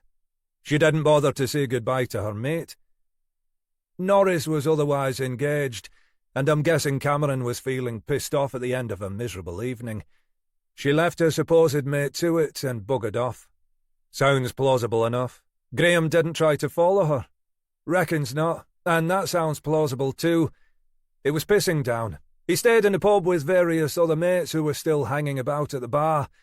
Then when Bennett and Norris headed off for their night of passion, he went on to some nightclub with the others. They called over a couple of other guys who vouched for that, so I reckon Graham's telling the truth. We don't know if Cameron ever got home that night. Difficult to say. A flat looks like she was expecting to go back there, but there's no way of knowing if she got back that night or if she went back and went missing sometime afterwards.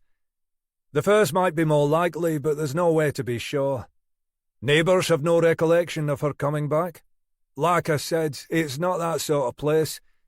No one noticed anything, but I don't think they would have, whether or not she returned. What about CCTV? Around the pub she was in, at the station, on that last train? We can give it a go, Warren said, but I suspect it'll be a waste of time. It was pissing with rain when she left the pub. You won't catch many faces on the street. As for the station, well, do you know Piccadilly? It's a big place and heaving on a Friday night. We might catch her face if she was passing, but the odds are against it. And the train? Can check. Some trains have CCTV, but that last train's always packed, standing room only. Even if there was a camera on there, we'd be lucky to spot her. And if we don't spot her, it proves nothing either way. Aye, I know. Mackay agreed morosely. We'll get them checked out anyway. You never know, Warren said, in a voice that suggested you generally did. We've got her mobile phone number from Norris, so we'll follow that up to see if there's any interesting call data. And the other news is that we've got the report back on the check we did on her flat. Anything interesting? Not much in itself. Like I said, there's no evidence of any crime scene there, so whatever happened to her, it didn't happen there. We didn't find much in the way of other information either. There was an old empty checkbook lying around, so we've got details of a bank account. We're in the process of contacting the bank to find out if there were any withdrawals after that Friday night, and anything else that might help us. Previous addresses too, if you can. Anything that will give us a clue where she came from. Ah, well, I might have a tiny bit of information there. Go on. Like I say, there wasn't much in the flat, not even a computer or a laptop. But one small thing we did find was a handful of books, most of them just trashy paperbacks, but there were a couple of older hardbacks. A pause while Warren took another look at his notes. Little Women and The Catcher in the Rye, apparently. Very literary. And? Thing is, they were both old-school editions, books she'd presumably kept since she was at school herself. Both falling apart, so assume she'd kept them for sentimental reasons. Come on then, you bastard, Mackay said. Don't string me along. What was the name of the school? Warren laughed. Place called Fortrose Academy. Mean anything to you? Mackay took a breath. Oh, aye, he said. That means something all right. A bit more than sodding Levenshulme anyway. Mackay began with a call directly through to the rector of Fortrose Academy, who fortunately was around and available, and explained the reasons for his call. He had little faith in the integrity of his fellow man, but he reasoned that, of all people, the rector of a local academy was unlikely to blab to the local media, or anyone else, particularly in this case when, as he'd stressed, the priority was to identify the next of kin. The rector understood and instructed his secretary to help D.I. Mackay obtain whatever information he needed. Mackay asked for anything they had on one Joanne Cameron, who would have left the school perhaps 10 to 15 years earlier. The next stage took slightly longer, because the records predated the school's current IT system. But within 15 minutes, the secretary had phoned back with the information requested. There you go, Mackay said to Horton. That's how to do it. Yes, Alec, I do know how to use a phone. What have you got? Last known address of Joanne Cameron's parents. Well, parent. Father was divorced. Interesting that he had custody. No details on the mother. Lived in We're sure this is the right Joanne Cameron? Seems likely. She left the academy 12 years ago. That would make her late 20s. And if her father's no longer there? May not be, but we've got some details. Thomas Cameron, work contact details given as the BMW dealers in Inverness. Mechanic of some kind. If we get no joy in at least we've got some leads to follow up. He rubbed his hands. It's a start anyway. I'm heading on up to then. Want to come? Why not? I'm not making much progress here. The two of them were already heading out when DC Mary Graham poked her head around the door. Thought you'd want to know, she said. We've just had some news. I'm not sure how much excitement I can take in one day, Mackay said. Looks like we've identified the third victim. Already? Horton said. They were becoming accustomed to the glacial progress on this case to date. She'd almost forgotten this wasn't the norm. In most cases, you had everything you needed very quickly, often within the designated first golden hours after the crime had been committed. She already had a record, shoplifting in her late teens, 2 months in prison. Name was Rona Young, last known address in Cromarty. Funnily enough, we were just heading up to the Black Isle, Mackay said, where all roads seem to be leading. Chapter 21. The rain had fallen steadily since the previous night, and their journey up the A9 felt different from their previous visits. Then, just a few days before, spring had seemed to be turning into summer, promising days of sunshine and clear skies. Mackay felt much more at home in this dense drizzling rain that suggested the brief summer was already past, and all they had to look forward to was a protracted autumn, before the inevitable return of winter, the Scottish year in all its glory. The view from the Keswick Bridge was so restricted he could barely make out the grey waters of the Firth below. As he turned off towards Munlochy, the surrounding fields were deep green, sodden from the pouring rain. Was the first village along the southern coast of the Black Isle. Historically, its economy had depended on fishing. The number and size of the boats had declined now, but there was still a fishing industry in the village, along with leisure boats taking the tourists out to see dolphins in the Murray Firth. It was mostly a working village rather than a destination for tourists, but an attractive enough place. The address they were seeking was in a small estate at the western end of the village. It was a decent-looking bungalow, probably dating from the 1970s, with a wide-ranging view out over the firth. It had been carefully maintained, with a neatly tended garden at the front. In the rainy late afternoon, the place looked unlit and deserted. Without waiting for Horton to follow, Mackay strode up the drive to the front door and pressed the bell, hearing the faint chime from somewhere within. There was no sign of any movement. As Horton joined him, he pressed the bell again, holding it for longer. "If he's still working in Inverness, we might well be too early," commented Mackay. "Can I help you?" The voice was from somewhere to the right. Mackay straightened and looked around. An elderly man in a beige cardigan was peering at them from the doorway of the bungalow next door. The estate was sufficiently upmarket that the two houses were not identical. "We're looking for Mr. Cameron." "He won't be back yet. Doesn't get back till about 5:30. From Inverness, you know." The man seemed happy to share any detail he knew with this pair of strangers. Mackay took a step out of the porch and looked at the man, who was standing well back out of the rain. He looked to be in his late 70s, his wispy grey hair combed carefully over a largely bald head. "He should be back later then?" Mackay asked. "Should be," the man agreed. "Is his wife not there?" "Seems to be no one in." Cameron had obviously remarried in the interim. The man made a play of looking at his watch. "She'll have gone out somewhere with the girls then." "Girls?" "2 daughters. Lovely girls. Very polite." "Aye, of course," Mackay said. "The girls." "Anything I can do?" the man said. "We really need to speak to Mr. Cameron." "Can I take a message at all?"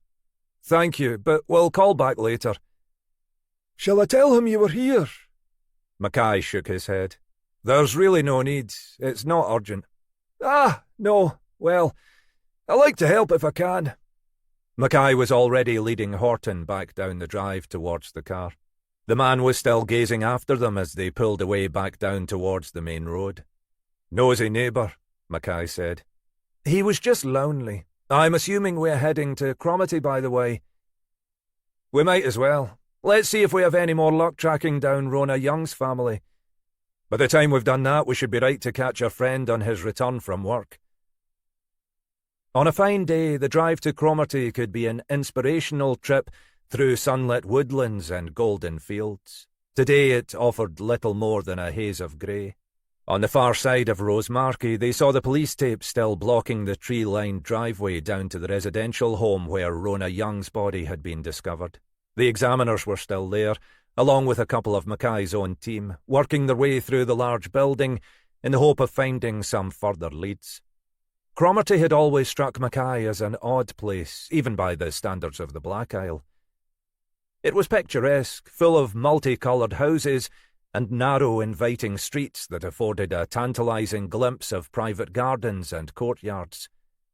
There were the usual touristy cafes and bijou craft shops, and in summer the place was busy with holidaymakers from the surrounding areas. But the view out over the Cromarty Firth was largely an industrial one, dominated by the oil platforms brought into dry dock at Nig for repair or storage. There were facilities over there for oil processing and cargo handling, and it provided a thriving industrial centre. The effect should have been contradictory, but was somehow complementary, the platforms adding their own austere beauty to the land and seascape. Their destination was an Edwardian terraced house on one of the narrow streets in the centre of the village. It was impossible to park outside, so Horton found a spot in a nearby side road, and they both hurried across the street. "Let's hope this bugger's in, then," Mackay muttered as he ducked his head against the ceaseless rain. In fact, the door was answered almost immediately. A young man with a shaven head dressed in a checked shirt and jeans blinked at them through thick designer spectacles.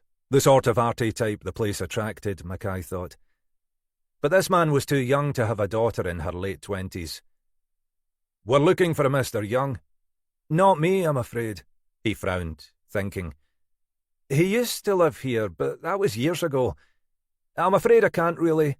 Mackay pulled out his warrant card and looked up at the heavy sky. May we come inside for a moment?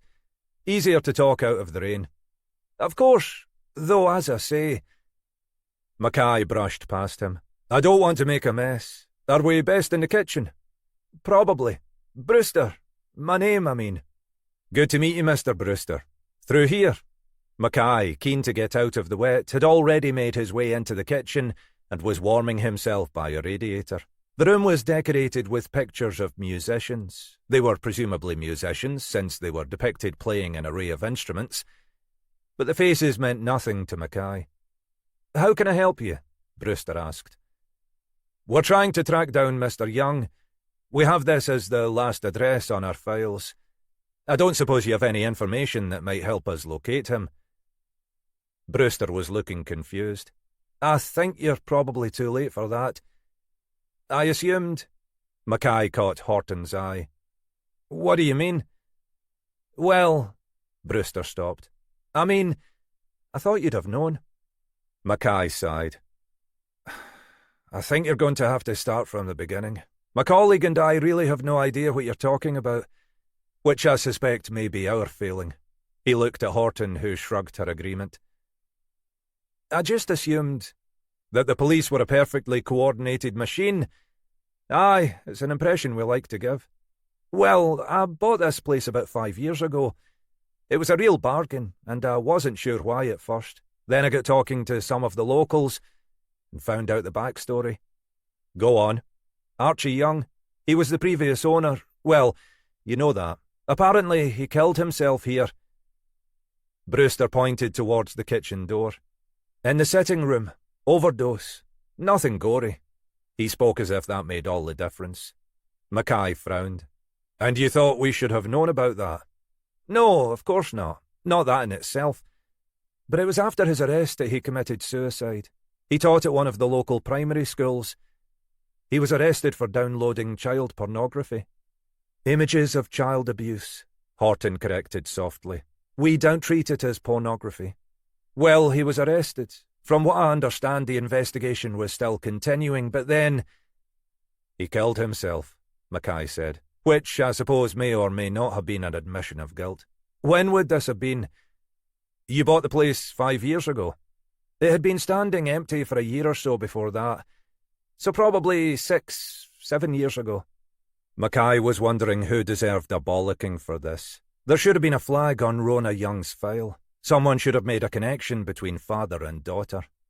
What about his family? Horton was asking. He was living alone, as far as I know, Brewster said. There was some story about his wife having left him, but I don't know the details. Not really my business, you know. We're very grateful for what you've been able to tell us, Mr. Brewster, Horton said. The full details will no doubt be on our files. We'll check on what you've told us, but it's just a routine matter. Looks like we can scratch him from our list. They were still early for their intended meeting with Thomas Cameron, so Horton pulled off the main road in Rosemarkie and took the narrow road past the Plough Inn to the waterfront. She pulled into one of the parking spaces overlooking the sea, and they sat, like an old married couple, Mackay thought, staring out at the teeming rain. The tide was in, but it was impossible to see more than 50 or so metres across the leaden water. The far side of the Firth was invisible. What did you make of that? She asked. Some bugger'll get my toe up his arse for failing to link the files, Mackay said. That's the first thing. Second thing is we do seem to be uncovering something of a pattern. That was what was occurring to me. We need to check out Young's story. Sounds as if his wife had left him before all this happened. And presumably the daughter too? Which raises the question of why the wife left. If Young really was downloading child abuse images, was he abusive himself? It's a lot of ifs, Horton said, and it doesn't explain how any of this links with the daughter's killing, except that Young's no longer a suspect. And there's no sign of any connection between our victims, other than that they came from this area, and the first two ended up in Manchester. They don't seem to have known each other, up here or down there. So what's the link? They sat in silence watching the endless rain washing down the windscreen. In the previous days, the place would have been busy with holidaymakers, families playing on the beach, children eating ice creams from the van at the end of the road. Today, except for a single hardy dog walker, the seafront was deserted. Eventually Horton said, "You remember that missing woman last year, in Fortrose?" "Lizzie Hamilton," Mackay said without hesitation. "What about her?" "I don't know. There was something about that seemed similar to these cases." Mackay shrugged. "We don't even know that anything happened to her. She wasn't local in the way these women are. She never ended up in Manchester, as far as we know. Doesn't seem much similarity to me." "She was a similar character," Horton persisted. "No close family ties. Estranged from her father. Rootless drifter type. Vanished in the same way, as if she hadn't been expecting to leave." "What are you suggesting? That her body's out there somewhere, surrounded by roses and candles?" "I don't know. It just keeps coming back to me." "Aye, well, me too, since you mention it. But I don't see how it helps." She turned on the ignition and switched the heater up to full blast in an effort to clear the fogged windows. "Time for us to give Cameron another try?"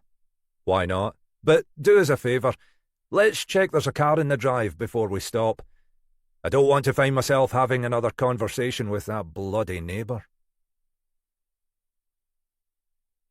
As it turned out, there were two cars in the drive, a newish BMW 4x4 and an older Nissan. The door opened before they'd reached the porch, and a middle-aged man peered at them suspiciously through the rain. "Can I help you?" Mackay held out his warrant card. "Police, can we step inside?" Cameron looked genuinely startled. Whoever he might have been expecting, Mackay thought, we were the last people he wanted. "Aye, yes, of course. Nasty afternoon." He waved them past into the warmth of the house. It was a decent place, well-furnished and expensive-looking taste. Not that Mackay was any judge. Cameron was a well-built man in his mid-50s, with closely cropped grey hair. He looked like someone who'd once been a sportsman, but had now put on a few too many pounds. He was dressed in a slightly bulging black polo shirt and a pair of expensive-looking slacks. "How can I help you? Old Maury said someone had called round, but I didn't realise." He ushered them through into the sitting room. "We can talk in here. My wife's in the kitchen with the girls." "It's about your daughter, Mr. Cameron. Joanne, I mean." The colour had drained from Cameron's face. "Joanne?" "You might want to sit down," Mackay said. "I'm afraid it's bad news." Cameron lowered himself onto the settee. "Go on." "You may have seen the reports of the body found near Rosemarkie, Mr. Cameron." "Aye, in the cave there." He stopped. "Christ, Joanne?" "We think so," Mackay said. "We'll need your help in confirming that." "I'm sorry." Cameron had buried his face in his hands. But in the moment before, Mackay had seen his expression. There were echoes of the way that Scott had responded to the news of his daughter's death. After a moment, Cameron looked up. His eyes were dry. "How did it happen?" "We don't yet know the full story, Mr. Cameron. Again, you may be able to help us in piecing it together." He lowered himself into an armchair opposite Cameron. Horton did the same. "Have you seen your daughter recently?" Cameron looked up. "Not for a few years." "Did you have some sort of falling out?" "I don't know," Cameron said. "I mean, not as such. There was no grand argument. We just didn't get on." "Any particular reason?" Cameron had dropped his head into his hands again. "I was going to say you'd have to ask her, but you can't, can you?" He looked for a second as if he'd made a joke. "Her mother left me, 20-odd years ago. Just walked out one day. I don't know where she went. She wouldn't give me an address." He shrugged. "She tried to get custody of Joanne. Came up with all kinds of lies about me. But I got the best lawyers I could and fought her every step of the way. And I won." He spoke the last word with a bitterness that made Mackay start. "In the end, I won because she'd just walked out. No reason, no excuse. No word where she was going. I don't even know what she lived on. She didn't know how to work. She only knew how to sponge off me. So you looked after your daughter as a single father? Aye, I kept her. She was mine. But then she left. Ungrateful little bitch. Walked out one day when I was at work. Just like her mother. How old was she then? 17, 18 maybe. I forget. Where did she go? Inverness at first, apparently. To her mother? No, she had no idea where her mother was, any more than I did. Mackay wondered whether that was true. Perhaps, like Mrs. Scott, the mother had a closer connection with her daughter than her husband knew. Where was she staying? Christ knows. With some friends. She wouldn't tell me who. Wouldn't give me her address. Did you keep in contact? Only for a week or two. She was after money at first. She'd just finished at school, hadn't found a job, wanted me to bail her out. He shook his head. You can imagine my response. Only too well, Mackay thought. And after that? I tried to contact her a couple of times on the mobile number I had, but it was unobtainable. That was it. You didn't contact the police? What would you have done? She'd left home of her own free will. She was nearly an adult. And that was the last you saw of her? Aye, until you two turned up tonight. I hadn't heard a word about her. You didn't know she'd been living in Manchester? News to me, but then she could have been living in Outer Mongolia for all I know. Or cared. You've remarried? This was Horton. Cameron looked at her as if he'd forgotten she was there. Aye, 5 years ago. Receptionist from the office. Divorcee. 2 bonny daughters. Cameron stopped. Murdered, you reckon? It looks that way, Mackay said. The investigation's continuing. You've got 2 of them, haven't you? Bodies, I mean. So you reckon it's somebody local? We're keeping an open mind, Horton said. The first step is for us to confirm that this is your daughter. We'll need you to make a formal ID. There's likely to be any doubt? We don't think so, I'm afraid. But we don't have definitive confirmation. I see. So what do I need to do? We'll make arrangements for you to view the body, Mr. Cameron. It'll be at the Rigmore. You work in Inverness, I understand. Will you have any difficulty getting time off work? An hour or so is all we'll need. Tomorrow, if possible. Aye. Reckon they'll give me an hour off to view my own daughter's corpse, don't you? Aye, I should think so. Then what? We'll need to take a statement from you, Mr. Cameron. Background. We could do that now. I've told you most of what I know already. We'll do it properly, shall we? At Police HQ. Perhaps after you've completed the ID. Cameron was staring back at him. It was an expression that in a Glasgow bar might have suggested a fight was imminent. Fine by me, he said. If you let DS Horton have a contact number, we'll call you first thing to confirm the arrangements, Mackay said. He pushed himself slowly to his feet. My sincere condolences on your loss, Mr. Cameron. I appreciate this must be a shock. He paused. Can I ask about Joanne's mother? What about her? Do you have any contact address for her now? We'll need to get in touch with her. Last I heard she was in Edinburgh somewhere, but that was at the time of the divorce. Do you still have that address? Aye, somewhere probably. I'll dig it out. I think she'd want to know, Mr. Cameron, don't you? Maybe. That's up to her. Mackay stood for a moment as if intending to offer some response. Finally he said only, We won't disturb you any longer then, Mr. Cameron. We'll be in touch in the morning. He and Horton didn't speak until they were heading back out of the estate onto the main road. Mackay felt as if he'd been holding his breath for the last half hour. He was a piece of fucking work, wasn't he? Horton had her eyes fixed on the wet road. Fits the pattern now, doesn't he? You reckon? Respectable-looking household. Daughter has fallen out with father. Walks out. Mother's already walked out. She turned on the car headlights. It was almost as gloomy as a winter's evening. Question is why? Why'd the mother walk out? Why'd the daughter go? I think we can guess the answer to that. Or part of it. Mackay shook his head and gave a theatrical shudder. What worries me is that new family of his. Jesus. We need to get social services to check them out, Horton said. But we've no evidence. We don't know. Mackay was staring out of the window, watching the rain-sodden fields of the Black Isle, the dark waters of Munlochy Bay visible to their left. We do, though, don't we? He said quietly. We do know. Chapter 22. I still think you should jack it in. Give me one good reason. Because he's a creep. That's not a good reason. Plenty of people are creeps. They were sitting in the pub bar in the Anderson, engaged in what was as close as they ever came to a row. Kelly sometimes thought it might be easier if they just come out and shouted at each other, the way most people seemed to. As it was, it often turned into this kind of low-level sniping, ostensibly good-natured, but with each of them becoming more and more entrenched.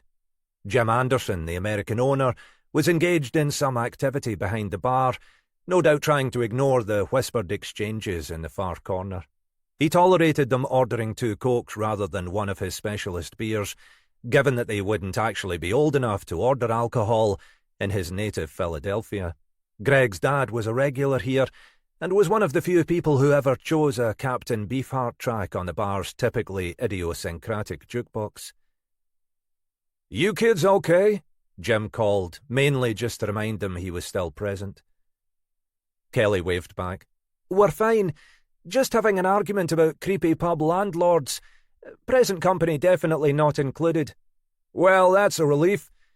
You're the one working in the Cali, then." He continued arranging bottles of some Belgian wheat beer with his back to them. Jim managed to combine the avuncular with the mildly acerbic, and Kelly was never sure how seriously to take him. But it was clear that, as ever in this small community, word had got around. "Are you going to warn me off as well?" "None of my business. You seem smart enough to make your own decisions." "There you are," Kelly said to Greg. "Not everyone lacks faith in me." "I don't lack faith in you, but you've said yourself that this Gorman guy's weird." "Nothing I can't handle." They'd met up today after her stint at the bar and headed down to Chanonry Point to try to spot the dolphins. When you lived up here, it was easy to become blasé about the school of dolphins that lived in the Firth, but whenever she saw them, Kelly felt surprised and cheered by their sheer playfulness. It was the kind of thing she needed after the gloom of the Caledonian bar.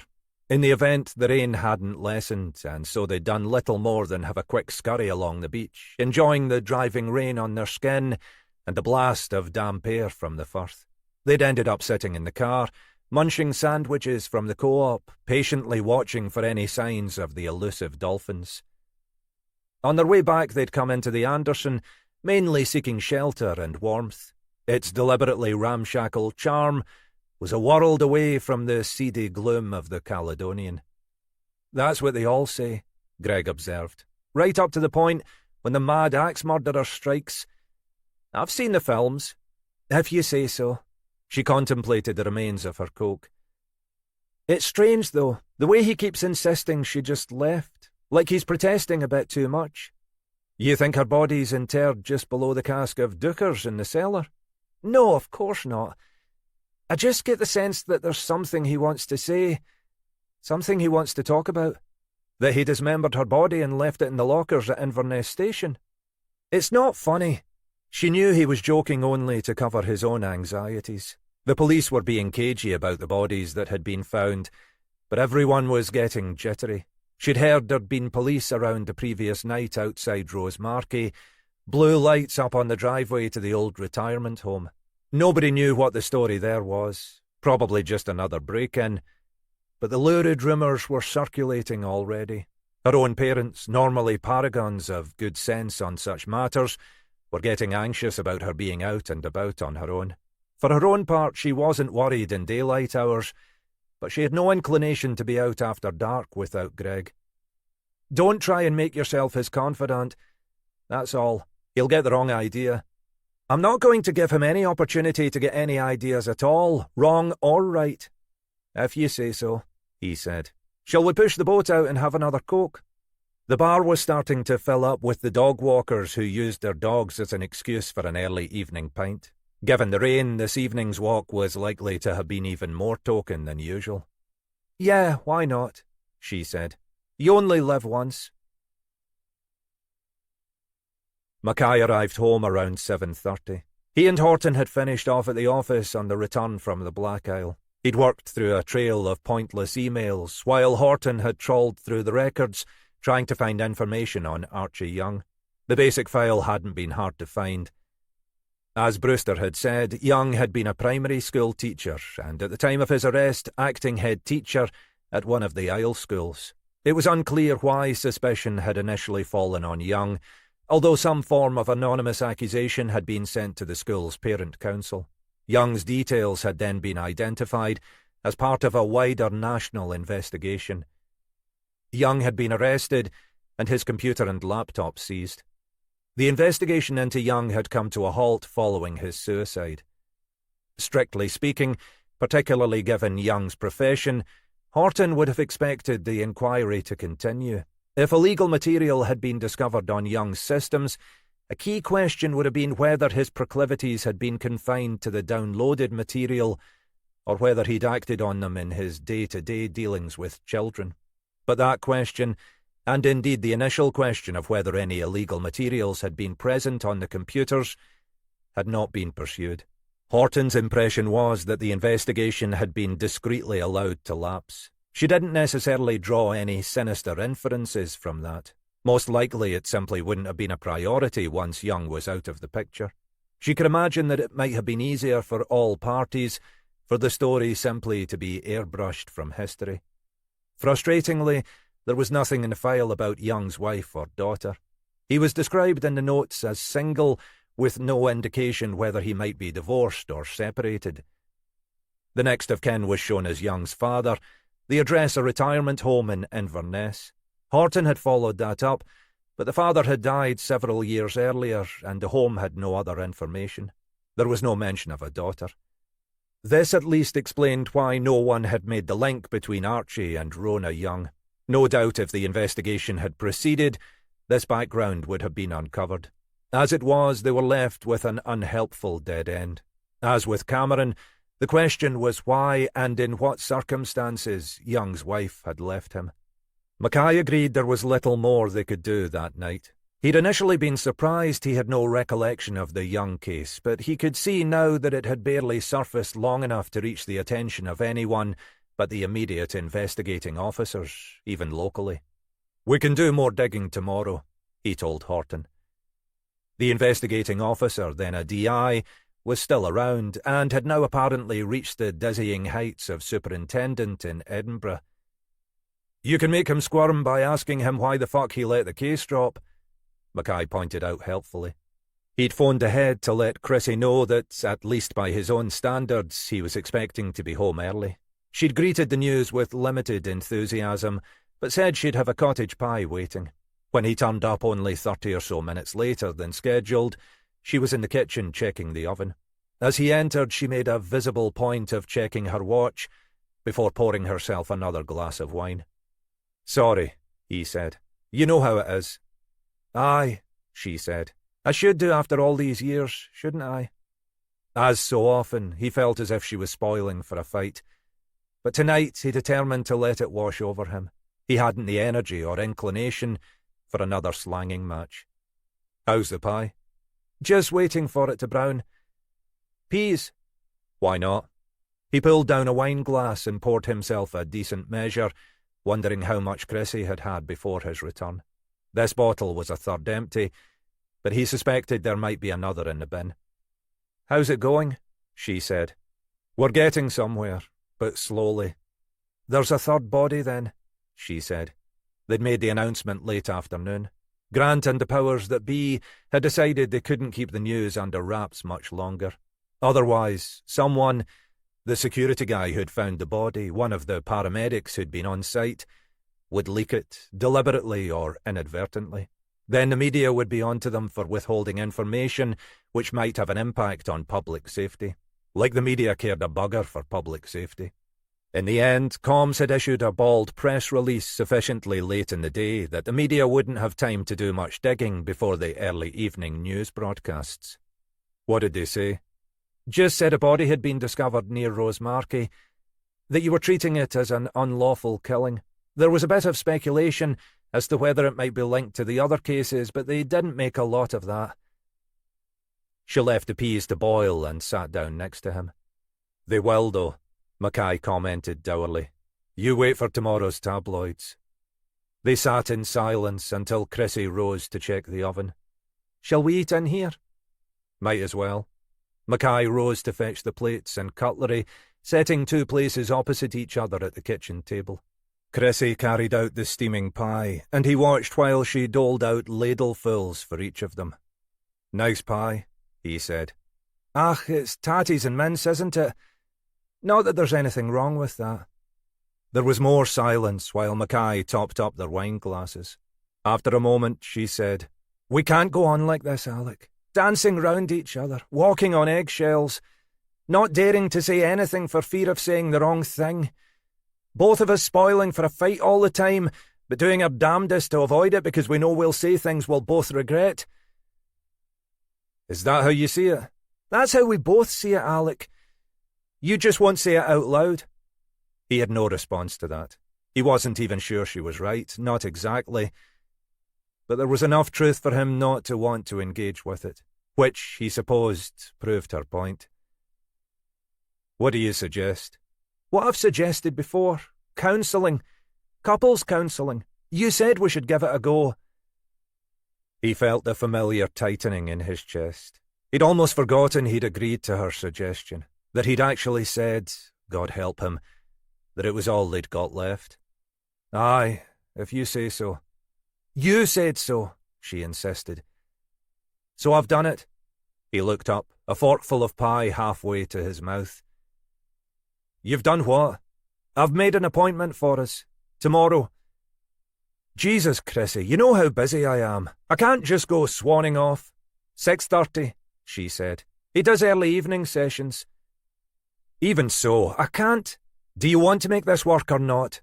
Her voice was threateningly even. Are you even prepared to give it a try?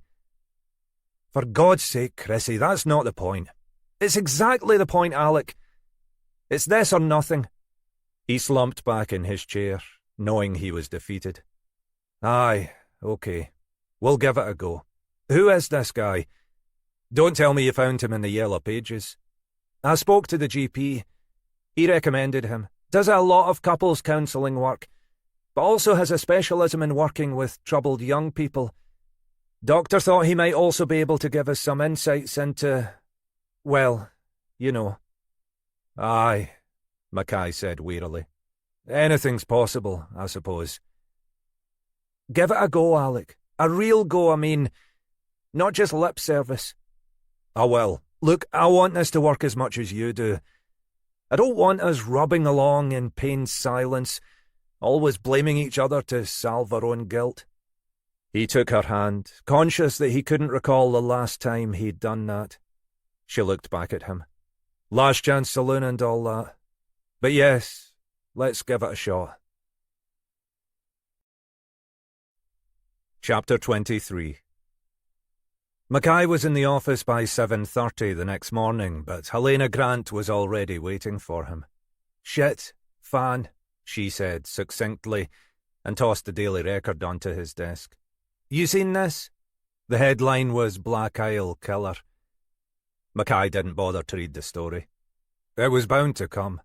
Aye, I know, but my phone's been ringing off the hook already. Chief, deputy chief, another deputy chief, assistant deputy chief, chief super, head of comms, you name it.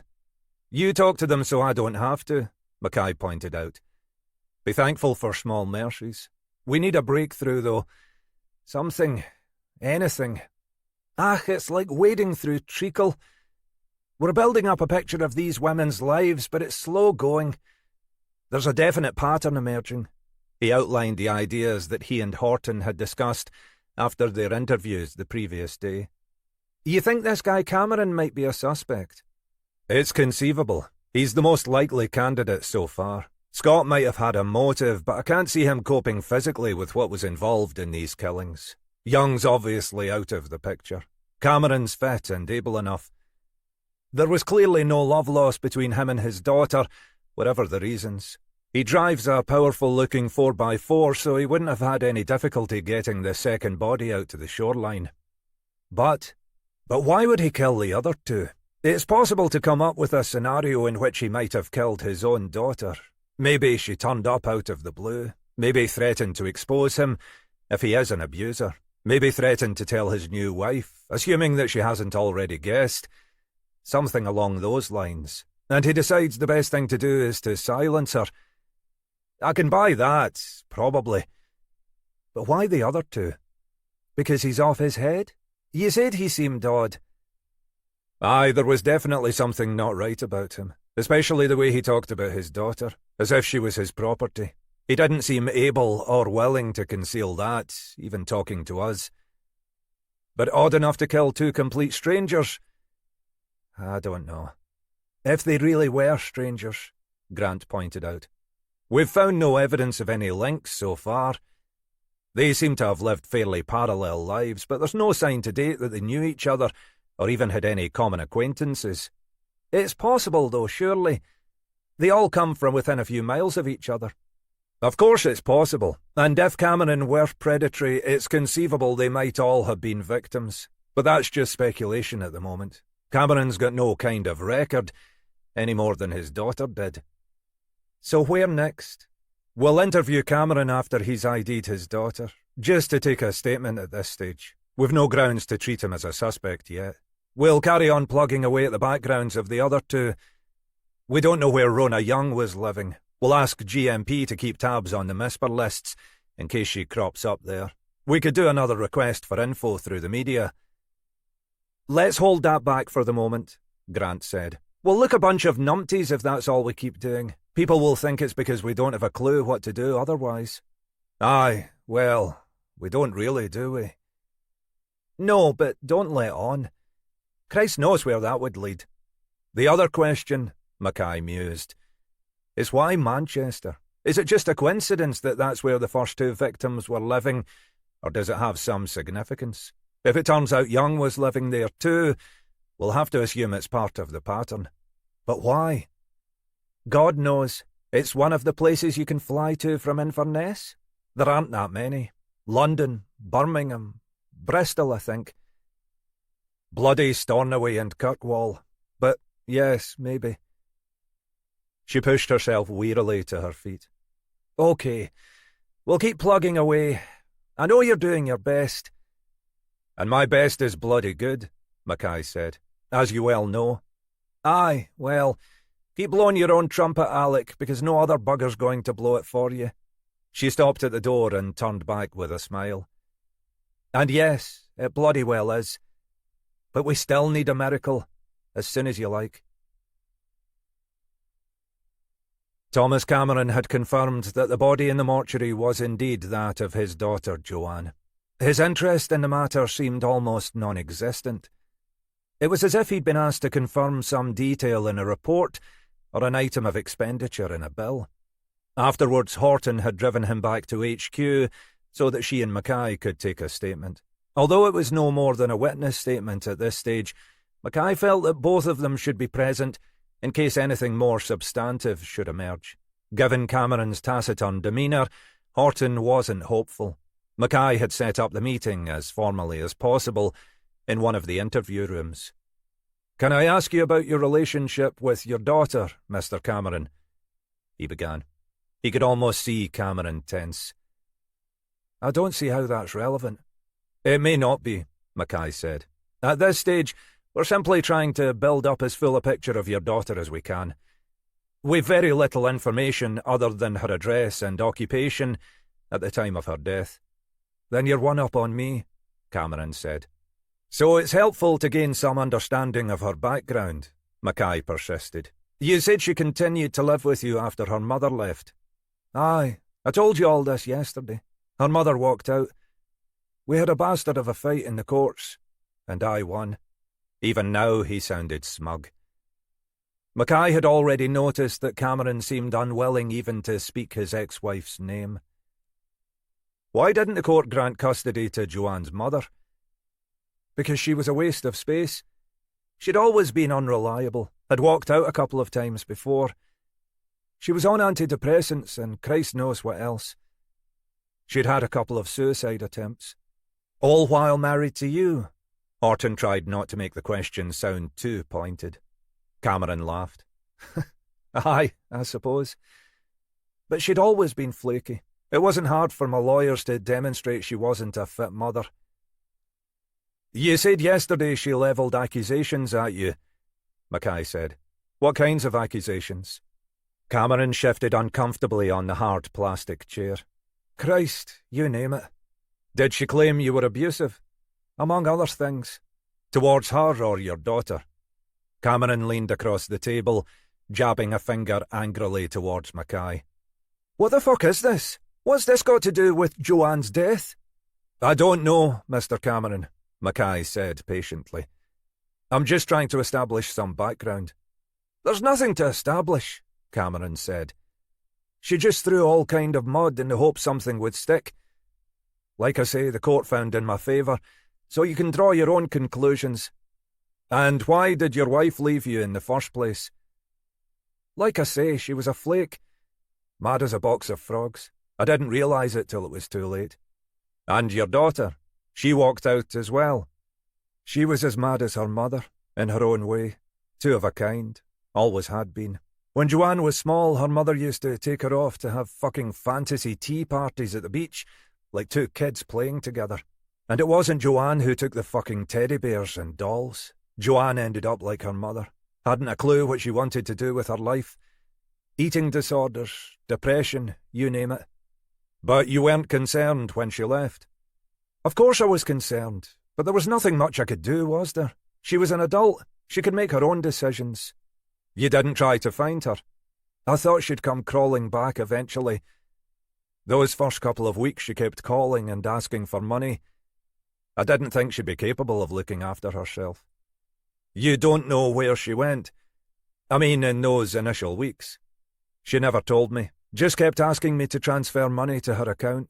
I told her where she could stick her account. I got the impression she was staying with a mate, but I don't know who. Locally? I'd guess so. She couldn't drive, so I can't see how she'd have got very far to start with. But you've no idea who she might have stayed with? No friends from those days? No one she was particularly close to? I never thought she had many friends. She was too screwed up. Always seemed a bit of a loner, but I suppose there must have been someone. Mackay nodded. If you come up with any ideas, if you think of anyone, please let us know. Even if it's a name from years ago, it might give us a lead. We need to find out who her friends were, what kind of circle she moved in. You'll be the first to know, Cameron said. You've not kept anything of hers, Horton suggested. Old diaries, notebooks, anything that might potentially be useful to us. I cleared the whole place out when I remarried, Cameron said. Burnt a lot. What about Joanne's mother? Mackay said. Do you think she might have kept in touch with Joanne? Is it possible that's where Joanne went? Your guess is as good as mine. She made no effort to keep in touch with me, but that's hardly surprising. You've no recent contact details for your ex-wife? Nothing. Cameron fumbled in his jacket pocket.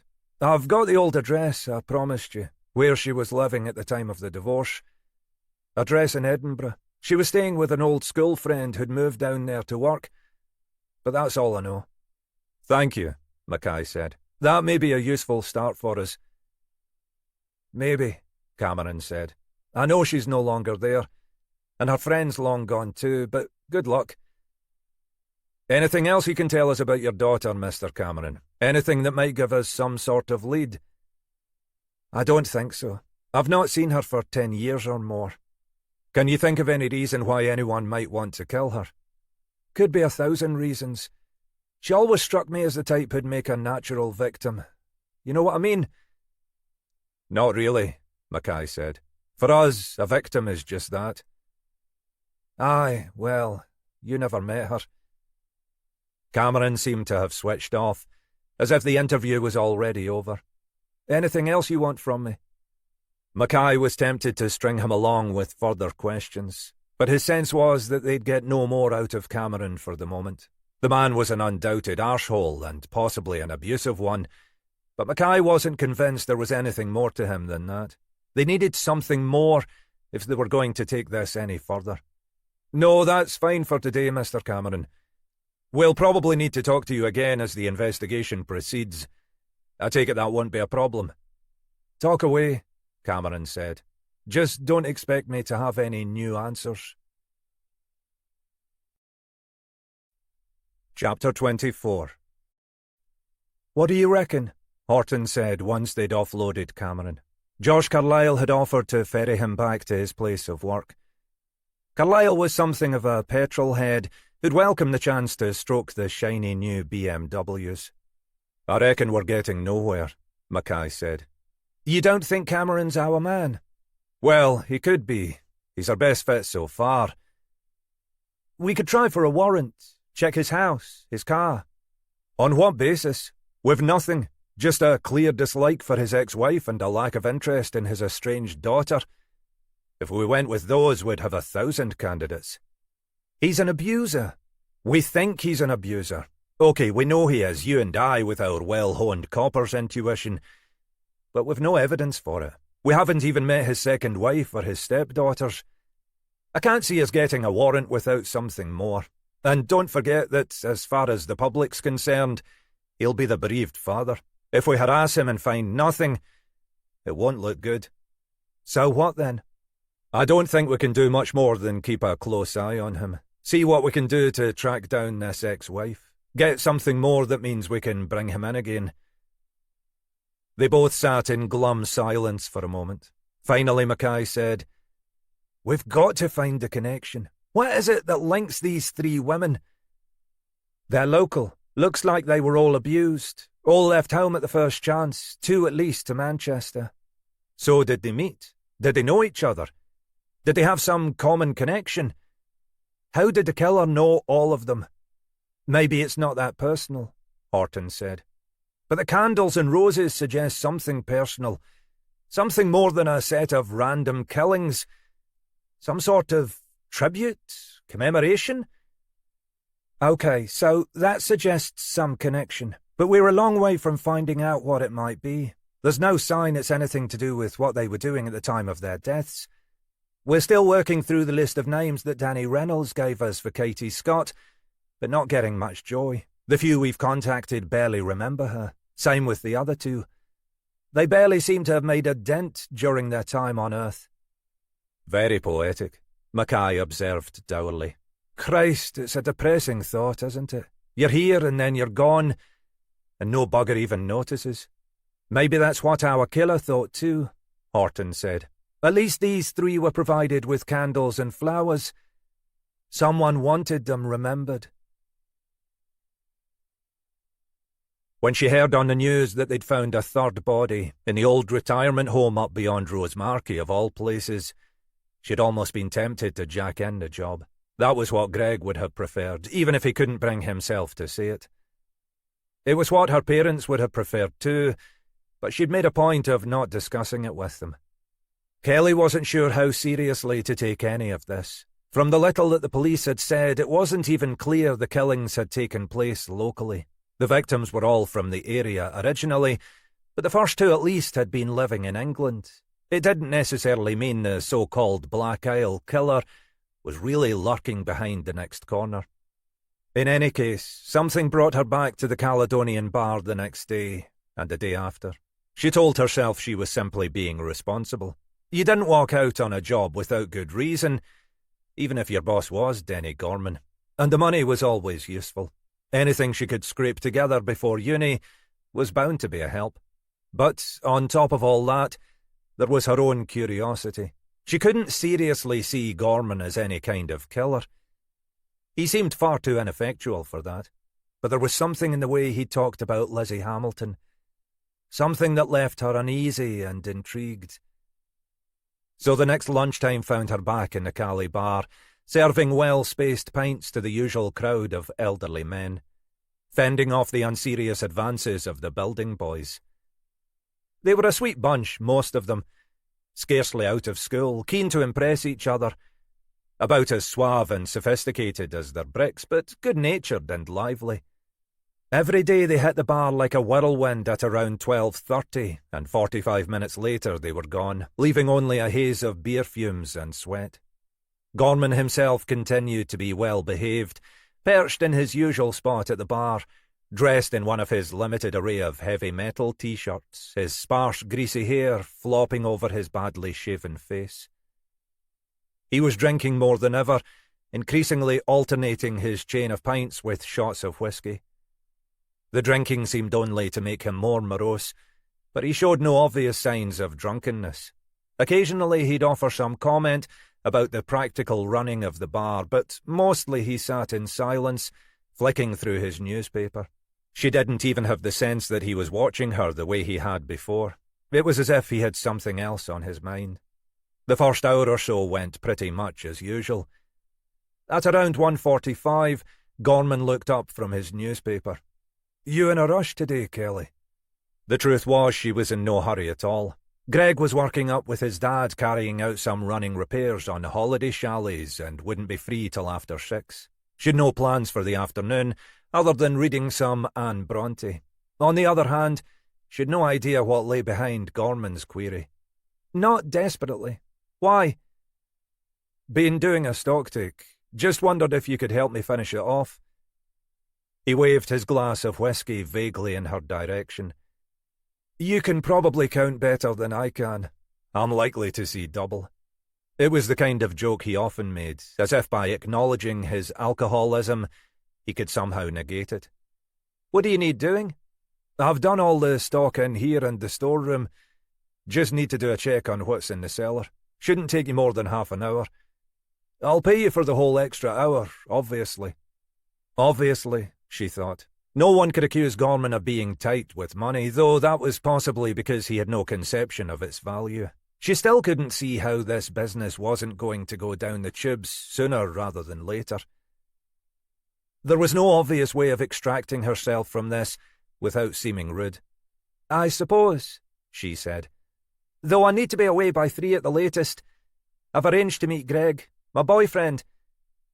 It wasn't true, but she thought it best to leave Gorman in no doubt where things stood.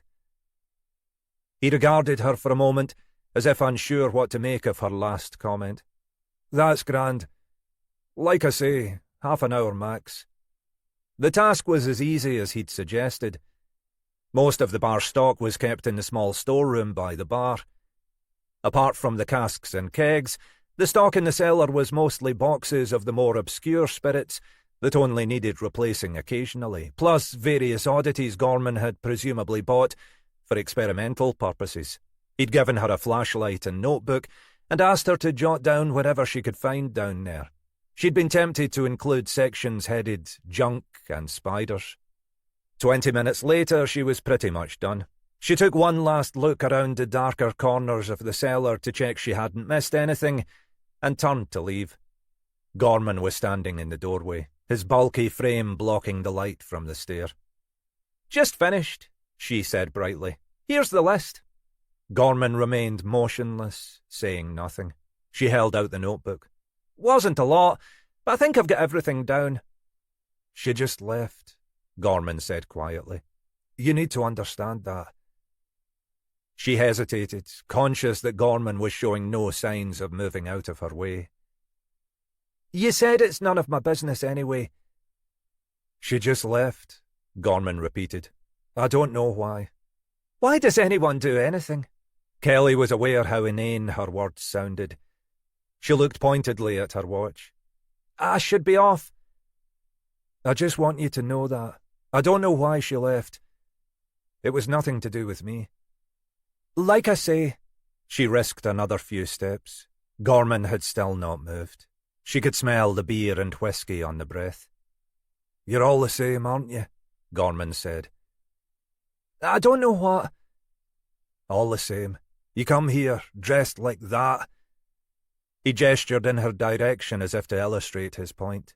Kelly had been dressing in the same shapeless jumpers and jeans since her second day. Pretending you're interested. Then you fuck off to your fucking boyfriends. He spat out the last word like an obscenity. Look, I think I'd better get upstairs. She was determined not to be intimidated. Gorman was nothing more than a fat, useless, drunken lump. She walked forward, assertively, intending, if necessary, to push past. You're all the fucking same, he repeated, more morosely now. The moment of anger, whatever might have occasioned it, seemed to have passed. He was on the point of collapsing back into his usual self-pity. She took another step towards him. Then, unexpectedly, he grabbed her by the shoulders and forced her back, twisting her body so she was pressed against the bare brick wall behind the doorway. I told you, he spat. She just left. She just fucking left. His semi-shaven face was inches from hers, the alcohol stench filling her nose and mouth. She swallowed, feeling the nausea rising in her throat, the hard pressure of his fingers through her jumper. His body was touching hers, and she could sense, if not feel, his arousal. She had stopped thinking rationally, her mind overwhelmed by a cocktail of fear and anger. Almost without realising what she was doing, she raised her right knee and rammed it as hard as she could into his groin. At the same moment, she thrust him hard in the chest, driving him away from her. His expression, a mix of surprise and agony, was almost cartoon-like. He staggered back and she gave him another push for good measure, sending him sprawling against a row of casks. He was stronger than she was, but he was also very drunk. She realised now that he concealed his inebriation simply by not moving or speaking more than necessary. Having lost his equilibrium, he tottered and fell backwards, ending up awkwardly between two metal barrels. She didn't wait to see what happened after that, but ran as fast as she could up the stone stairs and out into the bar. A couple of the elderly men were still sitting at one of the tables, half-drunk pints in front of them. Both looked up without curiosity as she passed. Pausing only momentarily to grab her coat and handbag from behind the door, she exited into the street without looking back. Outside, she was faintly surprised, as she often was after leaving the Caledonian bar, to realise it was still light. The rain had lessened, but there was still a chill drizzle in the air. She'd been dreading the prospect of waiting at the bus stop, knowing that Gorman might emerge at any moment, but a bus was already approaching. She signalled frantically to the driver and threw herself on board. She allowed herself to breathe only when the bus had finally pulled away, leaving the bar safely behind. Shit. Part of her, an unreasonable part which she'd disown once she was back in a more rational frame of mind, was blaming herself. She shouldn't have gone back after her previous encounters with Gorman. She certainly shouldn't have gone down into the cellar again. She should have listened to Greg. But another more sensible part of her was sticking the blame squarely where it belonged. On Gorman. The man had fucking assaulted her. If she hadn't fought back, Christ knew what might have happened. He was a drunken fucking maniac. Another related thought struck her. If she hadn't fought back, what really might have been the outcome? Physical assault, sexual assault, rape. Anything was possible. And if he could potentially do that to her, he could do it to any woman, including Lizzie Hamilton. She just left. It was nothing to do with me. She just left. Still shaking, Kelly fumbled in her handbag for the small purse she used to store her bank cards. After she and Greg had found the body at the Clutie Well, that policeman, the detective, had given them one of his business cards. Just in case you think of something else, he'd said. If anything occurs to you, even something trivial, don't hesitate to call. You never know what might be important. She found the card and held it between her fingers. D.I. Alec Mackay, Major Crimes Division. A P.O. box address in Inverness. A direct line. A mobile. She'd speak to Greg when she got back. He'd want her to report the assault in any case, though she couldn't really see that going anywhere beyond an informal warning to Gorman. But this was something else. She just left. It was nothing to do with me. Chapter 25 This guy had already kept them waiting 20 minutes, and Mackay wasn't in the best of tempers. Chrissy kept glancing at him, knowing fine well how he was feeling, and no doubt hoping he was still going to play ball. Well, yes, he'd do that. He'd promised Chrissy he was going to, and whatever else he might be, Mackay was a man of his word, and smart enough to recognise that Chrissy might just be right. This might be what they needed. It might be the answer, or at least part of the answer. But that didn't mean he had to be pleased that this arrogant bugger couldn't even be bothered to keep to his appointment schedule. Typical of bloody medical types. Always thought their time was invaluable, and the rest of us should just put up with being buggered about. Chrissy had picked him up at 5:45 as agreed. She'd been waiting in reception, chatting to one of the receptionists who, it turned out, had been at school with her. That was another thing about this neck of the woods. It was such a small world that everyone knew everyone else's business.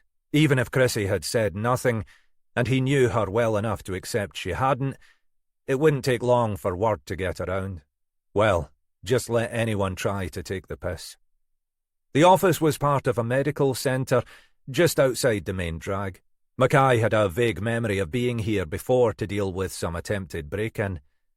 Some half-addled junkies after the drugs, almost immediately defeated by the centre's security.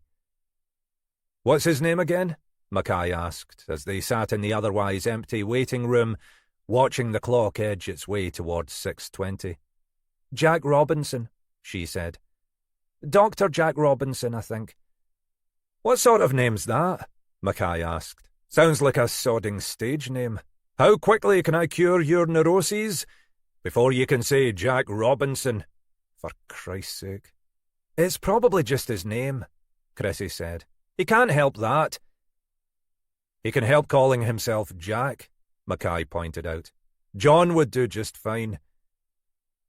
She'd been tempted to chastise him for being so negative, but she knew this was just Mackay's way of coping with his own anxieties. This wouldn't be easy for either of them, but Alec was the last one to talk about his own feelings. He was much happier when he was the one asking the questions. The receptionist leaned forward to take an internal call and then looked up at the two of them. "Mr. and Mrs. Mackay, Mr. Robinson will see you now." Mackay turned to Chrissy as he rose from his seat and mouthed the word, "Mr." She shook her head and followed him to the door indicated by the receptionist. Robinson's office was an anonymous workspace that gave little clue to his role or profession, except for an array of framed certificates that presumably denoted specialist qualifications of one sort or another. Robinson himself was a bearded man in an expensive-looking suit who watched their entrance over a pair of half-moon spectacles. He gestured for the Mackays to sit in two low chairs at the end of the room and sat himself down facing them.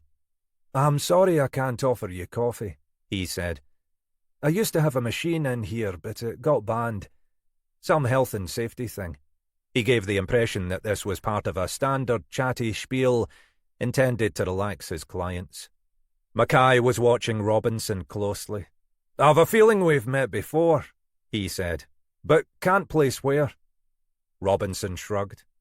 "I don't think I've had cause to meet you in a professional capacity before, Mr. Mackay." He laughed to indicate that he was making a joke. "Shall we get down to business?"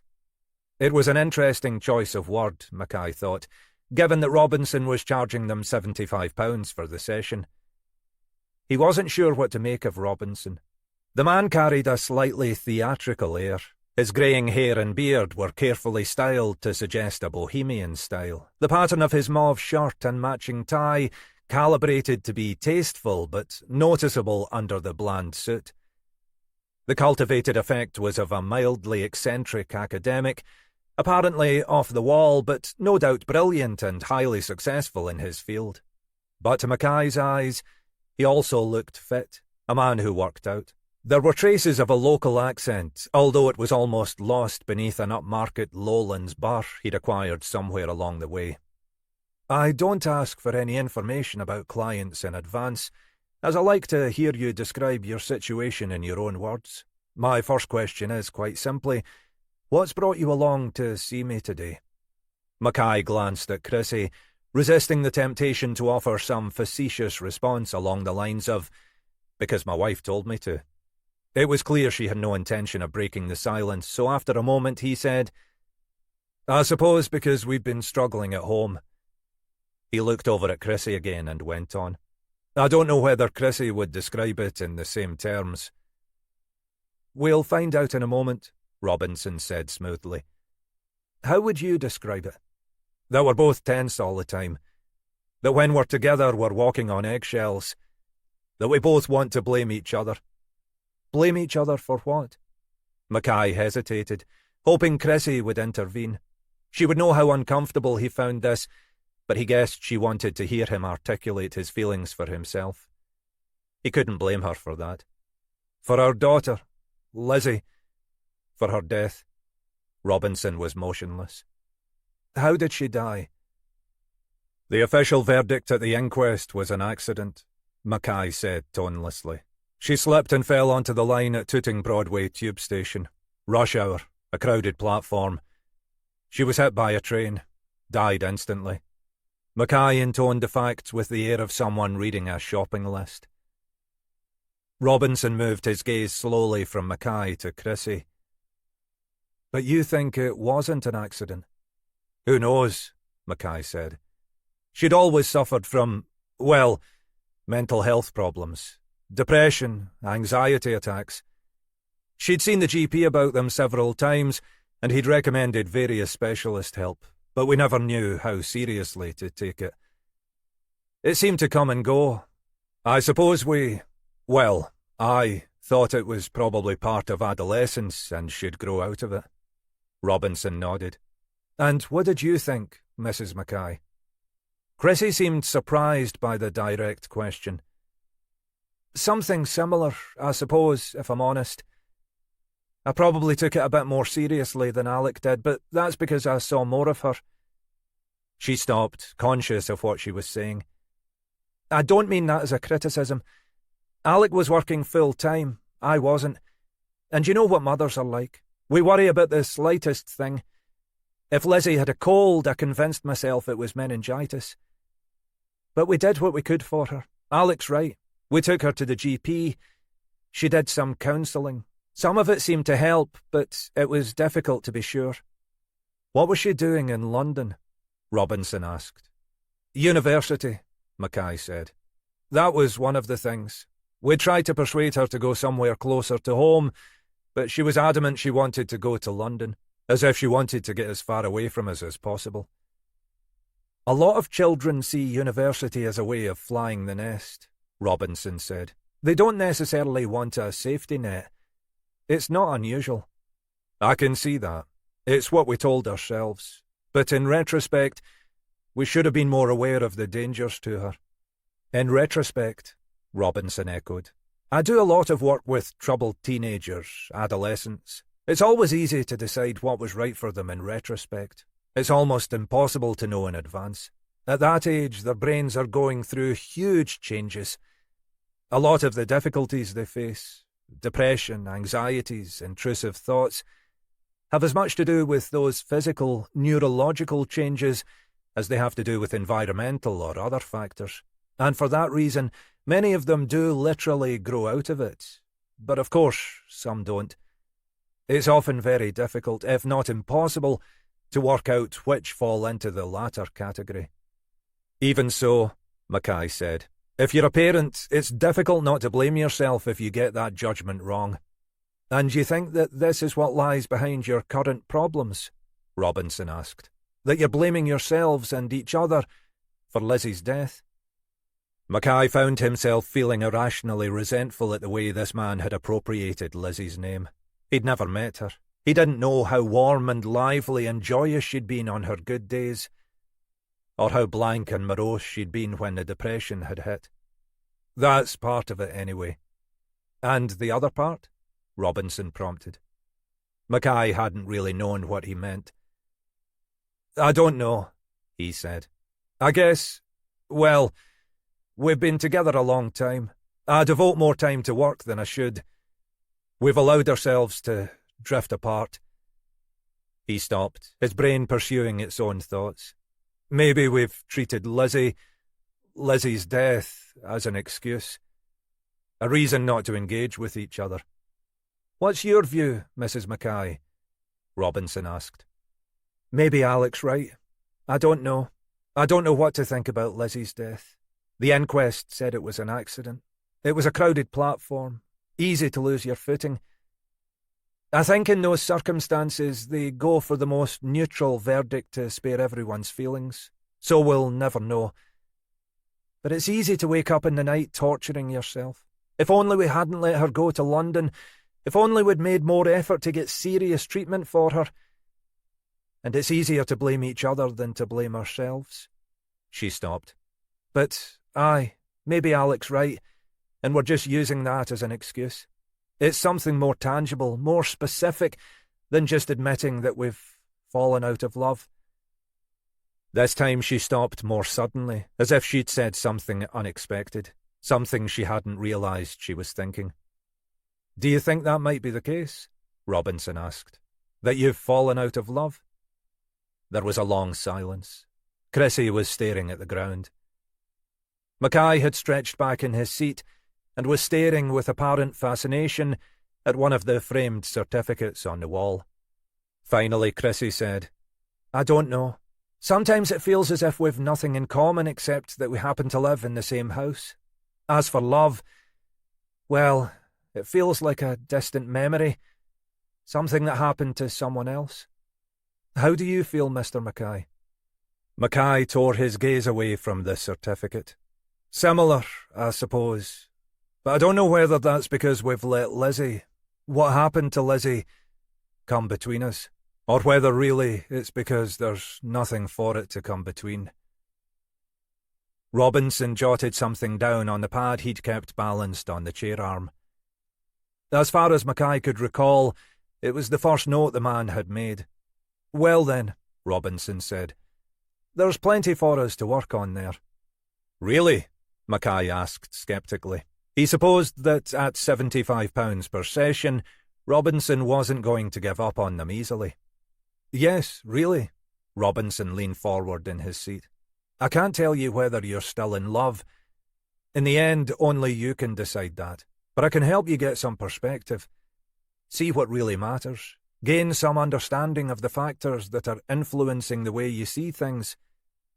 At the end of that, you might look at each other and think, well, that's fine. Now I see how things are and I still don't want us to be together. Or you may think, and this is much more common, actually now the fog's cleared, we're the same people we always were, and we're right for each other. But whatever decisions you make will be rational ones, made for the right reasons. That's all I can offer.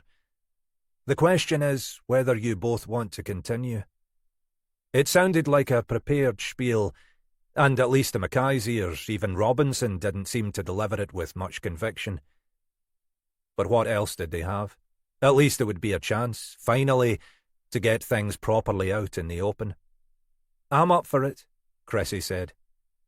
Mackay had risen from his chair while Robinson had been talking and had begun to walk around the room, in the same way he prowled around Helena Grant's office when he was feeling uncomfortable or impatient. He stopped in front of another of the framed certificates, half expecting that Robinson would tell him to sit down. Finally he turned around. Why not? He said. Let's give it a go. Jesus Christ, you're kidding! That slimy bastard! Greg's response had been as she'd expected. If he'd been a different sort of person, he'd already be on his way to Fortrose to avenge her honour. As it was, they were sitting on the waterfront in Cromarty, the hoods of their waterproofs raised against the persistent drizzle, staring at the rows of oil platforms out in the Firth. In the gloomy evening, the first lights were coming on across the water, the far shore partly lost in mist. The oily colours on the water were drifting with the incoming tide. He's just a drunk, she said. He wouldn't have done anything. She was feeling more charitable now the terror of the moment was behind her. He already did something, Greg pointed out. He assaulted you. Well, it was hardly. It was assault. He grabbed you by the shoulders. He forced you against the wall. Assault. I suppose. But he came off worst. Greg laughed. Aye, I'd like to have seen that, but even so, it's a serious business. We need to report it. We? Well, you. You can't let the bastard get away with something like this. That's my decision, isn't it? Yes, but that's not the point. That's not what concerns me about this. I mean, I got out okay, and I've no intention of going back. Well, I'm not one to say I told you so. So don't. I'm not going back, even if Gorman might be inclined to continue employing someone who'd just need him forcibly in the balls. I'm more concerned with what this might mean. What might it mean? If he was capable of attacking me like that, I might not be the first. Or the last. Maybe he's more dangerous than I thought. She stared blankly into the rain-washed night. This is Lizzie, what's her name again, isn't it? Hamilton. Yes, in part. He was really weird about that. All this stuff about her having just left. How it was nothing to do with him. He kept repeating it, like he was trying to persuade himself it was true. You really think he might have had something to do with her disappearance? I don't know, but there was something odd about the whole business. The way he kept coming back to it. And like I say, if he's capable of assaulting me like that, then who knows? Okay, so what do you want to do? Call the police? I think I should do that anyway, don't you? I didn't want to do anything till I'd spoken to you, but I think I need to tell the police what he did. Whatever might have happened before, if he did that to someone else, well, I wouldn't forgive myself. I can't imagine the police are likely to be able to do very much, Greg said. It'll be your word against his. And who would you believe? Me or some creepy drunk? You, obviously, but that's not the point. There just wouldn't be enough to make any prosecution stick. And even if they did, it wouldn't be anything more than assault. You were the one committing GBH. In self-defence? Well, yes, but it wouldn't stand up in court, he giggled. Especially after you kicked him in the bollocks. Very funny, she said. So you don't think I should tell the police? No, I think you should. But don't expect him to do much more than give him a warning, which might be enough to stop him trying it on with someone else. What about Lizzie Hamilton? Do you think I should mention her? I don't know. I imagine they know she worked for Gorman, so it might interest them to know he's capable of something like this. He paused. And, yes, maybe you should tell them what he said about her. I don't know how the case was left, but it might give them a reason to have another look at it. But don't start throwing around accusations. Just give them the facts and let them decide what to do with them. Thank you, Judge Judy, she said. I was wondering about contacting Mackay. Who? D.I. Mackay, the guy we saw at the Clutie Well. You remember, he gave us his card, told us to contact him if anything else occurred to us. I think he was talking about what we saw there. Not something different like this. Who says it is different? I mean, they're hunting this Black Isle killer. What if it does turn out that Lizzie Hamilton was another victim? Then it's relevant, isn't it? It's a big if, but I suppose so. Anyway, from what I saw of that guy Mackay, if he's not interested, he'll soon tell you so. That's what I thought. And even if he passes me on to someone else, it'll probably have a bit more clout than if I just phone the inquiry number. I'll give him a call in the morning. Thank Christ for that, Greg said. Knowing you, I thought you were going to call him tonight. She laughed, then leaned against him, allowing him to put his arm around her. Even I'm not that pushy, she said. Now give me a cuddle. It's bloody cold out here. Only lightweights can find the running to the warm, dry days, especially in this part of the world. If you weren't prepared to run whatever the weather, then up here you might as well not bother. Horton made a point of running every free evening, come rain, hail, snow or blizzards, all of which she'd encountered since living here. By those standards, tonight was relatively mild. The worst of the rain had passed, at least for the moment, and there was just a slow, persistent drizzle, little more than proverbial Scotch mist. She hadn't even bothered to don any protective clothing, content to be soaked to the skin as long as there was a hot, deep bath waiting on her return. Isla was cooking tonight, and by the time Horton returned would have cracked open a bottle of red for them to share while the food was being prepared. Life could be worse. In truth, she liked running in the rain. It kept her alert and refreshed, and she enjoyed the contrast between the heat of her body and the chill damp of the surrounding air. She'd completed her usual circuit tonight, out past Fort George, and then returning back along the waterside towards Ardersier. The lights across the firth were a hazy orange in the gloomy twilight, and the village itself looked warm and welcoming ahead of her. As always when she ran, she'd allowed her mind to drift into neutral, her thoughts ranging aimlessly across the day's business. It felt like they were wading through porridge with the murder cases, picking up a fact here and a fact there, slowly building a picture of the victims and the surrounding personnel, but never finding anything to provide the breakthrough they needed.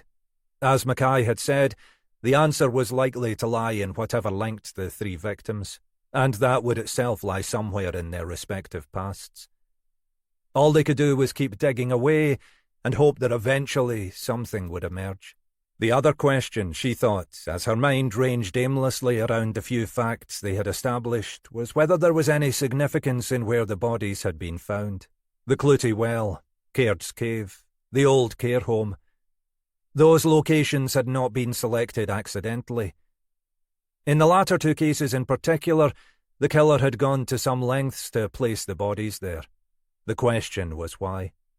As she pounded along the shoreline, she replayed in her head the various interviews they'd conducted with the Scots, with Cameron, with Reynolds in Inverness, and with Brewster in Cromarty.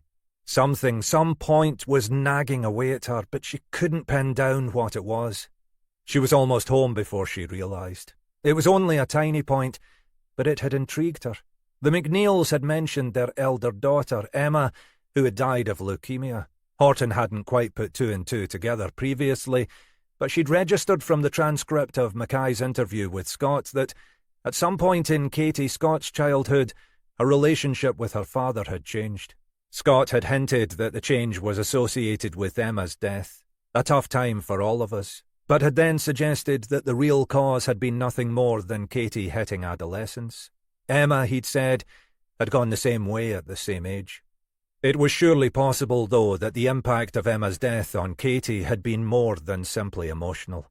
Perhaps Emma, in those rebellious teenage years, had offered her sister some kind of protection from her father. Perhaps Emma herself had been the primary focus of her father's interest, deflecting his attentions from her younger sister. At the very least, if Emma and Katie had been close, they would have offered each other some mutual company and support in the face of whatever Scott might have inflicted on them. Horton could imagine that Emma's death had ripped away what little comfort Katie might have had in that household. She wondered now whether in those last despairing months of Emma's life, Katie had ever made a trip, perhaps with Emma or her mother or both, to the Clootie Well.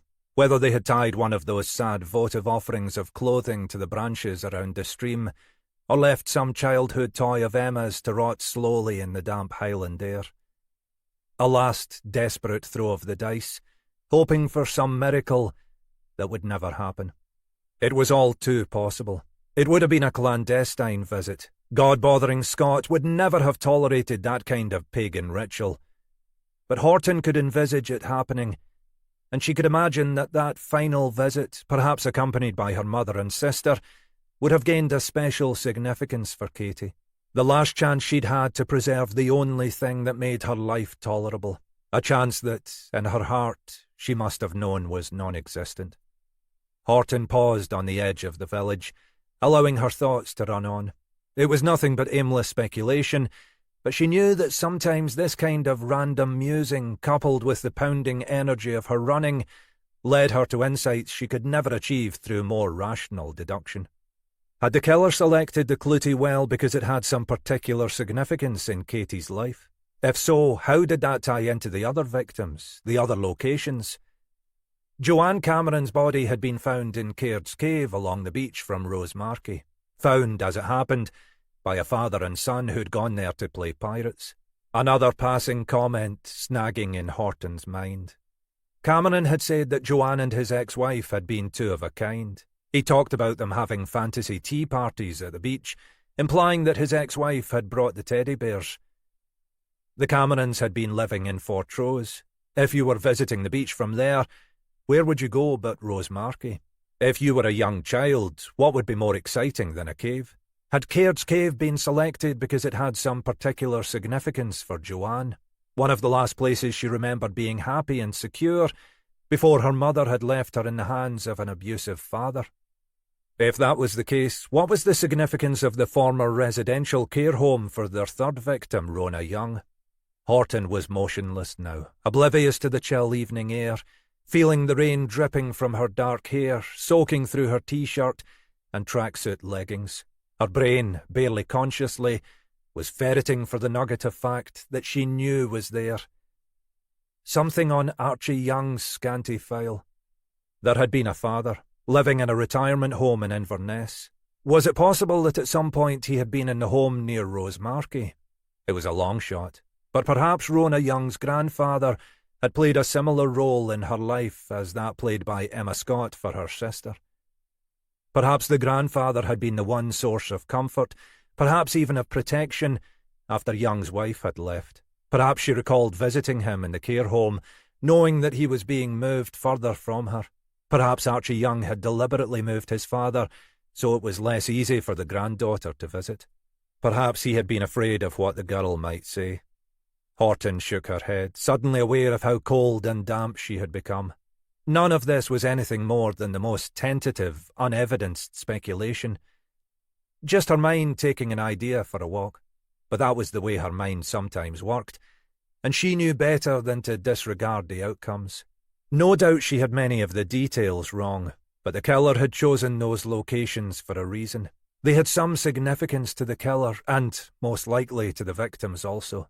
She had identified points in the victims' lives that might explain that significance. A reason why the killer might have chosen to take the victims back to those places.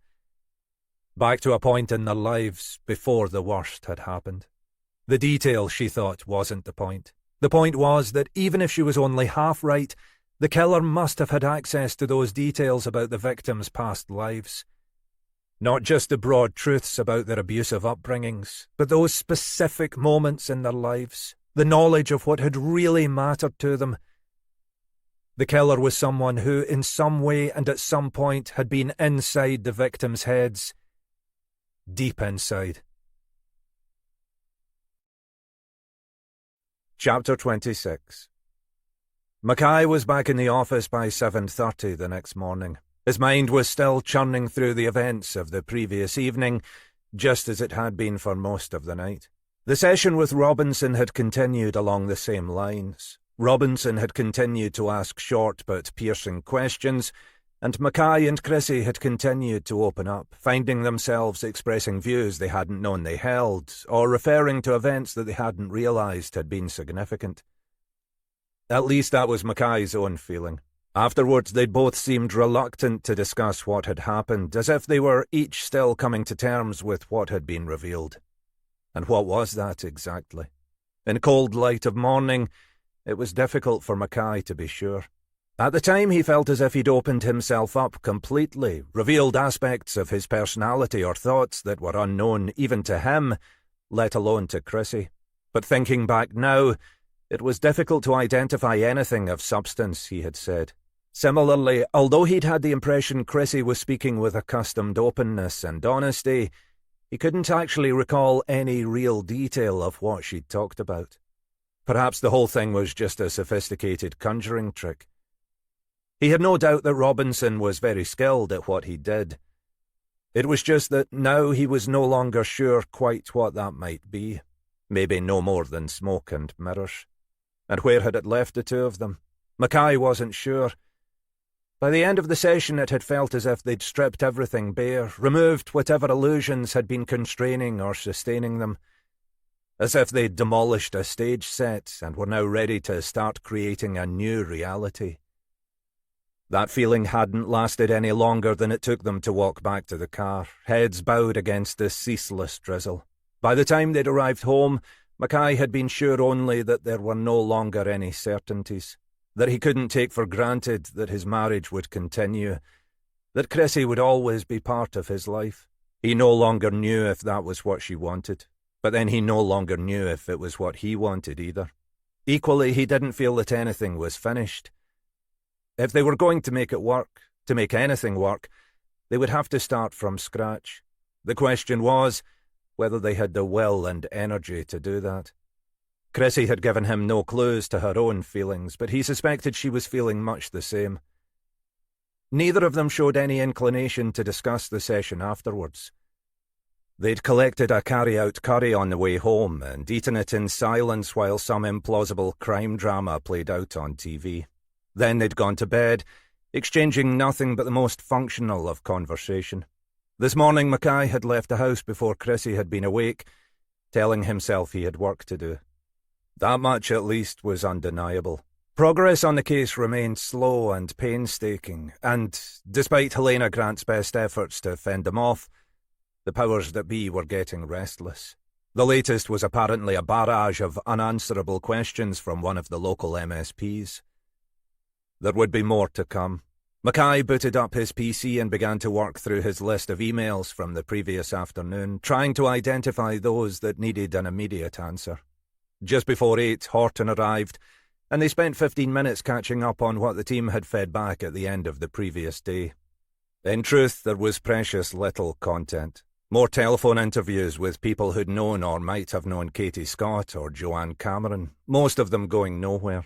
From the contacts made to date, neither seemed to have had any close friends, and their workmates and other acquaintances were able to offer few insights beyond what was already known. So far, the contacts mentioned in Katie Scott's text to her mother had proved either elusive or uninformative. They were beginning to discuss Horton's thoughts from the previous evening when Mackay's mobile buzzed on his desk. He glanced at the screen, a number he didn't recognise. D.I. Mackay, this is Kelly Armstrong from the Clutie Well. You're the wee lass who found the body. That's me, she said. Well, Greg found the body. Aye, well, you both coped very well. Must have been a shock. What can I do for you? You said to call if we had anything else to tell you. Mackay looked up at Horton, who was clearly following the dialogue. Aye, and do you? There was a pause. Well, not as such, and I'm not sure if you're the right person to contact. But, well, something's happened, and I'm not sure if it's significant. Go on. Kelly recounted her experience in the Caledonian bar the previous day. You see, I thought I'd better tell you because... Because Lizzie Hamilton worked there, Mackay said. Well, yes, but I didn't think you'd... Make the connection. Aye, well, that case is still lingering like a bad smell around here. Tell me again what Gorman said to you. It wasn't just yesterday. He's come back to this 2 or 3 times while I was working there. He kept saying things like, she just left and it was nothing to do with me. You think he might be protesting too much? That's the way it felt. It just seemed odd the way he kept coming back to it. Then yesterday when he tried... Aye, I understand, lass. We can follow that up anyway, assuming you want us to. What will it involve? We'll take a statement from you. We'll interview Gorman. We'll consider whether to recommend further action. What's likely to happen? To be honest, it's going to be difficult to make anything stick. At the end of the day, it'll be your word against his. I'm assuming there are no signs of any assault. No bruising or anything of that kind. I don't think so, she said. Like I say, he just grabbed my shoulders. Sounds like he's the one who came off worst, Mackay said. So well done you.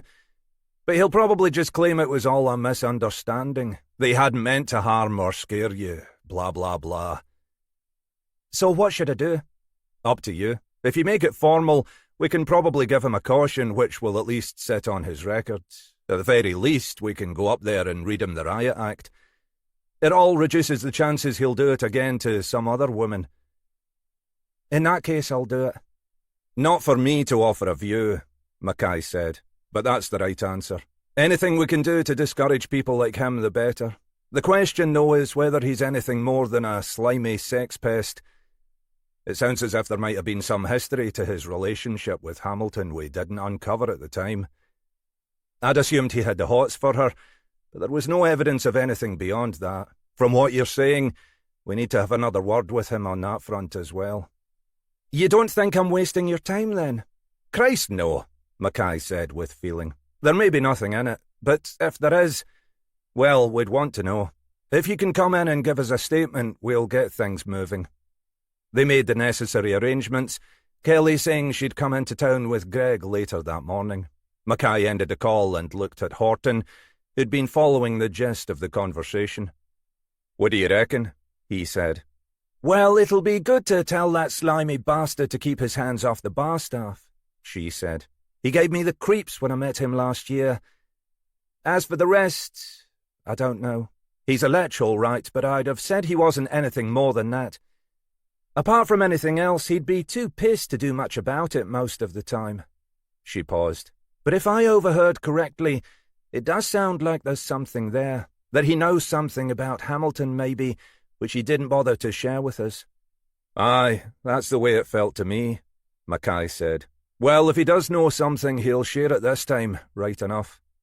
She was watching him carefully, knowing the way Mackay tended to think. "You think this has anything to do with our killings?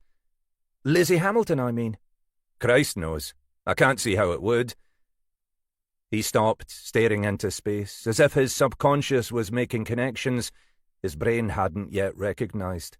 But then, like we've said before, it might be that she fits the pattern.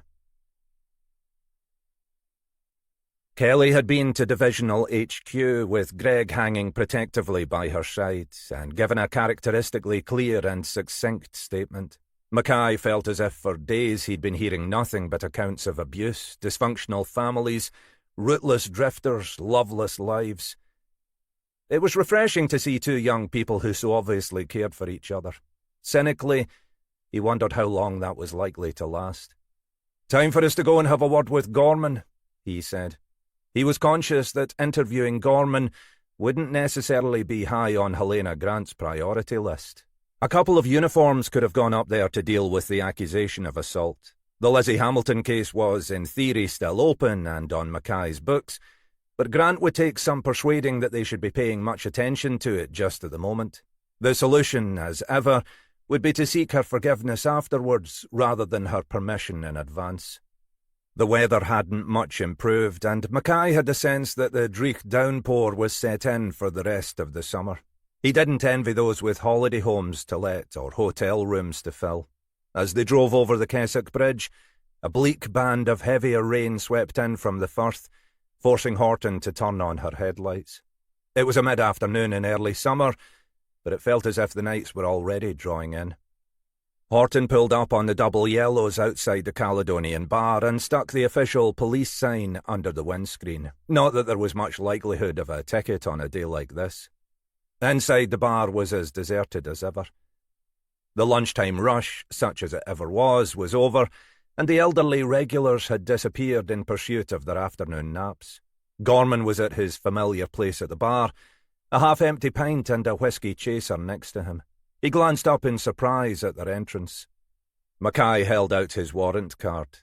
"You remember us, Mr. Gorman? We met last year, D.I. Mackay and D.C. Horton."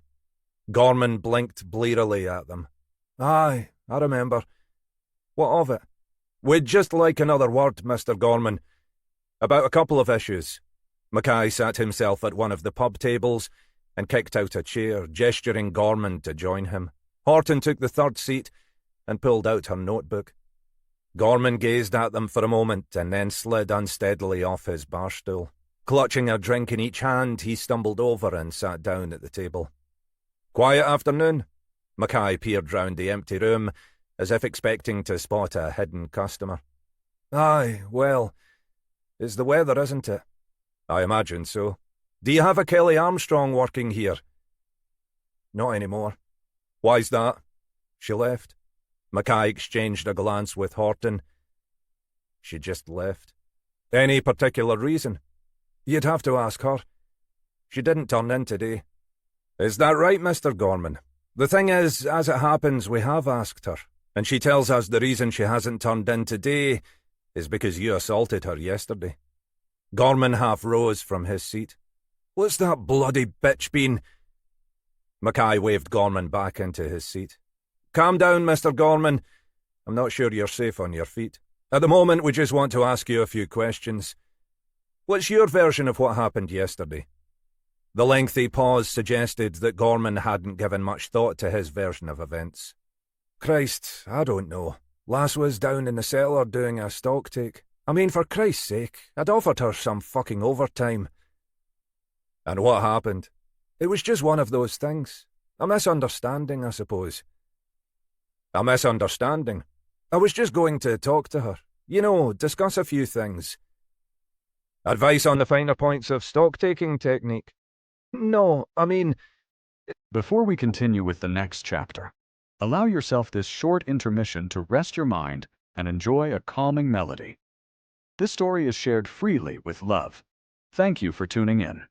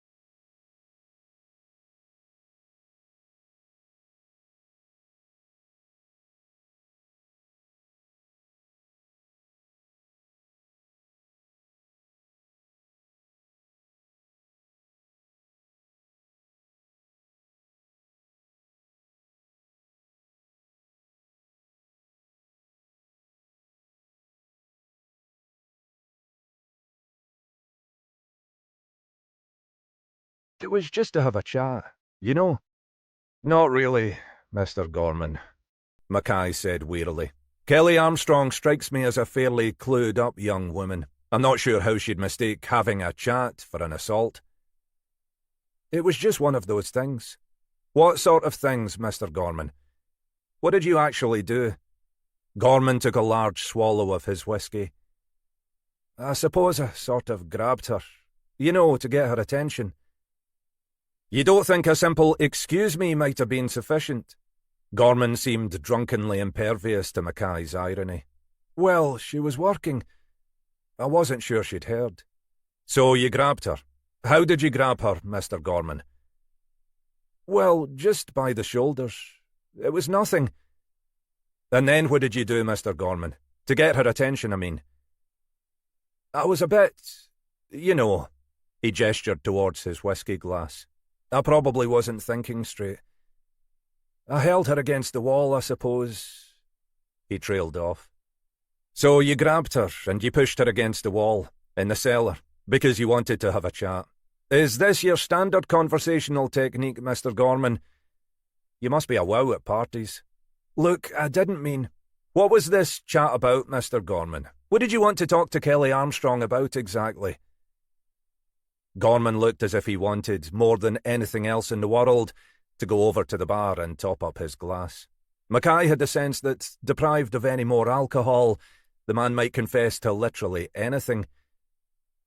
Just, you know, stuff. Stuff? Mackay spat out the word. What sort of stuff would you want to talk to a young woman about, Mr. Gorman? What sort of stuff might you have in common? Gorman swallowed the last of his whiskey and said, She'd been asking about the woman who used to work here. The one who went missing. Lizzie Hamilton? Aye, Lizzie Hamilton. Why was Kelly Armstrong interested in Lizzie Hamilton? You'd have to ask her that. Gorman stopped and laughed mirthlessly. Oh, don't tell me. You already have. She'd reckoned she knew Lizzie. There was nothing I could tell her. Lizzie Hamilton just left. That right? Mackay said. The same way you reckoned Kelly Armstrong had just left when we first asked you. Did Lizzie Hamilton leave for the same reason? She just left, Gorman repeated. I don't know why. Are you sure about that? Mackay said. Kelly Armstrong left because you subjected her to a drunken assault in your cellar. Armstrong was feisty enough to fight back. Maybe Hamilton wasn't. Gorman looked up sharply, his bloodshot eyes coming into focus. "What do you mean?" "What I mean, Mr. Gorman, is that Lizzie Hamilton is still missing. No one's seen any sign of her since she supposedly walked out of your establishment nearly a year ago. She left food rotting in her fridge. She left bills unpaid. She's not used her bank account since that day, and I wonder now if maybe you know something about that." The silence was much longer this time. Gorman sat staring into his empty whiskey glass, as if hoping it might magically refill. Mackay was content to let the silence build, sensing there was something Gorman wanted to tell them. Finally, Gorman said, "I don't know. Maybe something." Mackay made no immediate response, but pushed himself slowly to his feet, picked up Gorman's glass, and took it behind the bar to top it up. He slid the filled glass across the table to Gorman. "Go on." Gorman took a grateful swallow of the spirit. "It was 4 or 5 days before she left. She sometimes used to stay behind a bit after hours and have a final drink or two with me and maybe a couple of the lads, depending who was in. Just company, you know. She liked a drink or two, did Lizzie." He took another mouthful. "Anyway, that night she seemed to have one or two too many. Not like her." "Who was in the bar that night? After hours, I mean. Who was drinking with you?" "A couple of the old guys at first. I can give you their names. But they peeled off about 11:30, so me and Lizzie knocked back a few more." "And she got drunk?" "Seemed to hit her suddenly. We'd moved on to the whiskey, but she usually handled that okay. This time she could barely sit up. Looked as if she was about to collapse at any moment. I said I'd walk her home, but she didn't even seem capable of that." "And she could normally hold her drink?" Mackay exchanged a glance with Horton. The account didn't ring true to him. He had the sense that Gorman was offering them half the story, enough to suggest he was dealing with them in good faith, but not the part that really mattered. "Aye, I was surprised. But we had been knocking it back. Maybe she hadn't eaten or something. I don't know." "So what did you do?" "I took her upstairs," Gorman said, adding hurriedly. "Not like that. Well, not really." "Not really?" "There's a spare room upstairs," Gorman said. "I use it mainly to store stuff, but there's a bed. It wasn't made up, but I thought I could put Lizzie in my bed and I could sleep in the spare room." Mackay didn't want to think about the possible state of Gorman's own bed. "Not really?" he repeated for a second time. "Aye, well, she was an attractive woman, Lizzie Hamilton. You can't blame me for thinking." "We've not made that a crime yet," Mackay said, "though I believe Holyrood are considering it." "So you took her upstairs?" "More or less carried her, aye. Dumped her on my bed." "And?" Gorman was rubbing his hands repeatedly across his face, as though trying to erase his own features. "I helped her undress a bit. To make sure she was okay, you know." "You helped her undress?" "Not completely. Just so she was comfortable. She could hardly cope herself." "Of course," Mackay said. "Then what happened?" The rubbing continued. It was as if Gorman were trying to remove some blemish from his blotchy skin. "I went back down to finish locking up and turn off the equipment and lights. When I got back up there..." He stopped suddenly, as if he'd forgotten the thread of his story. "I looked in on her to check she was all right. I was surprised, but she seemed to be awake again. When I poked my head round the door, she looked up at me and, well, beckoned me in." "She beckoned you in?" Mackay tried hard to keep any note of disbelief out of his voice. "Aye, well, I didn't know what to think, but she seemed to want me." "Is that right, Mr. Gorman?" Gorman had reddened, as if recognising how unlikely his story was sounding. "Well, you know, she was drunk. But so was I. You know what it's like." "You tell me what it's like, Mr. Gorman. What happened after that?" "Well, I went in, and it was clear what she wanted. So we... you know." "You had sexual intercourse with her?" "I suppose, yes. That's what happened." "And was she sober enough to consent to this act, Mr. Gorman?" This was from Horton, and Gorman looked genuinely startled at the intervention. Aye. He stopped and took another mouthful of whiskey. Aye. Yes, of course. I mean, we were both pretty stowshied. But yes. You're sure about that, are you? Mackay said. That's what you'd say under oath. Gorman had buried his face in his hands again. I think so, he said finally. OK, Mr. Gorman. What happened after that? I'm guessing this wasn't the start of a beautiful relationship. Aye. He hesitated, as if trying to compose the rest of the story in his addled head. She fell asleep again. I thought it best to leave her there. I went off to the spare room and slept in there. When I got up the next morning, she'd gone. But this was before she went missing. Yes, she came back to work that night, but it wasn't the same after that. She never said anything, and I never said anything. I wasn't even sure what she remembered, but she obviously knew something had happened. She'd always been a bit of a mate, but after that she just became frosty. Distant, you know. Mackay could easily imagine. Whatever the circumstances, the fact that you'd slept with Gorman would hardly be something to boast about. You think this was why she left? Gorman emptied the whiskey glass. I don't know, but I think she was embarrassed. Maybe she started looking for another job. She was always the restless type. Perhaps it was enough to spark her to move on again. Mackay stared at him for a moment, this time allowing his scepticism to show. That's what you think, is it? Look, I swear to you, I don't know where she is or what happened to her. Aye, it was probably partly my fault she moved on. But I didn't do anything to her. He shook his head, and Mackay was surprised to see tears in the man's eyes. I liked the wee lass. She was good company. I should have left it at that. Mackay pushed himself slowly to his feet. OK, Mr. Gorman. We'll stop there for the moment.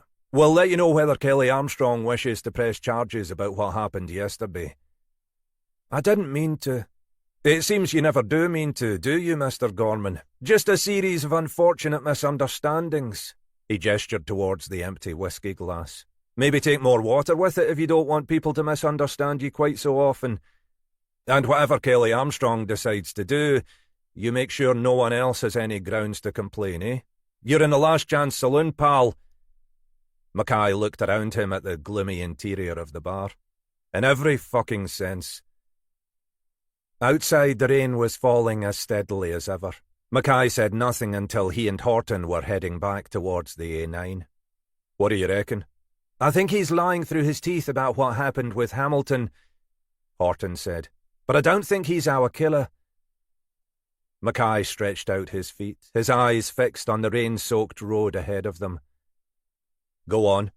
Hamilton sounds to me like a pretty seasoned drinker.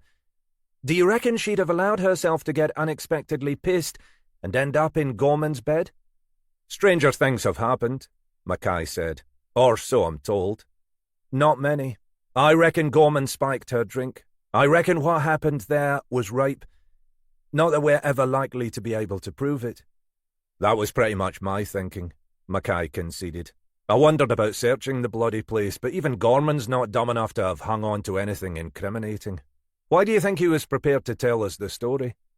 Because he wanted to get as close as he could to the truth. Convince us that whatever kind of creepy bastard he might be, he's still not a killer. And you're convinced?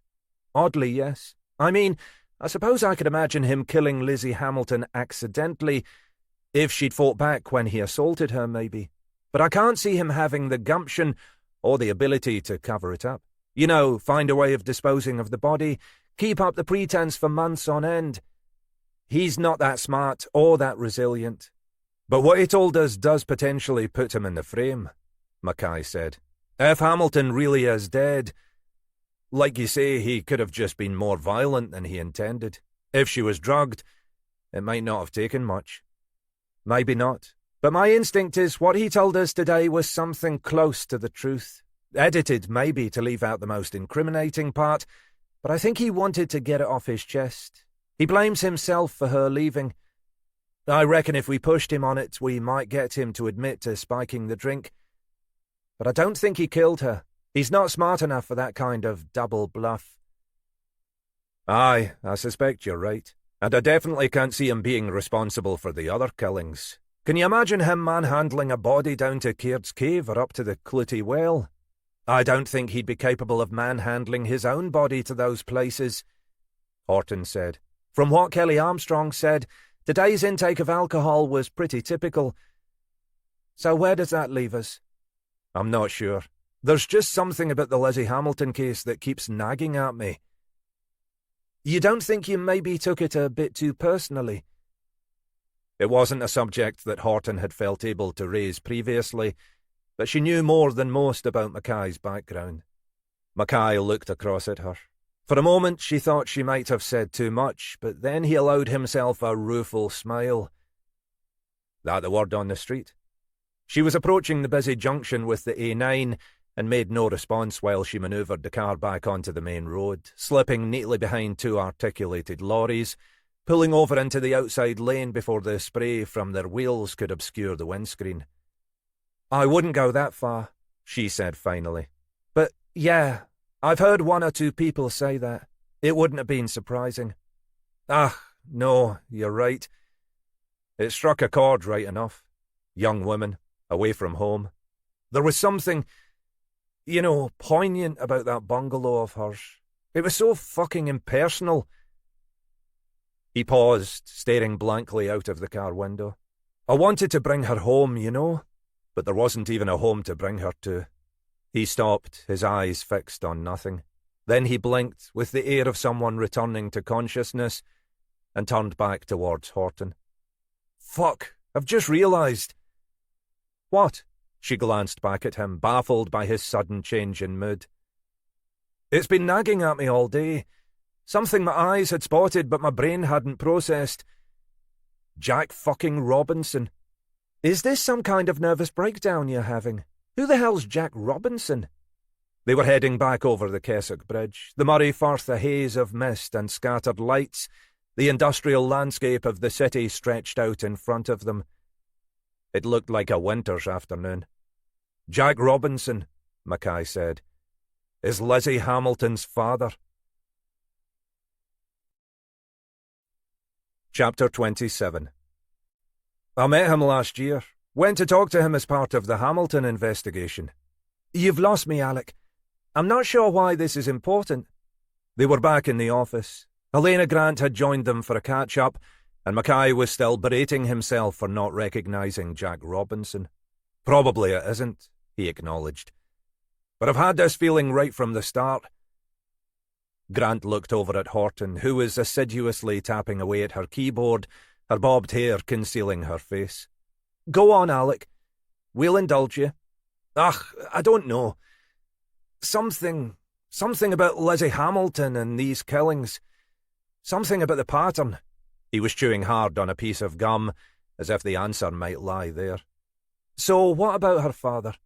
He's a counsellor, psychotherapist. Look, don't tell any other bugger, but Chrissy and I went to see him.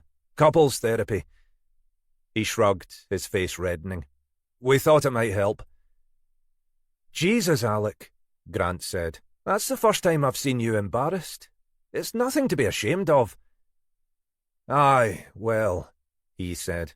You're not a middle-aged Dundonian male, are you? Not exactly, no. OK, you went to see this guy for your session, but you didn't recognise him as Hamilton's father. You know how it is. I was sure I'd met him before, but I couldn't place him. It's because he was in a completely different context. Glasses, beard, smart suit, academic, all that. My fault too. First time I met him, I had him pigeonholed as one of those wheeler-dealer types, some sort of dodgy businessman. Never imagined him with a couch and a stethoscope. He shook his head. Never put me in front of an identity parade.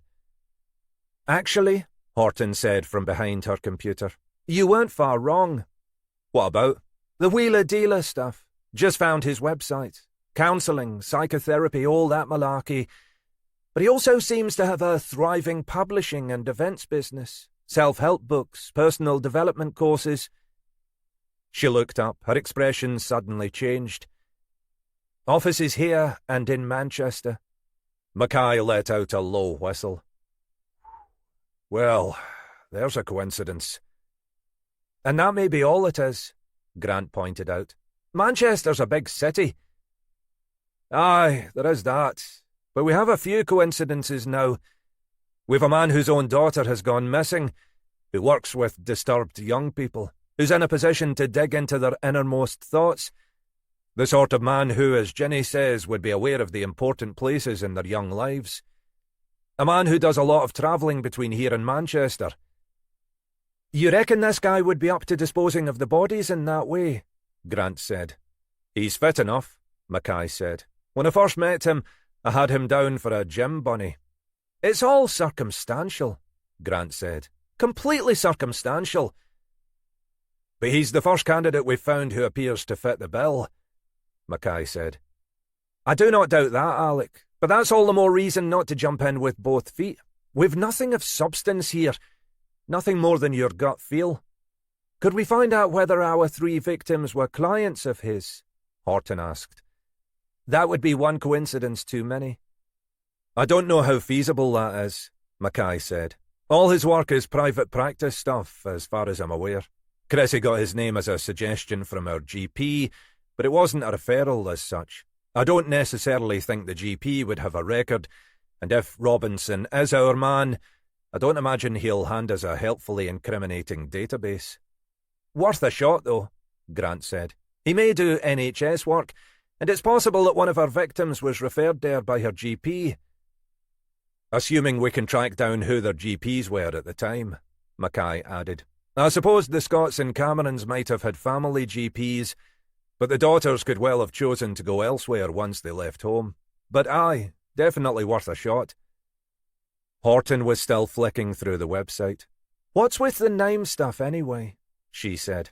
Hamilton's father wasn't called Robinson, was he? Mackay shook his head. No, that's another thing that threw me. The man I went to see was called John Robbins. I'm assuming that Jack Robinson's what do you call it? A nom de plume? More like a stage name, I reckon, Horton said. Judging from this website, he's not short of ego. Lots of well-posed images of a moody-looking Jack Robinson staring pensively into the camera. Numerous accolades from supposedly delighted clients. The sort of biog that drops all kinds of academic names without actually telling you what qualifications he's got or where he got them. His office was plastered with certificates from the University of whatever and the National Association of Please Yourself, Mackay said. I was quite intimidated. I was peering at one or two.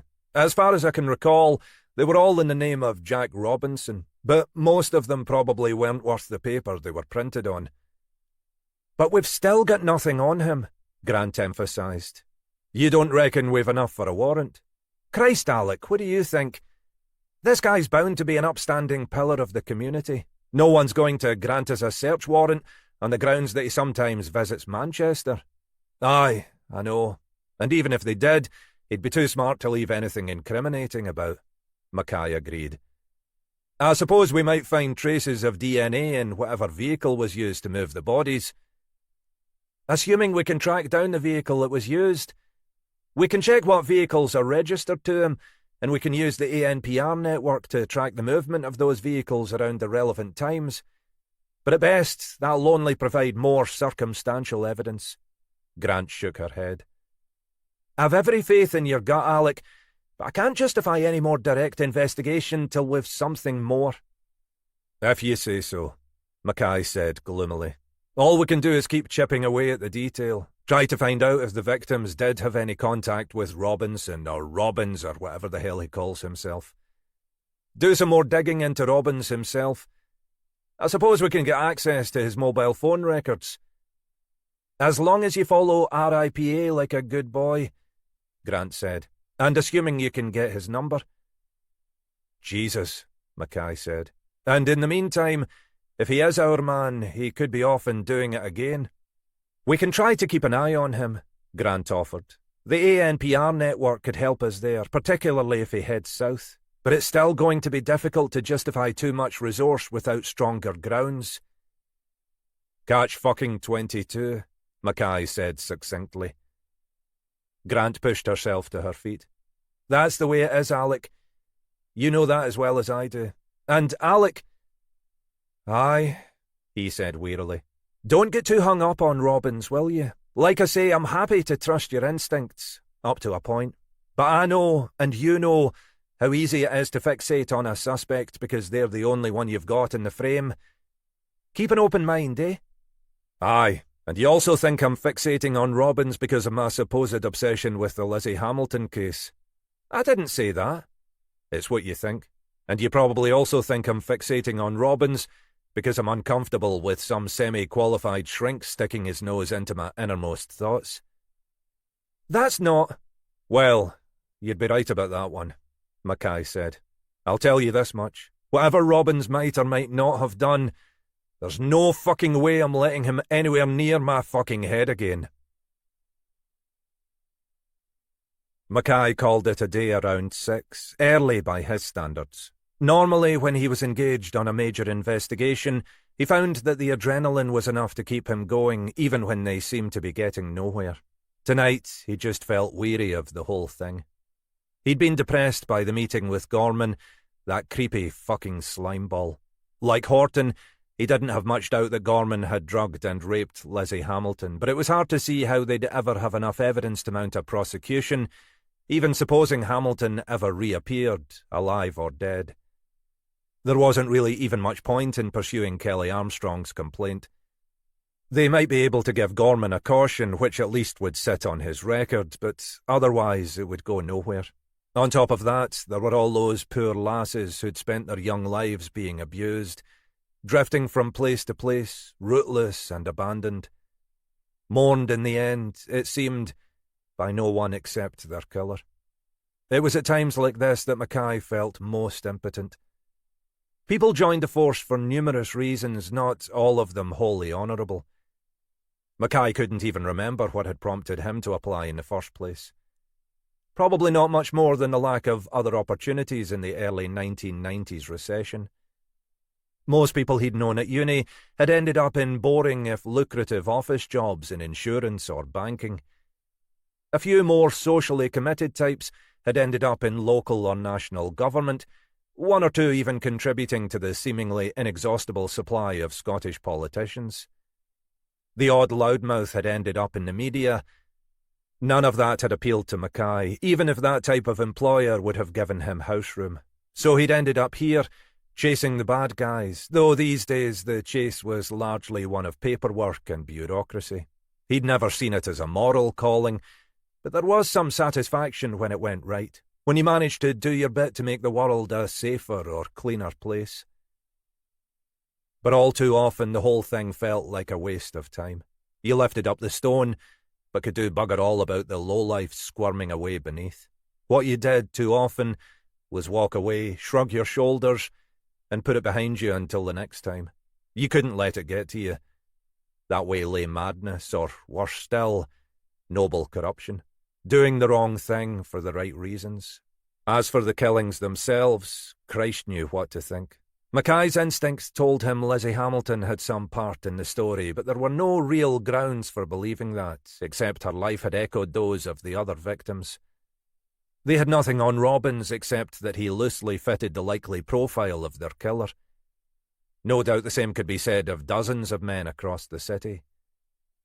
The only thing Mackay was sure of, as he'd told Helena Grant, was that he wanted no more dealings with Robbins as a therapist. A more cynical part of his mind had suggested he should continue with the sessions, observe Robbins at close quarters, gain some insights into the way the man thought or behaved. But that idea left Mackay feeling queasy for countless reasons. Apart from anything else, it would be unfair on Chrissy. If he was going to do this counselling thing, he needed to do it properly. Not play a game because of half-baked suspicions he harboured against Robbins. It didn't really matter, in this respect, whether he was right or wrong about Robbins. If he was right, well, Christ, that didn't bear thinking about.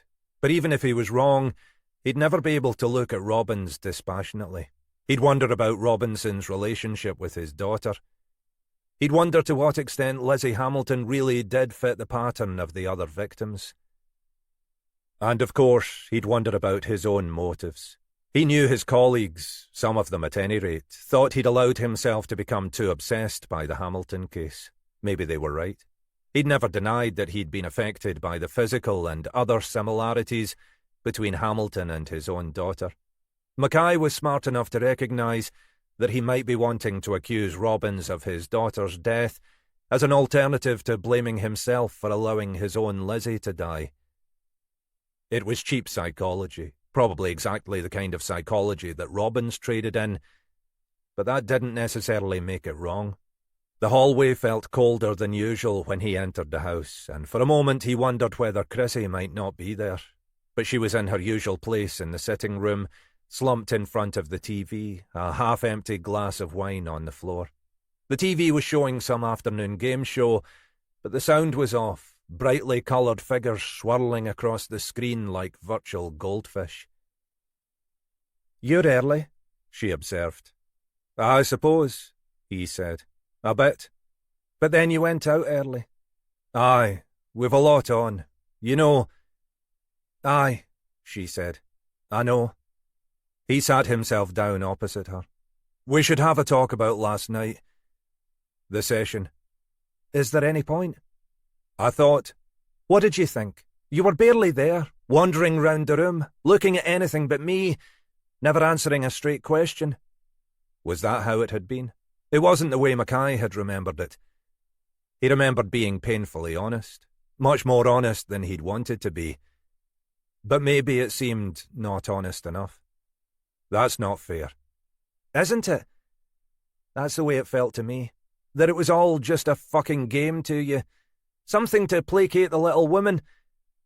I could see that was what Dr. Robinson thought. "He's not a fucking doctor," Mackay snapped. "He's a fucking quack, playing with our heads." He'd spoken without thinking, but as he said it, the words felt more accurate than he'd realised. He'd felt bamboozled by the session with Robbins, as if the man had been systematically unpicking what he thought and knew. At the end of the session, he'd felt momentarily exhilarated, as if he'd been granted a new freedom. But within minutes he'd felt... what?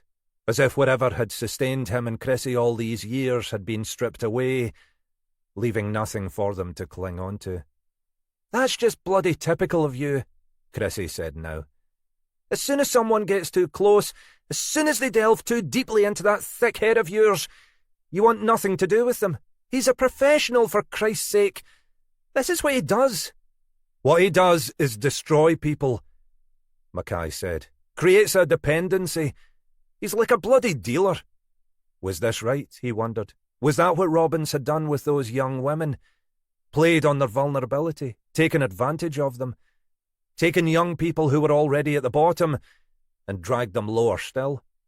"God, you're always a fucking cop, aren't you?" Chrissy said. "Always assuming the worst. You can't believe that anyone just wants to help, can you?" "Of course I can," he wanted to say. "Lots of people want to help. Lots of people are good, decent, kind. But not Robbins. Robbins is a manipulative, evil bastard. Robbins may even be a killer." He didn't even know whether any of that was true. Maybe Chrissy was right. Perhaps this was just about his own insecurities, his own anxieties. Perhaps this was just him transferring his own fucked-up reality onto an innocent man. Who knew? Who the fuck knew anything? "Look, I want to do this," he said finally. "I want to make this work. I'll do whatever it takes. But not with Robinson." She shook her head. "That's how it always is with you, isn't it? You'll do whatever it takes, except the thing in front of you. There's always some excuse, some reason to put it off until the next time." "That's not how it is." He was conscious of how feeble he sounded. "Then how is it?" "It's..." He stopped, feeling there was nothing useful he could say. "I've got concerns about Robinson," he said finally. "Professional concerns." "Oh, for fuck's sake," Chrissy said. "It always comes back down to that. You're a cop. Different rules apply. There are things you couldn't possibly share with me." "That's not how it is," he repeated, knowing that the argument, and perhaps much more than the argument, was already lost. "Oh, just fuck off, Alec. Just fuck right out of my life." He stared at her for a moment, and then turned and left the room, making a point of not slamming the door behind him. After another second's hesitation, he opened the front door and stepped back out into the chilly, damp evening. He hadn't really intended to leave. Not then, at any rate, and not like that. He'd needed a breath of air, a chance to settle his thoughts. They'd reached this point before, or something close to this point. He didn't know whether this time was different. And he didn't know, if so, whether any of this really was Robbins's fault. Now he was out here, though, he realised he didn't want to go back. There was no point. There was nothing else for them to say. Maybe that would change, but at the moment it didn't feel likely. He had nowhere else to go, so he climbed into the car and sat there, watching the drops of rain drifting slowly down the windscreen. Still feeling at a loss, he turned on the ignition and backed the car slowly out into the road. Chapter 28. Robinson's house looked no different from the last time Mackay had been here a year before. It was a solid, respectable semi, probably built around the turn of the last century, when the city had still been a thriving port. Not an inexpensive property, Mackay guessed, by local standards. The rain was still falling, not heavy but persistent, though Mackay felt oblivious to the damp on his hands and face. He pressed the bell. A moment passed before the door was opened. It occurred to Mackay now that he had no idea of Robbins's domestic circumstances, whether there was likely to be anyone else in the house.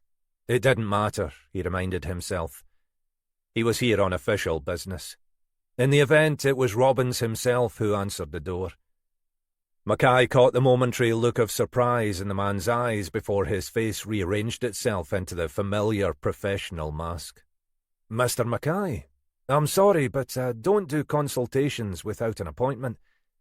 And when I'm dealing with couples, I make a point of not seeing either partner alone, except at my instigation." Taking control of the situation, Mackay thought.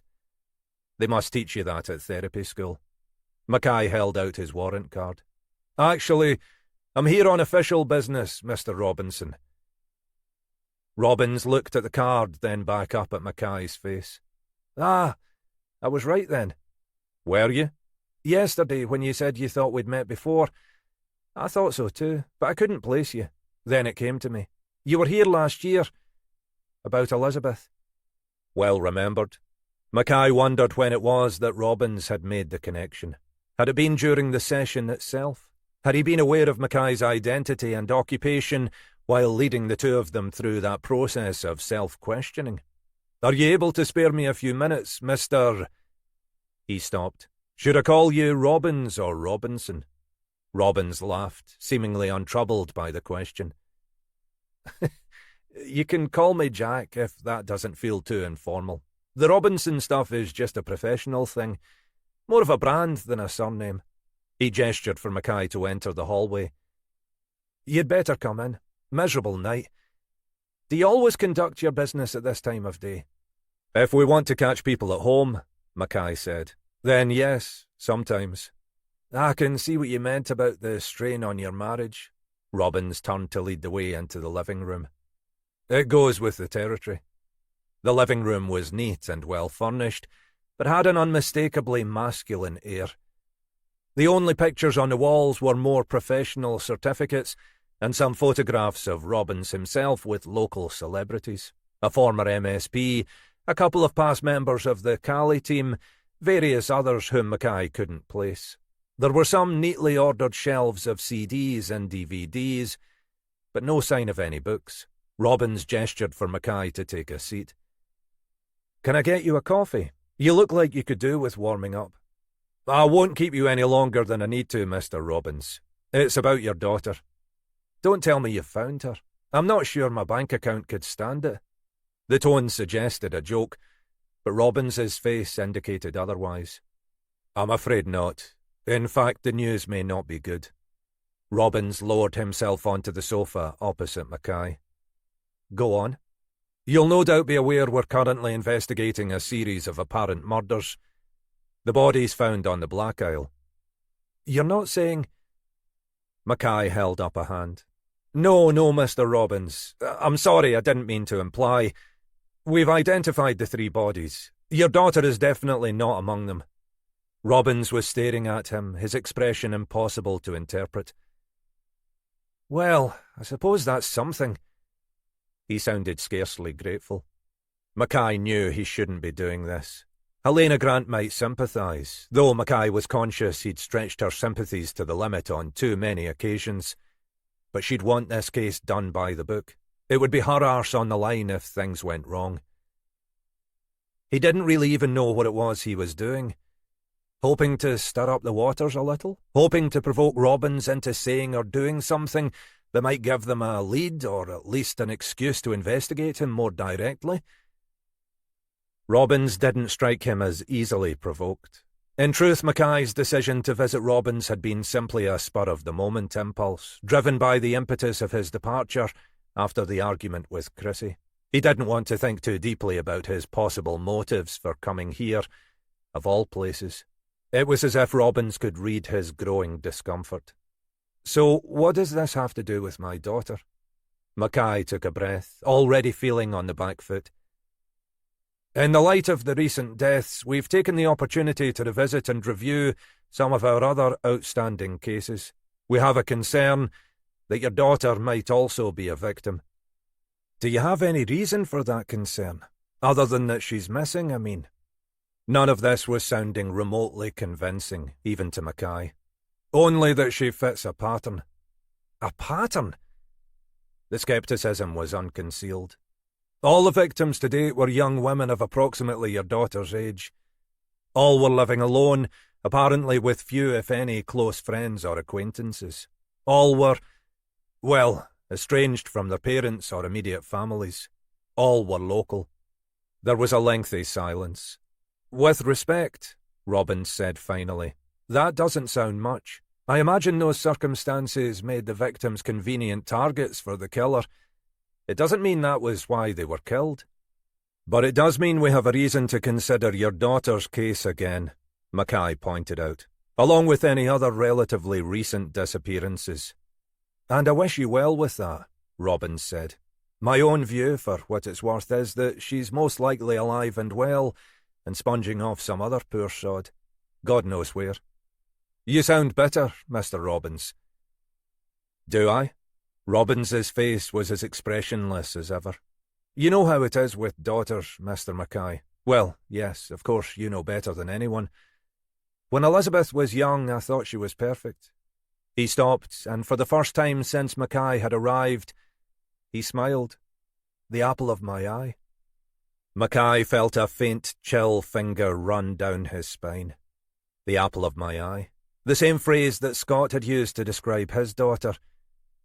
You know what it's like between fathers and daughters.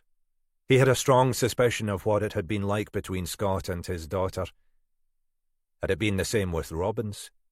We were as close as could be, Robbins went on, and for the first time there was a note of genuine emotion in his voice, especially in those years after her mother died. I'm sorry, Mackay said, though unsure what he should be sorry about. It was a long time ago. Cancer. Elizabeth was very small. Not even at school. I did my best to make everything all right for us. To keep her close. Then she grew up. It happens, Mackay wanted to say. It's what's supposed to happen. You have to let them go. And you can't control what happens when they do. She became a different person. Thought only of herself. Took advantage of me every way she could until I put a stop to it. Then she left and went to find someone else to take advantage of. And I imagine that's what she's still doing. His voice was flat now, toneless. I wish I could bring her back. The girl she was, I mean, not the person she is now. I wish I could bring that girl back home. He looked up at Mackay. You know what I mean, I'm sure. Mackay gazed back at him. Maybe, he said. Partly. I'd have mine back any way I could. He pushed himself to his feet, conscious that whatever his original reasons for coming here, he was getting nowhere. I won't take up any more of your time, Mr. Robbins. Robbins rose with him. To be frank, I'm still not entirely clear why you came in the first place. There was a different, more threatening edge to his voice now. Mackay had a sudden sense that he was being played with. That the last few minutes had been simply a charade, a pretense of emotion. "I just thought you should know we'll be taking another look at your daughter's case, Mr. Robbins, in the light of our current investigation. We'll probably need to talk to you again, perhaps a little more formally." "More formally? We may need more detailed background from you. We're trying to identify any links between the victims and, well, any other potential victims. Any information you might be able to provide could be useful." "You're barking up the wrong tree. Whatever Elizabeth might be, I'm sure she's not one of your victims." Mackay said nothing as he followed Robbins to the front door. Outside, the rain was still falling. "Thank you for your time, Mr. Robbins. I'm sorry to have disturbed you. We'll be in touch in due course." Mackay spoke the words automatically, then turned to look at Robbins, making one last effort to read his expression. "I think in the circumstances, it would be better if we discontinued the therapy sessions. I'm sure you agree." "Your choice, Mr. Mackay," Robbins said. His smile was bland and unrevealing. "Have you consulted with your wife about this?" Mackay gazed back at him, matching smile for smile. "In a manner of speaking," he said. "You did what?" Grant said. "Ugh, it was stupid, I know. Spur of the moment. Don't know what came over me." Mackay was sitting behind his desk, feeling like death scarcely warmed up. He'd had an awful night. In the end, after a lengthy, rain-soaked walk by the river, he'd been able to come up with no alternative other than returning home. It seemed the right thing to do, practically and emotionally. He didn't really feel he and Chrissy were at the end of the road. Not yet, not quite. He wanted to give it one more shot, and he'd find a way to do that. Mackay was certain now that, even if his own more extreme suspicions were unfounded, Robbins was the last person they needed to help them. In the end, wet and chilled, he'd driven home and let himself into the dark house. He'd waited as long as he could, sitting in the car for another hour or so to ensure Chrissy would have retired to bed. For all his good intentions, he'd concluded it would be a bad idea to face her again tonight. They'd just rehearsed the same old tensions, the familiar grievances, and they'd end up in the same place. Tomorrow, at some point, would be another day. He'd found an old duvet and slept, fully clothed, on the sofa.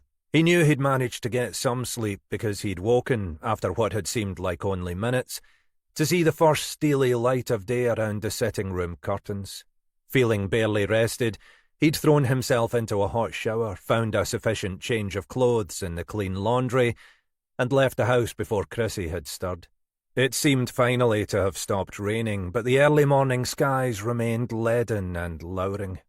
Now he was sitting here being harangued by Helena Grant, the experience not improved by the clear knowledge that she was right, and he was very much in the wrong. "You don't know what came over you?" she echoed. "The usual red fucking mist, that's what came over you, Alec. Act first and think later, if you bother to think at all." "Look, I've said I'm sorry. It was stupid, I know. I shouldn't have gone." "Of course you shouldn't have gone. I don't know what you even thought you were likely to achieve." "No, well, neither do I now. It just seemed like a good idea at the time. Stir up the waters a bit." "Christ, Alec. I told you yesterday, there are no substantive reasons to treat Robbins as a suspect. Just a few coincidences and your gut. It's not enough for us to start harassing him. I didn't harass him. I was very discreet." "Aye, I can see that, Alec. Soul of discretion, Mackay. You should put it on your business cards." "Ach, all I did was tell him we were taking another look at his daughter's case, in the light of our current investigation. See if there was a connection." "Very discreet, then. We've reason to think your daughter might be the victim of a serial killer." "Aye, Mr. Tactful."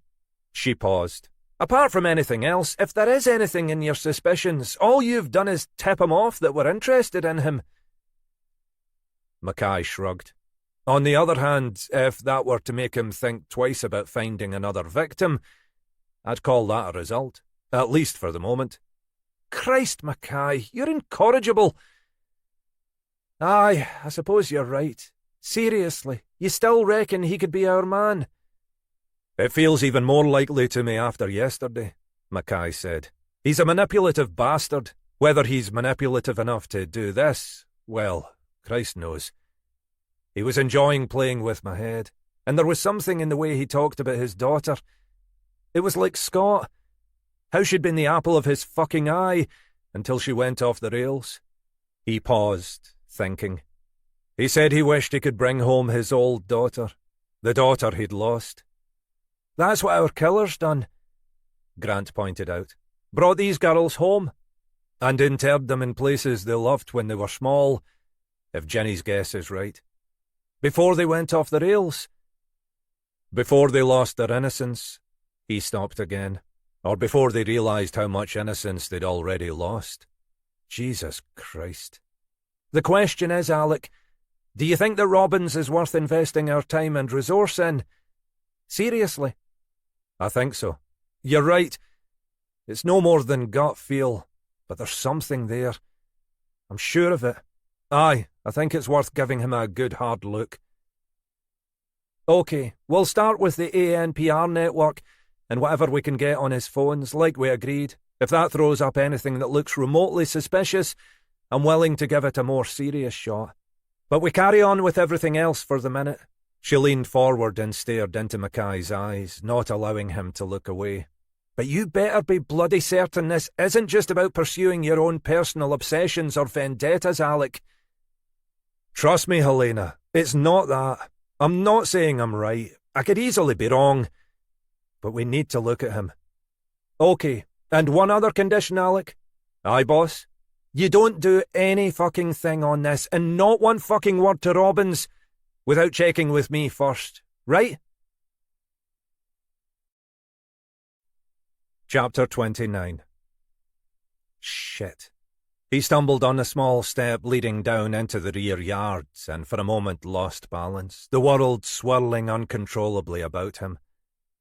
He almost fell, but reached out and grasped the doorframe, clutching tight to its reassuring solidity. Jesus.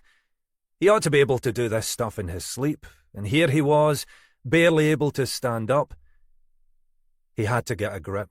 Things were getting worse in almost every imaginable way. Most of it, he knew, was due to the drinking.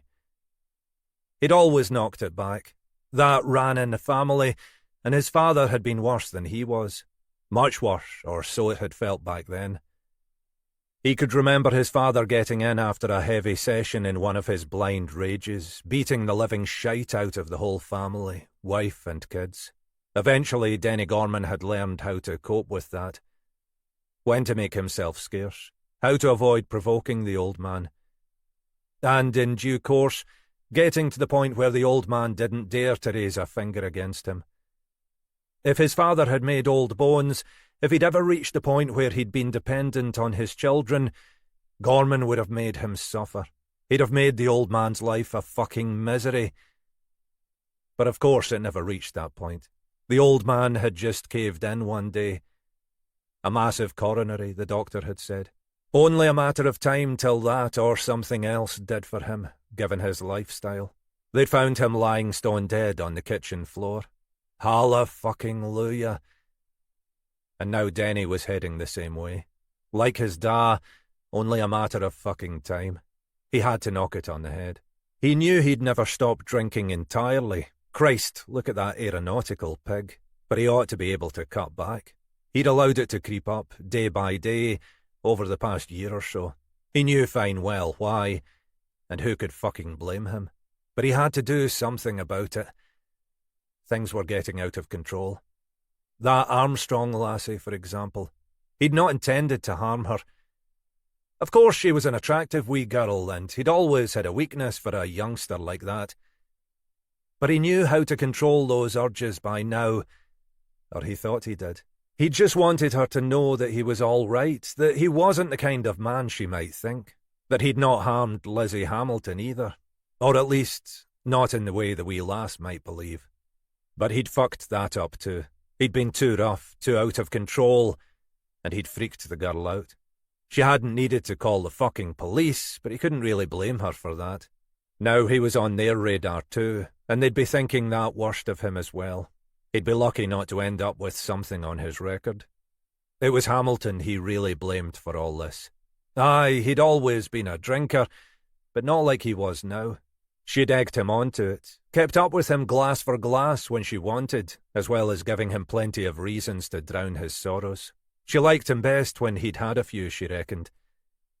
But that was just because then he became even more reckless with his money. She always knew the end of the night was the best time to screw a few more quid out of him. Things were already well and truly tits up. He was desperate for money, and the debts were mounting. Some of his suppliers were already refusing his business, and a couple were threatening legal action. In the past, he'd just about kept his head above water with this place, struggling through the winter months and dragging in enough of the tourist custom in the summer. But it had always been touch and go, and he'd been eating into the last of his redundancy money to cover any unexpected expenses. In the last year or so, business had really fallen off. Partly that was the economic climate. If this was an upturn, Christ knew what another recession would look like. Partly it was the competition. The other local hostelries offered a much more attractive proposition to the passing trade than this place ever would, and there were new cafes and bars opening that gave the tourists more and better places to go. Mainly, though, it was him. He was neglecting the place.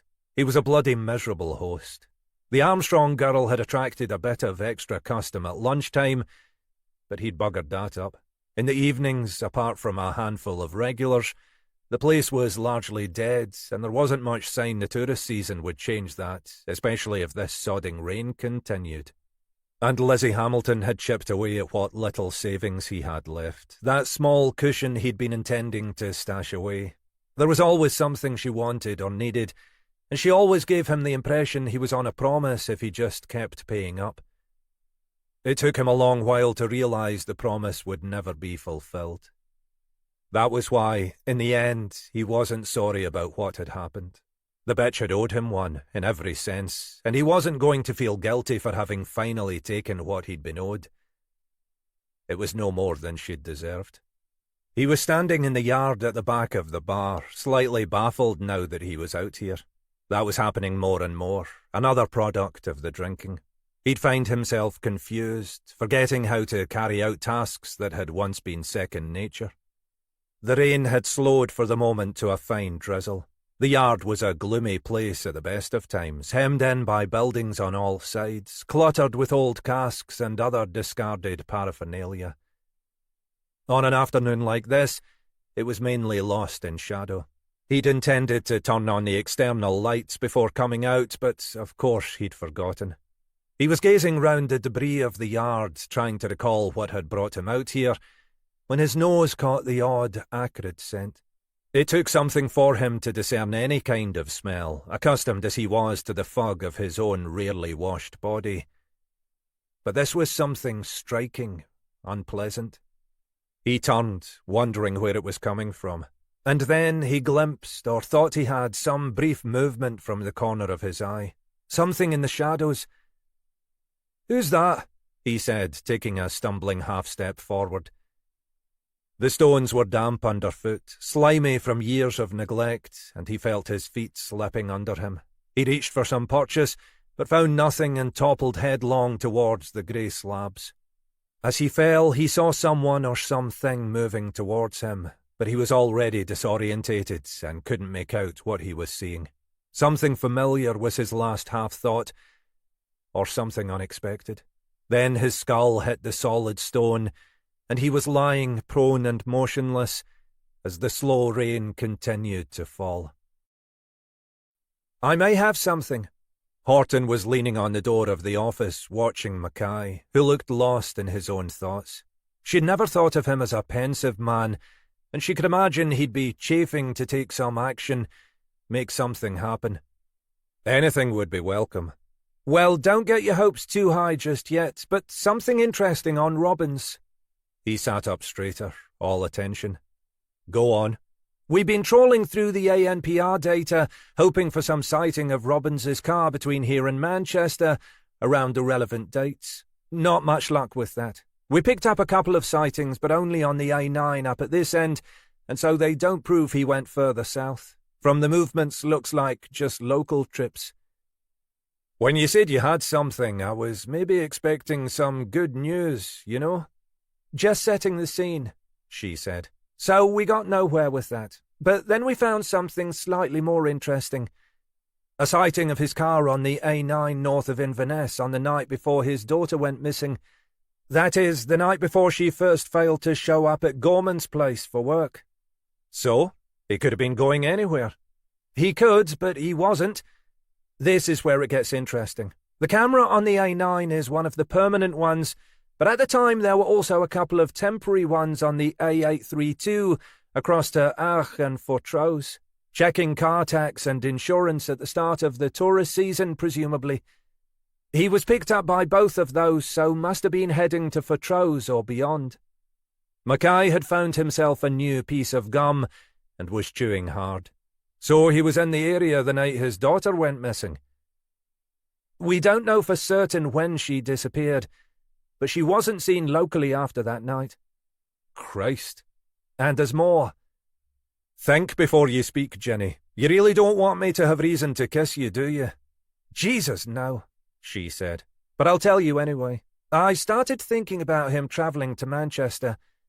I tracked back over the last year or so, looking for other sightings of his car. There were plenty. Tracked all the way down the A9, M90 across to the M74 and M6, all the way into Manchester. It's a journey he's done fairly frequently for whatever reasons, but none of the timings tie into when our victims went missing. Mackay frowned. You think there might be other victims? There may be, but that's not my point. The point is he spent a lot of time in Manchester, whether for his business or for more dubious reasons. Maybe tracking down our victims. Who knows? But he was there a lot. I've also checked flights. He also made some day trips down there by air over the same period. Doesn't prove anything though, does it? We know he's got a business office in Manchester. Could be there for countless reasons. Of course, she said slowly. But what interested me was why the only times he doesn't seem to have made a trip down there are the times our victims went missing. We know precisely when Joanne Cameron disappeared, but timings for the other two are more approximate. Even so, there are no sightings of his car in any of the relevant periods, even though he's normally up and down there at least every 2 to 3 weeks. She paused. So I got Josh Carlyle to do a bit more checking. We'd missed something. Go on. We'd been focusing on the 4x4, but Carlyle did some digging and realised there was a second vehicle, which we'd missed. It's not registered to Robbins personally. Josh thought to check the business. Jack Robinson Media or some such. It's obviously a company vehicle, at least notionally, with the business shown as registered owner and keeper. A small Ford van. So we checked on that, and guess what? According to the ANPR network, it made a trip to Manchester that fits perfectly with the Cameron disappearance.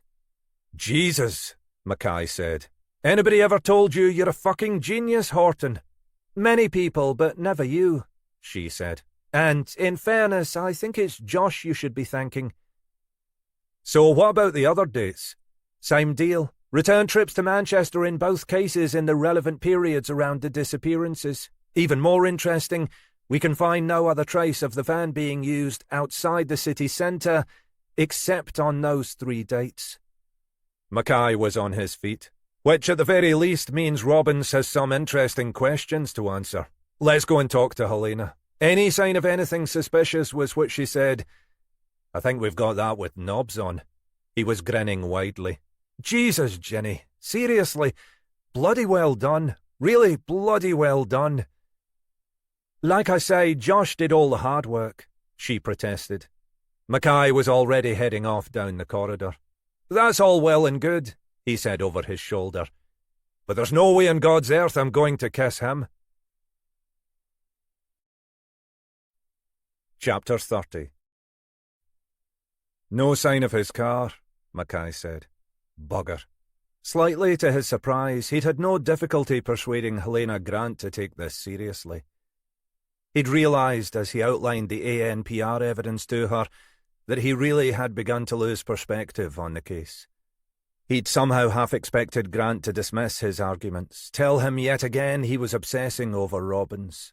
He knew, had known for a long time, he was letting his feelings interfere with his more rational judgment, and he hadn't the energy to disentangle what those feelings were, or why they mattered. He was slightly startled when Grant exclaimed, "Jesus, Alec, you were right." "You think so?" "Well, it looks that way, doesn't it? I mean, it's still circumstantial till we've checked everything out, but there's only so much you can put down to coincidence. The only times that van's been driven to Manchester tie in with the 3 murders. Be interesting to hear what story he comes up with." Mackay nodded. "Though we've done a bit more checking. It was driven to Manchester one previous time, about 9 months ago. Other than that, just a handful of sightings round Inverness." "That might just mean there's another victim we don't know about." "It might. We've only been back 12 months so far, but that's all we've found. Sounds like we've more than enough to bring Robbins in for a chat anyway." "A chat under caution?" "I'd have thought so," Grant said. "A pretty bloody formal chat."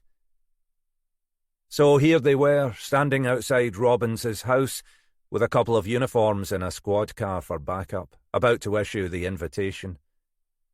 Grant had decided she ought to be in on this, and they'd left Horton back at the office still chasing down whatever evidence she could find.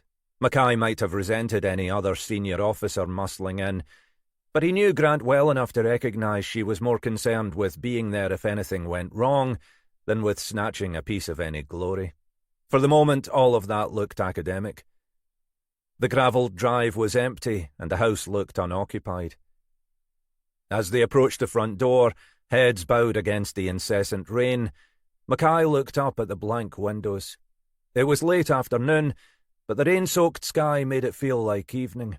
If Robbins had been here, some lights would be showing. He pressed the bell with no expectation of a response. "We can leave our 2 uniformed colleagues to alert us when he gets back," Grant said from behind him. "It's only a matter of time." "Aye, I know. I just want that bugger sitting on the other side of an interview table."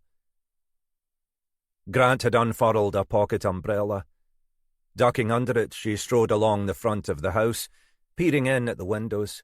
Mackay pressed the bell again, holding it down firmly. "Alec," Grant said. "Aye?" "Come and have a look at this." Her face was pressed against the sitting-room window, a hand cupped round her eyes.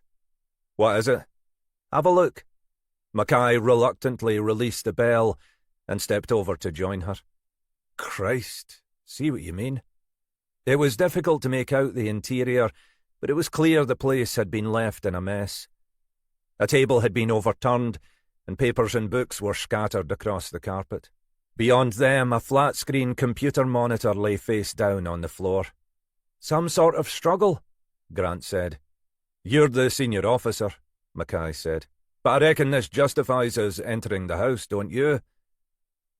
"I'm happy to take responsibility for that, Alec," she said, "as long as you take responsibility for actually getting us in there." "I'll see what I can do." The window in front of them was double-glazed and looked like it might pose a challenge. Mackay trudged back to the side of the house where a passageway led to the rear garden. Its entrance was blocked by a heavy wrought-iron gate, sealed with an equally substantial padlock. Mackay gazed at it for a moment, then said, "Ach, bugger it." He grasped the wet metal with both hands, raised a foot to the horizontal iron bar in the centre of the gate, and hoisted his wiry frame over it. "Jesus, Alec," Grant said from behind him. "You'll do yourself a mischief." He was halfway over, legs straddling the top of the gate. "If I slip now, I'll do myself more than a fucking mischief." He lifted his remaining leg over and dropped onto the path inside the gate, slipping only slightly as he landed. "Piece of cake," he said, "and I even managed not to end up on my arse." At the rear there was a large garden, laid mainly to lawn. As Mackay stepped forward, a security light clicked on, startling him momentarily. To his immediate left, there was a rear door to the house, and further along, a pair of solid-looking French windows. With no expectation of success, he tried the door. To his surprise, the handle turned, and the door opened. He stepped inside and found himself in the kitchen. A showpiece of granite work surfaces and stainless steel appliances, none of them looking much used. He clicked on the lights. "Mr. Robbins!" The pervading silence suggested the house was empty. He made his way through to the front door, half expecting it to be deadlocked. But again the door opened. If he was out, Robbins hadn't made much effort to secure the place. "That was quick," Grant said, as he admitted her into the hallway. "You've obviously missed your vocation as a housebreaker." "I'd like to claim it was down to my locksmith skills," Mackay said. "Actually, the back door was unlocked." She followed him to the entrance to the living room where he'd paused. "I think," he said, "we might want to treat this as a crime scene. Look." The room was illuminated only by the gloomy daylight from the front window, but the scene was clear enough. The disturbance to the room was more severe than it had appeared from outside. The computer had been dragged from the desk, along with a stack of files and papers. A vase lay smashed in the corner by the door, among a scattering of smaller ornaments. Not wanting to touch the light switch, Mackay pulled out a small flashlight and shone it across the carpet. There. It was a dark stain, perhaps 20 or so centimetres across. As the beam from the torch reached it, it became clear that the stain was a deep red, darkening at the edges. "Not much question," Grant agreed. "There's something else," Mackay said. "Can you smell anything?" He gestured towards the living room. "Stick your head in the door." Frowning, she did as instructed. The frown tightened into a grimace. "Christ, what's that?" "I'm no expert," Mackay said, "but I reckon it might well be chloroform. We better check out the rest of this place." It took them only a couple of minutes to search the rest of the house. Upstairs there were 3 bedrooms, one clearly used by Robbins himself, one set up as a guest room, and the third apparently used as an office and consulting room for Robbins's counselling work. And a bathroom. All were empty and undisturbed. "We need to get a bulletin out on Robbins," Grant said. "You know his car reg?" "Not off the top of my head," Mackay said, "but Jenny's got all the gen." He pulled out his phone and dialed. Grant was already heading back out to the car to call into the FCR. The phone was answered almost immediately. It sounded as if Horton was on the hands-free in the car. "Jenny?" "Alec, was just about to call you." "Where are you?" "Heading up to the Black Isle, with Mary Graham. There's been a development, though no idea what it means." "We've got what you might call a development here too. Before you tell me your troubles, have you got Robbins's car reg? We need to track him down urgently." "It's in my notebook. Hang on. Mary." He heard some background noise, presumably Mary Graham finding the notebook in Horton's cavernous handbag. Good luck with that one, he thought. But a moment later, Horton was back on the line. Mackay scribbled the registration down and hurried into the rain. "Hang on a sec, Jenny." Grant was sitting in the car with the passenger door open, talking urgently into the radio. She gave him the thumbs up as he handed over the details. The rain, which had seemed to be lessening while they'd been standing outside the house, had redoubled its force. Mackay hurried back to the house, sheltering his phone inside the hood of his rainproof jacket. "Sorry about that," he said to Horton, and told her what they'd found in Robbins's living room. She gave a low whistle. "Well, that's interesting," she said. There was silence for a second, as if she were thinking through what Mackay had just told her. "So where are you heading?" "The Caledonian Bar." "I'm guessing you're not popping in for a quick pint." "My standards aren't high," she said, "but they're higher than that." "No, we had a call-out. One of the regulars. Went in for his usual lunchtime pint, but no sign of Gorman. Didn't think much of it at first. Gorman's not the most reliable of hosts, but then a couple of others turned up, and still no sign of Gorman. Reckon they were all getting thirsty, so one of them decides to have a look for Gorman out back. Assumed he was asleep or something.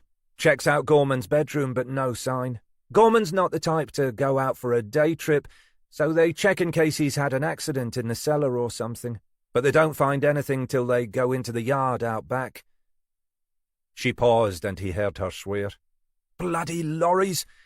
I've a good mind to take his bloody number. Sorry, nearly sideswiped off the Keswick Bridge. Gorman, he reminded her. Yeah, there's apparently a yard at the back of the pub with access to the road where Gorman takes deliveries. No sign of Gorman there either. But what they do find is one of Gorman's shoes. What? Lying there in the middle of the bloody yard, like it's fallen off his foot. So one of them talks the others into calling the police. And of course we don't take it seriously, but eventually a couple of uniforms pop in on their way past and find a pool of blood out back, which the regulars hadn't spotted. In fairness, it's pretty gloomy out there apparently, especially on a day like today. They just thought it was a puddle, but our colleagues were a bit sharper. Enough blood that even this bloody rain couldn't wash it away. What did they reckon? It's still a mystery. They did a thorough search of the place, but no other sign of him. Checked the neighbouring properties, but still nothing. They were reporting him as a misper when someone was alert enough to spot we'd interviewed him, so I got a call. She paused. Don't know if I did the right thing, but something about it set the alarm bells ringing. I persuaded them to treat the place as a crime scene, at least provisionally, so that no one tramples over it until we've had a chance to have a look. Like I say, I was about to call you. Mackay laughed. You're learning, Jenny. Forgiveness, not permission. But I think you were right. I don't know how any of this fits together, but it's another bloody odd coincidence. 2 pools of blood and 2 more missing people. Too many bloody coincidences. It makes me nervous. He turned, still talking, to see Helena Grant standing inside the front door, signalling to him. Hang on. Got the bulletin out on Robbins, she said. But I also got them to check the ANPR network while we were on. Sighting of Robbins's car on the A9 north of Inverness late this morning. Then another sighting on a temporary camera on the A832 west of Munlochy, heading east a few minutes later. No sign of it returning according to the latest data. Mackay nodded. Back on the Black Isle then. He spoke back into the phone. I don't know what's going on up there, Jenny, but I want you to be bloody careful. It looks like we have another coincidence on our hands. Chapter 31. Mary Graham pulled up outside the Caledonian bar, not worrying about the double yellows or being halfway up the pavement. It was barely 6 p.m, but the rain was coming harder than ever, and it felt like night had already fallen. The street ahead was deserted, except for one man under a flapping umbrella scurrying over to the fish and chip shop. The start of the bloody tourist season. Horton could imagine the families clustered miserably in their holiday lets and B&Bs, peering into the grey evening and wondering when the hell this was ever going to let up. She'd been afraid the uniforms would have made a big deal of securing the crime scene, envisaging the bar draped in police tape and surrounded by flashing blues. The last thing they wanted, though she didn't fool herself word wouldn't already be getting round in a small town like this. In fact, they'd handled it discreetly enough. The marked car was tucked around the corner, and they'd obviously done nothing more than lock the main bar doors and shut the wooden gates to the delivery yard. After a moment, the bar door opened a crack and a face peered out. Aye? She was about to brandish her warrant card when the door opened further. I know you. Alec Mackay's gopher. D.S. Horton to you, she said. Oh, Ginny to my friends. You were at the Clooty Well. Murray something, she recalled. Aye, come in, he said. Make yourselves at home. The 2 uniforms, Murray and another she didn't recognise, had been sitting by the doorway waiting for someone to turn up. It looked as if they'd been smart enough to minimise their impact on the crime scene, if that was what it turned out to be. The bar looked even more dreary and lifeless than when she'd visited with Mackay, as if its last spark of hospitality had finally been snuffed out. We okay to bugger off now? Murray was already gathering up his possessions. Shift finished the best part of an hour ago. Anything else useful you can tell us? Not really. You'll have seen what we reported. The pool of blood's in the yard out back. I didn't know what to do about that, or the shoe. Didn't want to disturb it if it was evidence, but didn't want this bloody downpour to remove anything that might be helpful. In the end, we found a sheet of plastic in the back and laid that over them to keep the rain off. That's the only thing we touched. Even kept our hands off the beer. Not that it was much of a temptation in this place. You did right, she agreed, though the examiners will whinge whatever we do. Aye, tell me about it, Murray said. OK, push off then, Horton said. But make sure you're both contactable if there's anything we need to check with you. She and Graham settled themselves in the corner vacated by Murray and his colleague to await the arrival of the crime scene examiner. He was, they'd been assured, on his way. No doubt at his own speed, Horton thought. In the meantime, there wasn't a lot they could do. Murray and his colleague had already checked the adjacent properties and learned that all but one, an elderly woman who'd seen and heard nothing of interest, were unoccupied during the day, their owners at work. There was little point setting any more hairs running until they'd a better idea of what had happened here. Can't even help ourselves to a bag of crisps, Graham said morosely. I'm starving. More than your job's worth, Horton agreed. Aye, and they're probably stale in this place anyway. She was about to respond when her mobile buzzed on the table. Mackay. Alec? Aye, I'm heading in your direction. Another bit of news. She could hear he was on the hands-free now, voice raised against the white noise of the car engine, the repetitive brush of the screen wipers. I told you we put out a bulletin on Robbins's car. No response to that yet, but it was tracked by the ANPR heading up to the Isle this morning. Then one of the FCR operators spotted the same reg in a call she took earlier. Some old bugger from Rosemarkie, one of those houses on the seafront, phoning up to complain that some inconsiderate bastard had left a bloody great 4x4 parked outside his house all afternoon. Operator pointed out it wasn't actually illegal to park on an unmarked public street, but the old bugger kept blethering on about how they'd taken his parking spot, so he'd had to get wet on his way back from the supermarket, and they'd just left it there blocking his view of the sea. Like there's anything to look at on a day like this. Horton reflected, not for the first time, that it was fortunate that Mackay wasn't expected to take 111 calls from the general public. You're saying this was Robbins? Aye, the old bugger had taken the number. When the bulletin came in, it rang a bell with the operator, so she checked back and... bingo. Do we know if it's still there? No idea. The operator fobbed the old bugger off with a promise we'd check it out, and then promptly stuck it at the bottom of the priority list. There were no further calls, so maybe it's moved on. Old bugger reckoned there was no sign of the driver, and he couldn't see into the back as the thing's got tinted windows. Want me to go and check it out? I can leave Mary here to hold the fort. There was a pause, filled only by the incessant background noise on the line. Aye, I suppose you can go and have a look. But I'm only 15-20 minutes away. Don't take any risks, Jenny. If there's any sign of Robbins, get the hell out and call for backup. I'm not an idiot, Alec. Aye, but you're a police officer, Jenny. We're all daft bastards when it comes to that sort of stuff. OK, call me and let me know what you find, if anything. She left Graham to watch the bar and stepped back outside. There was no sign of the rain lessening, and its force was increased by the chill wind blowing off the sea.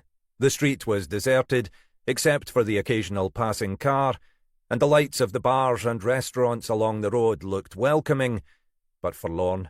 On nights like this, Horton sometimes wondered why she'd ever left the home counties, but then she knew the answer to that well enough. She took the road through the town out towards Rosemarkie. In the short open stretch between the two adjoining villages, you could normally make out the open firth, but tonight there was nothing but a haze of cloud and rain. She came downhill into Rosemarkie and took the right turn down to the seafront. Mackay had given her details of where the vehicle had been parked, down at the far end, just before the parking for the beach. As she'd expected, there was no sign of it now. The few cars parked along that end of the front were standard saloons, with nothing resembling the large 4x4 she was seeking. She parked up in one of the parallel spaces intended for visitors to the beach and dialed Mackay's number. He was either on the phone himself or in a dead spot, and the call went immediately to voicemail. She left a brief message, saying she'd found nothing, and then prepared to turn back. She hesitated for a moment, her attention caught by something in her peripheral vision. She had parked facing the sea, and whatever she'd seen, or thought she'd seen, was off to her left, further along the shore, somewhere in the area by the beach cafe. Probably just her imagination. Curious, though, she leaned over into the passenger seat and lowered the side window, peering into the rainy gloom. At first she could see nothing but the sheets of endlessly falling rain. Beyond the short row of houses to her left, the path to the beach cafe disappeared into the grey mist. The cafe itself would have closed hours ago, and was visible only as a darker silhouette. The other smaller shapes would be the wooden benches that dotted the grassed area above the beach. Then, as her eyes adjusted to the mist-shrouded twilight, she spotted it again. A flickering movement of light, the play of a torch beam on the empty beach. Horton pulled her hood back over her head and climbed out into the rain. The wind buffeted her coldly, drumming the water into her face. Who would be out there on an evening like this? She peered over the railing. The tide was rapidly coming in, the beach disappearing under the relentless encroachment of the wind-whipped waves. Even the most ardent dog-walkers would have left the beach.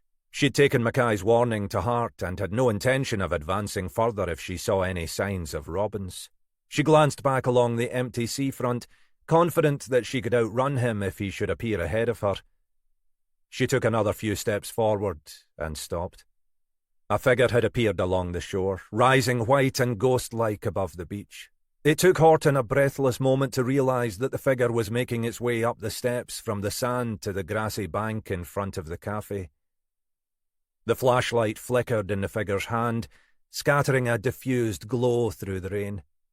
Her first thought was that it must be Robin's. Almost immediately she realised the figure was too slight. Mackay had described him as well-built and muscular, someone who looked as if he worked out. This figure was shorter and slimmer than Mackay himself. As Horton watched, the figure walked slowly and steadily across the grass, coming to a halt at one of the heavy carved benches in front of the cafe. In the teeming rain, the figure remained motionless, staring out to sea, the flashlight beam pointing vainly into the gloom. There was no other sign of life or movement. Horton walked cautiously forward, half expecting some other figure to step out of the shadows ahead. But there was nothing except the slim, pale figure on the bench. As Horton drew closer, she saw the figure was a young woman, blonde hair plastered across her gaunt white face. Horton had expected the pale clothing to be some kind of waterproof, but the woman was wearing nothing more than a sodden white blouse and a pair of pale-coloured jeans. She was soaked to the bone, but her posture suggested an indifference to the rain and cold. Horton had assumed she was still out of the woman's sight, lost in the copse of trees that lined the path, but the woman suddenly called, "Hello!" Horton froze, unsure whether the woman was addressing her or someone else. Then she realised the woman was staring directly at her. "Hello," the woman said again. Her voice was clear and loud enough to carry above the roaring of the wind and the incoming tide. "I didn't know there was anyone else here." Horton glanced back, fearful that someone was behind her. The pathway and the street beyond were deserted, stained orange by the glow of the streetlights on the rain-washed surface. "Are you all right?" The woman nodded thoughtfully. "I'm fine now," she said. "Aren't you cold?" "Not really." Horton walked cautiously towards the woman.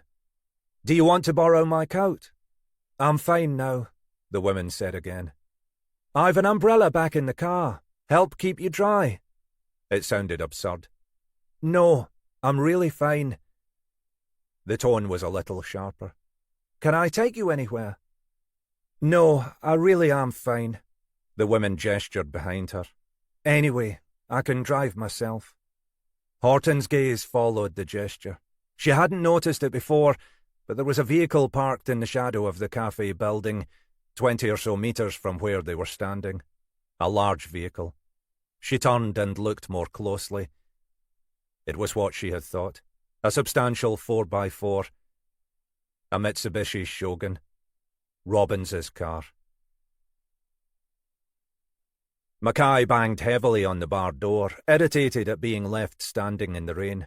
After a moment he heard the sound of the lock being unfastened inside, and the door was pulled open. "Oh," Mary Graham said. It's you, sir. You sound disappointed. What were you expecting? A visit from the Chief Constable? We're still waiting for the examiners to arrive. Ah, even more exalted company. If it's Jock Henderson, he won't be hurrying on a night like this. He followed Graham into the bar. Where's Ginny? She's still out. Graham's expression suggested that even facing the weather outside was preferable to being stuck in the Caledonian bar. Out? After your call, she went to check out this car up in Rosemarkie. Mackay looked at his watch. It had taken him longer than he'd expected to get here, his passage slowed by wet roads and low visibility after he'd left the A9. He'd picked up Horton's message confirming that there was no sign of Robbins's car, and had assumed she'd have returned by now. He thumbed her number. The number rang for a minute or so, and then cut to voicemail. How long's she been gone? She left straight after you called, Graham said. Best part of half an hour, then? Something like that. It was maybe 5 minutes to Rosemarkie, even in weather like this. Mackay called Horton's number again, but the call again rang out to voicemail. Shit, Mackay said. OK, Mary, you hold the fort here. I'm going looking for her.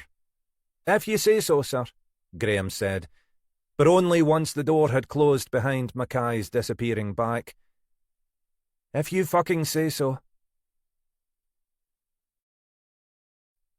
Chapter 32. Is that yours, then? Horton said, gesturing towards the Shogun parked in the shadows. Your car. She had sat herself on the heavy wooden bench next to the woman. The edges of the bench were carved with a biblical quotation and the name and dates of a local boy who died before reaching adulthood. In the dim light, it resembled nothing so much as a wooden tomb. Sort of, the woman said. It was my father's. Horton's eyes were fixed on the young woman's face. Your father's? Yes, it was his. John Robbins. The woman turned towards Horton, surprise in her eyes. You know him? Aye, I suppose you would. He always liked your type. A small smile played round her lips. My type. What's our type? Horton asked. You're troubled, aren't you? Troubled? You don't need to pretend, you know. We're all in the same position. We're all victims. Horton felt as if her blood had frozen in her veins. She had told no one of her own troubles, her own past. Not even Isla. Not properly. She'd shared some of it on 1 or 2 half-drunken nights when they'd drowned too much wine. But not the whole story. Isla didn't need that. She had plenty enough troubles in her own past. That was why they'd come up here. To put all that, or as much of it as they could, behind them. Are you a victim too, Elizabeth? You know my name, Elizabeth Hamilton said. Did he tell it you? No, Elizabeth. It's a long story. It always is, Hamilton said. You can call me Lizzie if you like. We can be friends. I want friends. We all do. Why are you sitting here, Lizzie? I'm just waiting. What are you waiting for? I've been waiting all day. For the tide. I was too late this morning. Why are you waiting for the tide? I like watching the tide. Waiting for it to come in and go out. Horton followed Lizzie Hamilton's gaze. It was scarcely possible to see anything through the thick twilight and heavily falling rain. Why are you here, Lizzie? Watching the tide, that's all. There was something in the way she spoke that Horton found unnerving. Something inexplicable, even in this absurd situation. Why are you here? She asked again. I needed to stop him. I should have done it before, long ago. It was my fault. It was always my fault. What was your fault, Lizzie? Everything was my fault. It was my fault that my mother died. It was my fault we were alone. It was my fault he couldn't help himself. You don't believe that, do you, Lizzie? You don't believe it was your fault? She shook her head, not entirely a gesture of denial. I don't know. Some of it was my fault. I could have stopped him before. The rain was dripping from the angles of her cheeks. I should have stopped him before. He's responsible for what he does, Lizzie, not you. I don't know. I'm like him. I'm too like him. She was staring out across the beach, eyes fixed on the almost invisible sea. The roar of the waves was drawing closer, crashing below them. Why don't you come with me, Lizzie? I can take you somewhere warm and dry, where you'll be safe. Then we can talk properly. Horton looked over her shoulder, conscious how vulnerable they were in this semi-dark. There was no movement other than the constant pounding of the wind and rain. I have to wait, Hamilton said. What are you waiting for? I'm waiting for the tide. Horton felt the same chill she'd experienced moments earlier. Nothing to do with the cold, wet night. Where's your father, Lizzie? Hamilton turned to face her. I'm safe now, she said. We're all safe now. You, me, all the victims. Where is he, Lizzie? Horton had half risen, peering over the grassy bank towards the beach and the encroaching sea. It was impossible to make out anything from here. He was right, Hamilton said. He was always right. After the first one, it becomes easier. It becomes part of who you are. Her gaze had shifted. She was no longer looking out to sea, but staring down across the beach. Horton walked cautiously over to where a short flight of steps led down to the path at the top of the beach. The tide was nearly in now, only a short strip of beach left exposed. Then she saw it, 20 yards away along the shore, where the rising sea hit what remained of the beach. Something long and dark, and another shape beyond it. Not stopping to think, Horton ran along the beach path and, reaching its end, jumped over the low wall onto the wet sand and shingle. She sprinted the last few metres, the ground sinking beneath her weight, the lash of the spray on her face. It was a human body, as she'd expected, face down on the wet sand, the waves already beating against its torso and legs. The arms and legs were tied, and the ropes weighted with piles of stone. Horton looked further along the beach. Another similar body, again face down, already half sunk in the rising tide. She ran to the far body first, suspecting she was already too late.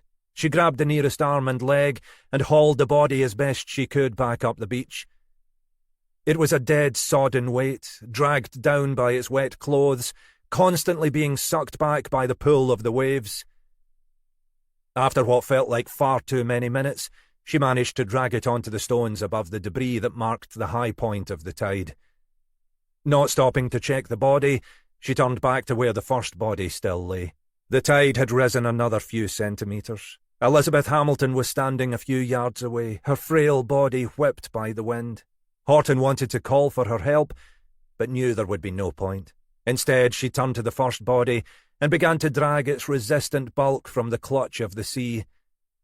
The body was weighted more heavily by the stones and its own heavy clothing, and the effort was almost too much, but slowly, inch by inch, she pulled the body away from the sea, up towards the tide line. She'd almost dragged the body to safety when she finally looked up. Hamilton was standing behind her. She was holding the flashlight at her side, its beam glittering on the wet sand and pebbles. "No," Hamilton said. "Don't listen to him. Don't believe him. We were safe. We were almost safe." And she raised the flashlight and brought it down hard against the side of Horton's head. Chapter 33. Where the bloody hell was she? Mackay pulled into the space by Horton's abandoned car and climbed out into the wet night. He'd kept calling during the short drive over, but the calls had simply rung to voicemail. Why the hell hadn't she called before buggering off on whatever fool's errand she was pursuing? Visibility was down to a few metres, and he could see nothing beyond the narrow inlet where the burn ran into the sea. "Jenny!" His voice was almost immediately whipped away by the sharp wind. With nowhere else to go, he took the path to the beach cafe, peering into the gloom for any sign of movement. There was nothing but the roar of the tide, the clatter of the wind in the trees. Then, suddenly, He saw an unexpected flash of light by the water's edge. Something moving in the near dark. With no rational thought, he began to run towards the sea, slipping and stumbling down the wet grassy bank until he reached the firmness of the beach path. It was only as he reached the end of the path that he realised what he was seeing. Out on the narrow strip of beach, two figures were struggling. The water's already around their ankles. Mackay jumped onto the sand, trying to work out exactly what was happening. One slender, ghost-like figure, pale against the roaring sea. The other, larger, bulkier, stumbling backwards, as if about to topple into the water. He dragged his own powerful flashlight from his waterproof. "Police!" Again he was conscious his voice was almost inaudible, but the shout was sufficient to cause the pale figure to turn. Almost immediately, the other figure jumped, pushing the pale figure further back up the sand. "Police! Stop!" Mackay screamed again. The bulkier figure, he realised now, was buried in a heavy, dark waterproof. Horton. "Hold her!" Horton yelled. "Just fucking hold her!" Mackay grabbed the pale figure, a slender young woman dressed only in flimsy, everyday clothes. She wriggled and almost managed to extract her slippery body from his grip, but he threw his arms around her and dragged her back up the beach onto solid ground. Horton was wrestling with something large and heavy further down the beach, dragging it away from the waves. It took Mackay a moment to realise it was a body. Still gripping the struggling woman, he watched as Horton pulled the body above the tide line. She was crouching, feeling for a pulse, and then she began pounding on the chest, trying to extract the water from its lungs. Trying, it seemed, to bring the dead back to life. She hammered at the body for what seemed an eternity, long after Mackay knew there was no chance of success. Finally she stopped and looked up at Mackay. "I was too late," she said. "Too bloody late." Almost immediately, the young woman in Mackay's arms relaxed, the fight suddenly gone from her body. "Safe then," she said. "Finally, we're all safe." Mackay wrapped Elizabeth Hamilton in his own waterproof and led her back to his car, Horton following behind. Hamilton was a passive figure now, meekly accepting Mackay's direction. Mackay looked back at Horton. "We need to get you to hospital. And this one. How are you feeling?" Horton fingered the bruise already appearing on her temple. "I'll survive. We need to get you checked."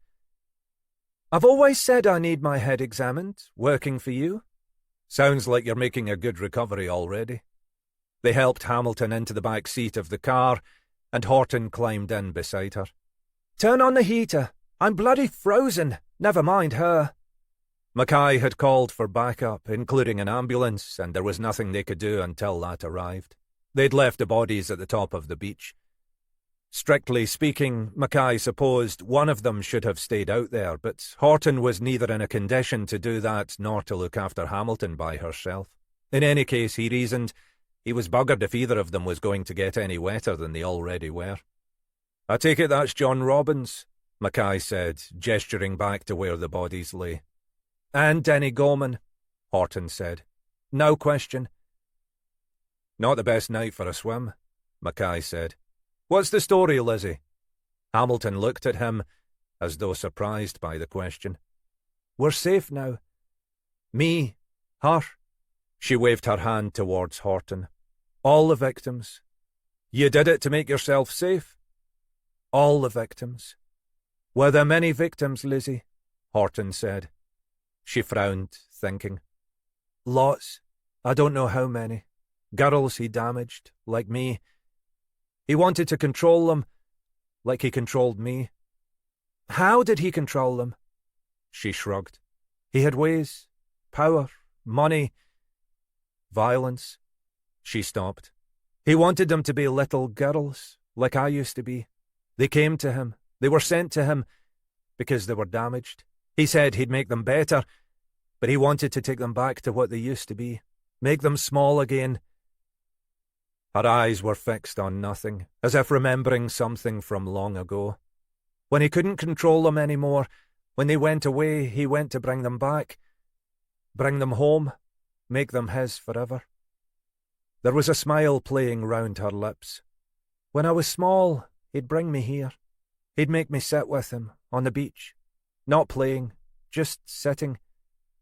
Telling me I wasn't allowed to play because I'd been naughty, even though I hadn't. Then later he'd punish me. But first I had to do what he said. Just sit and wait. She paused, the smile wider now, as if she were recalling some private joke. Watching the tide come in. Chapter 34. It was nearly midnight before Mackay arrived home. The rain had lessened slightly, but as he'd driven through the city, the sky was still fogged with drizzle. The house was in darkness. He pulled into the drive and turned off the engine, sitting for a moment to drink in the silence. The aftermath of a major case always took much longer than the investigation itself. Whatever the exact outcome here, there'd be weeks of gathering and collating evidence, preparing documentation, making sure that everyone's backsides were covered when it eventually came to court. Even the thought exhausted him, but now wasn't the best time to worry about what the next few weeks would hold. He hadn't realised till afterwards how shaken he'd been, or quite how worried about Jenny Horton. She was more than capable of looking after herself, he knew, but that had no doubt been true of most of the officers listed on the memorial plaque in HQ. You could never afford to think the worst. When it came to it, you could only assume that this time it would somehow work out all right. That would take you safely through until the time when it didn't. Horton herself had seemed unaffected by her experience. Well, of course she did. She was running on adrenaline. Maybe it would hit her tomorrow, or sometime in the future, or not at all. Who knew? They'd kept her in overnight at Raigmore for observation, though she'd repeatedly insisted she was fine to leave. The doctors were fairly certain there was no concussion, but no one was taking any chances. As Mackay had been leaving, he'd met Horton's partner, Isla, who'd turned up to spend the night sitting by the bedside. They'd met briefly at a couple of office social do's, but he couldn't claim to know her. A lawyer, Horton had said. She was a tall woman with swept-back blonde hair, more patrician in manner than Horton. Someone who wouldn't take any nonsense, Mackay thought. How is she? She insists she's fine, and I'm pretty sure she is. Docs just want to keep an eye. He was wondering whether the woman was inwardly blaming him for allowing this to happen. She's very resilient, a bit too resilient sometimes. She won't let anyone in. You know what I mean? Aye, Mackay had said. I know exactly what you mean. He left the sentence hanging, then said, Take care of her, won't you? We take care of each other. Aye. He'd had nothing else to say, so he turned and headed out towards the car park. Elizabeth Hamilton was in the same hospital, in a private ward being watched by a couple of uniforms. She'd been sedated, so they had no expectation much would happen before morning, but Mackay had wanted to take no chances. He didn't know what mental state the young woman was in. The docs had said she appeared to be in shock and had been on the verge of hypothermia when they brought her in. In the morning, assuming she was well enough, she'd be charged with the murders of John Robbins and Denny Gorman. Then perhaps they might get a clearer idea of the story. Perhaps. Mackay climbed out of the car with some reluctance. After everything, its womb-like warmth felt more enticing than entering that unlit, unloved house. He fumbled for his keys and opened the front door. He'd assumed that Chrissy would be in bed, but even as he opened the door, something about the quality of the silence told him that wasn't the case. He turned on the hall and landing lights and, without bothering to check the ground floor, made his way up the stairs. The door of the main bedroom was open and the bed was empty and undisturbed. He checked the two spares, one of them still decorated in the teenage style Lizzie had chosen before she'd left home. How many years ago? They'd packed away what few possessions she'd left behind, but never changed the wallpaper or furnishings. The downstairs rooms were equally empty, equally tidy. There was a folded sheet of paper in the middle of the kitchen table. He picked it up, but dropped it back onto the table without opening it. Time enough for that tomorrow, he thought. Time enough for everything. "So before we organise the press conference," Helena Grant said, "we are sure he's our man?" "As certain as we can be," Mackay said, already wishing that he could be more so. "In the circumstances." "It's not going to come back to bite us?" "No," Mackay said, more confidently this time. "I'm sure of that." They were in Grant's office, and for once Mackay was sitting peaceably in his chair. He looked, she thought, utterly knackered, but that was understandable enough. "Okay," she said finally. "Tell me about it." As it had turned out, Hamilton had been kept under sedation for most of the next day. She'd been running a temperature, and the medics had been worried about some kind of infection. Her condition had improved by the following evening, but the police had been dissuaded from taking any further action until she'd had another night's sleep. It had only been that morning, therefore, that Mackay had finally been able to charge her with the murders. She looked frail lying in the hospital bed, but seemed calm and unsurprised, a much more coherent figure than the shivering wee thing curled up in the back of his car 2 nights earlier. The doctors had allowed her to be interviewed, with a warning that the interview should be adjourned if Hamilton showed any significant signs of fatigue. Mackay had offered her the option of delaying the interview, but she'd seemed keen to get it over with. Horton had been released from hospital after her overnight stay and, despite Mackay's protests, had insisted on returning to work the next day. He'd known there was no point in arguing. She wanted to be there when Hamilton was interviewed, and, in the circumstances, Mackay felt she'd earned that right. "Tell us about Denny Gorman first," Mackay said. He and Horton were seated by Hamilton's hospital bed. They'd set up the recording equipment close to the bed and arranged for a solicitor to be present, but Hamilton seemed uninterested in those details. The solicitor, a local lad well accustomed to being patronised by Mackay, sat making copious notes but saying almost nothing. Hamilton took a moment before replying. As she lay there, washed and rested, Mackay was struck even more by the resemblance to his own Lizzie. The similarities were only superficial, of course. The pale hair, the slender, vulnerable-looking face and clear blue eyes. But they were sufficient that Mackay knew he'd have to control his inclination to protect her. This woman was responsible for 2 men's deaths. "He scared me," she said finally, her voice small. "Scared you how?" He was only interested in one thing. He was like that with all the women who worked in the bar. Hands everywhere. Most came and went pretty quickly. I stayed longer than most." She shook her head. "It was my fault. I shouldn't have put up with it." It would be a constant refrain in the interview. My fault. Always my fault. Later he discovered she'd said the same to Horton when the 2 women had been alone together in that rain-soaked night. It was, he imagined, what had been drilled into her head by her father. "Your fault, Lizzie. Always your fault."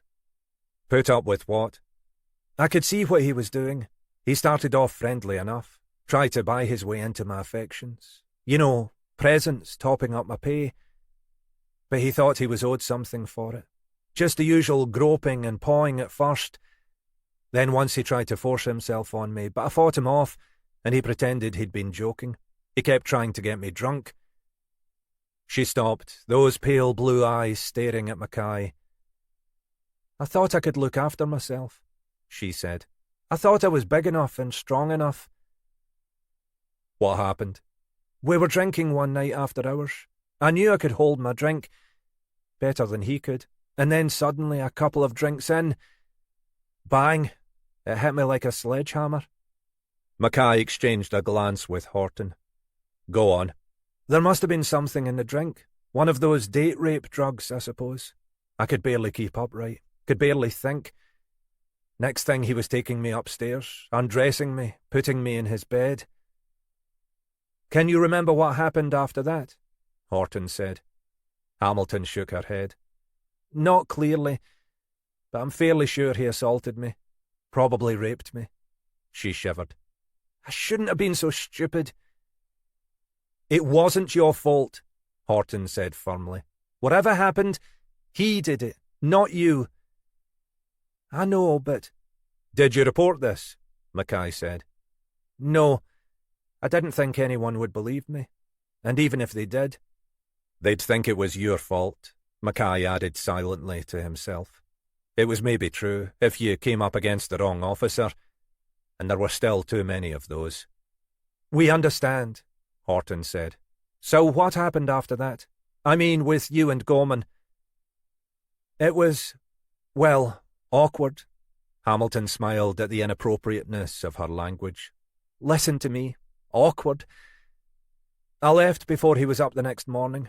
I remember going home and standing under a scalding shower trying to wash myself clean of him. But you went back to the bar. There was nothing else I could do. Not straight away. I needed the money, but we both knew, even though neither of us would say anything. I started looking for other work. There wasn't much going locally, but I thought I'd find something before long. There was a long pause, as if she was trying to find the right words. Then, a couple of weeks later, I started to think I might be pregnant. I was, well, late, you know, and if I was pregnant, there could only be one candidate. Gorman? There was no one else. I got into an almighty panic. I mean, I couldn't afford to have a child anyway, but Gorman... It was as if she was reliving that panic now, Mackay thought. The look of horror in those blue eyes. I didn't know what the hell to do. In the end, I could think of only one thing. Go on. I called my father. Chapter 35. Mackay had called a short break at that point, conscious of the emotions he could read in Hamilton's eyes. He and Horton left Hamilton with the solicitor, while they retreated to a nearby coffee vending machine to compare notes. What do you think? It ties in with what Gorman told us. Horton took a sip of her coffee and grimaced. Christ, must be kill or cure in this place. But yes, it all rings true, whether it justifies what she did. That's for the jury and judge to decide, Mackay said. All we can do is make sure we've got the facts. Unpleasant as they are. Aye, no question of that. They reconvened 5 minutes later. Hamilton looked slightly more settled, the expression in her eyes less haunted, at least for the moment. Tell us about your father. You know about my father, don't you? She said. You know all about him. We think we know something, Mackay said. Tell us what you know. Another lengthy pause. When I was small, when my mum was alive, I idolised him. I thought he was the perfect father. He used to take me down to the beach, play with me there. Rosemarkie Beach? Aye, among others. It was one of my favourites. So what happened? Mackay said. Was it when your mother died? He changed. He thought we should have looked after her better. He blamed himself, and he blamed me. I was too young to see it, but he must have gone through a bad time. I think he was drinking too much. He was made redundant. He'd been working in a managerial job for some US company who pulled out of Scotland. He didn't know what to do with himself. This was before he started the counselling work. He eventually did the training for it, used his redundancy money. It must have given him some direction. Mackay couldn't imagine she would have been aware of these issues at the time. He could imagine Robbins telling her this, justifying himself, what he did. How was he with you? She shook her head. Awful. I mean, looking back, he was abusing me. Not, sexually. Not then. Not then, from Horton. That came later, when I was older, a teenager. Mackay said, At this point? Psychological abuse, I guess you'd call it. Leaving me on my own, scaring me, piling all his own guilt onto me. And physical too. He used to spank me. He used to say I'd been bad when I hadn't. He used to make me sit silently for hours, doing nothing. Watching the tide. Involuntarily, her gaze moved away from his. That too. And then later there was the sexual abuse. Me and others. Who were the others? His patients, clients, whatever you want to call them. He built up this practice, specialising in troubled teenagers and young people, people already damaged by their backgrounds, by what had happened to them.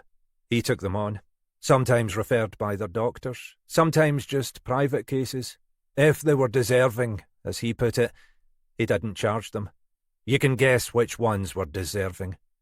The last sentence, for the first time, had a real edge of bitterness. He had a technique, she went on. I watched him do it. I realised it was what he'd done to me over the years. He took you back into the past, back to the last place, the last time you'd been really happy. And then it was as if he unpicked your whole life, everything that had happened from that point on, slowly demolished it until there was nothing left. He said it was to free you, to enable you to rebuild your life. But what it did was put you in his control, make you dependent on him. It was like he was playing with you. Mackay swallowed. It was all too recognisable. It was what Robbins had done in the session with Chrissy. He'd unpicked them, taken everything away, begun to create that dependency. No one complained. Not as far as I know, Hamilton said. When he'd had enough of them, or when they stopped playing his games, or whatever, he got rid of them.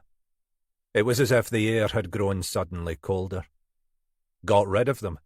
Sometimes he'd just cut them off and that would be it. But sometimes they were more persistent. He had contacts in Manchester. He was building up a subsidiary practice with some associates down there, and he'd arranged for them to move.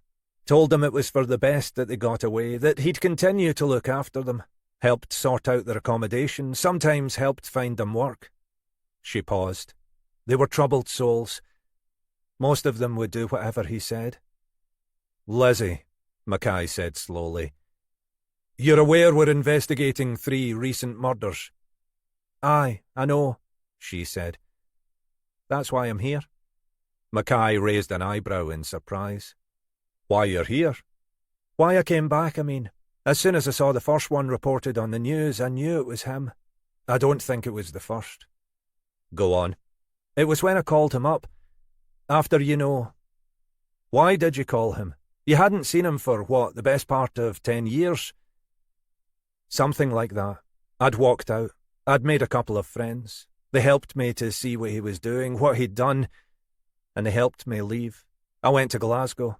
It didn't work out, not for long, but it got me away from him.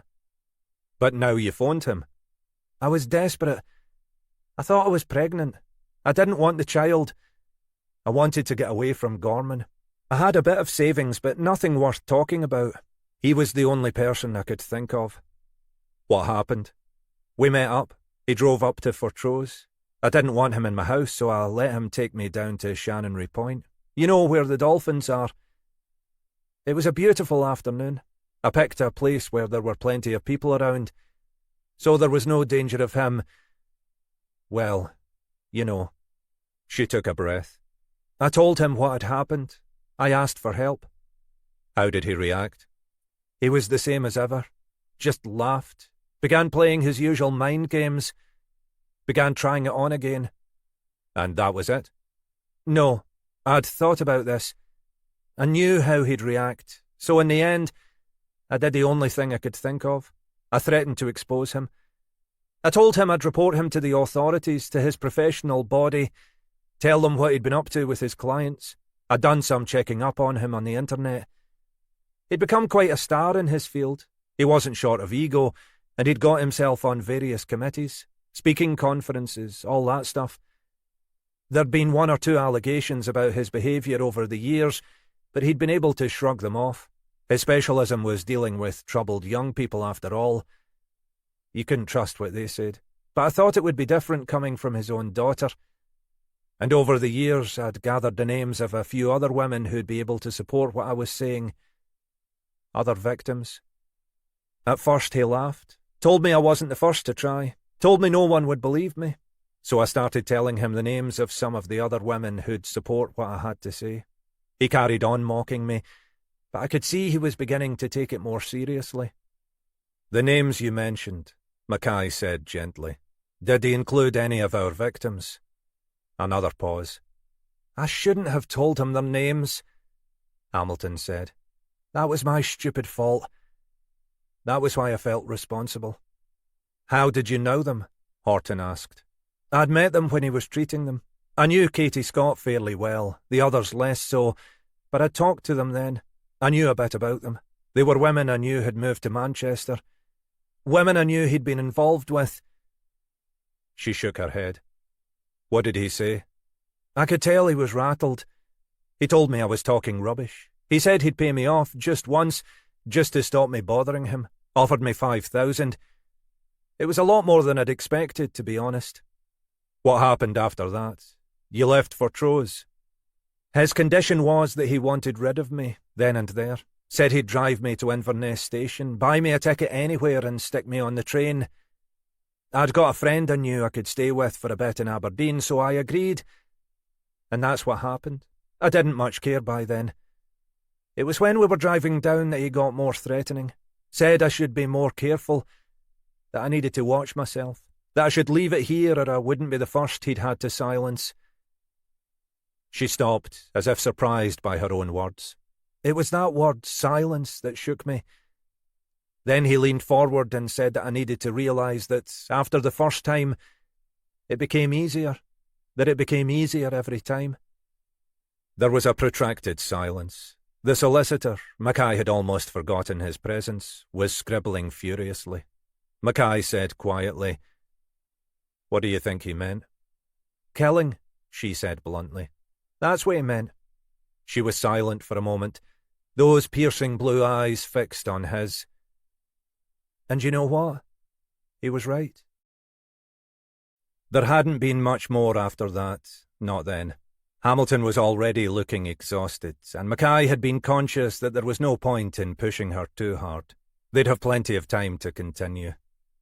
It was my fault, she said yet again, as they were finishing up. My fault they ended up dead, those poor girls. And it was all a joke to him, wasn't it? A joke? Mackay had asked. Bringing it back to where he'd started, to where they'd started, doing what he did in those sessions of his, taking them back to the places where they'd last been happy, pretending to commemorate them with those bloody candles and roses. Mackay had stood watching her, thinking. Then he'd nodded to Horton and the solicitor. We'll leave it there for now, he said. Now, a couple of hours later, sitting in front of Helena Grant, he was still thinking, Are we sure he's our man? We'd need a lot more if we were in a position to be prosecuting Robbins, he said. But that's just academic. We just need enough to be sure we're right. And we have that? We've found traces of the DNA for 2 of the victims in the old van, he said. The van was parked in a garage round the back of the house, accessible from the street behind but on Robbins's property. We know the van made trips from Inverness to Manchester, on or around the key dates. We've got Hamilton's evidence that he knew these 3 women, and we've been able to trace that one of them, Joanne Cameron, was referred to him by her GP. Any DNA in the Shogun? Can't find any. Maybe he was more careful with that, or maybe it wasn't the vehicle he used to take the body up to Caird's Cave. Who knows? You could probably do it with a standard vehicle if you were prepared to drag the body a bit further. You think it's enough? Like I say, we'd need more if we needed to make it stand up in court, but in the circumstances... He shrugged. It sounds pretty cut and dried, she said. Mackay nodded. Cut and dried. Except, he thought, for that strange moment at the end of the interview when Hamilton had mentioned the candles and roses. It had taken him a moment to realise that it was a detail they'd never released to the media. He supposed she could have picked up the information from some insider source. And if he were to ask her, he had no doubt she'd be able to conjure some story to explain how she knew. He could tell she'd registered his hesitation and had known what he was thinking. Then there was the van. It had been found in Robbins's garage, but neither of the immediate neighbours could recall seeing it being driven in recent months. He'd apparently bought it cheaply to transport equipment for the various conferences and exhibitions he'd attended. It was registered to his company, and they'd been able to trace a few sightings of it on the ANPR network, in and around Inverness, but Other than the trips to Manchester, there were no records of it further afield. They had only Hamilton's word about the trip to Inverness station. She'd claimed her father had paid cash for the ticket, so there was no way of checking whether it had really happened. What they did know, because Hamilton had told them, was that she'd stayed in Aberdeen only for a couple of weeks, until she'd received a money transfer from Robbins into an account she'd set up for the purpose. Then, having discovered she was pregnant after all, she'd returned to Inverness and found herself some lodgings and a couple of cash-in-hand jobs. And, Mackay thought cynically, perhaps found the opportunity to screw some more cash from some other lecherous mail. He knew he wasn't thinking rationally about this. It was the resemblance to his own Lizzie. No doubt, as he'd done with Chrissy, he was transferring his own guilt, wanting Hamilton to be something other than another victim. But there was something about Hamilton that reminded him of Robbins, like father, like daughter, another manipulator. Who knew if Robbins had agreed to lend her the van as a way of getting her out of his life, or even if she'd just taken it, knowing he wouldn't have the bottle to risk reporting her? And if Hamilton had possession of the van, their only real evidence against Robbins was no evidence at all. They'd found nothing in his house other than traces of the chloroform used to overcome Gorman and Robbins himself, with the remaining bottle left in the rear of the Shogun. But that didn't mean that the chloroform had belonged to Robbins. So who knew? Someone had brought those young women back, brought them back to the places where they'd last been happy, had commemorated their lives and deaths with shop-bought roses and plastic candlesticks. Maybe to silence them, maybe to frame someone else. Maybe simply to bring them home. But someone had done it. "You okay, Alec? You've been unprecedentedly quiet for at least 2 minutes. Not even an expletive." I was just thinking. Don't let it become a habit, will you? Lot on my mind, you know." "Aye. How are things at home?" "Not so good, you know." The truth was he didn't know. He hadn't been able to bring himself to open Chrissy's note before he'd left that morning. "Sorry to hear that, Alec. I mean, really sorry." She shuffled embarrassedly with her papers, wishing he'd begin his usual prowling instead of just sitting there. "Look, you in a hurry to get home tonight?" He looked up, not even sure what his answer ought to be. "Not so's you'd notice." "When I've got this bloody press conference out of the way, let's go and grab a pint, and maybe a bite to eat. You've deserved it, and I'll bloody well need it." He stared at her for a moment, surprised, and then allowed himself a grin. "Aye, why not?" The truth was that he could think of a dozen reasons why not least the question of whether he should keep this investigation open. But no one, least of all Helena Grant, would thank him for suggesting that, so just at the moment, none of them seemed worth mentioning. After all, he thought, when this was all out of the way, he'd be back with those bloody burglaries. Not to mention the whole of the rest of his life. "Aye," he said again. "Why not?" The end. You've been listening to Candles and Roses, D.I. Alec Mackay, Book 1 by Alex Walters, narrated by David McCallion, published by Quest Audiobooks, an imprint of W.F. House Limited. This recording is copyrighted by W.F. House Limited.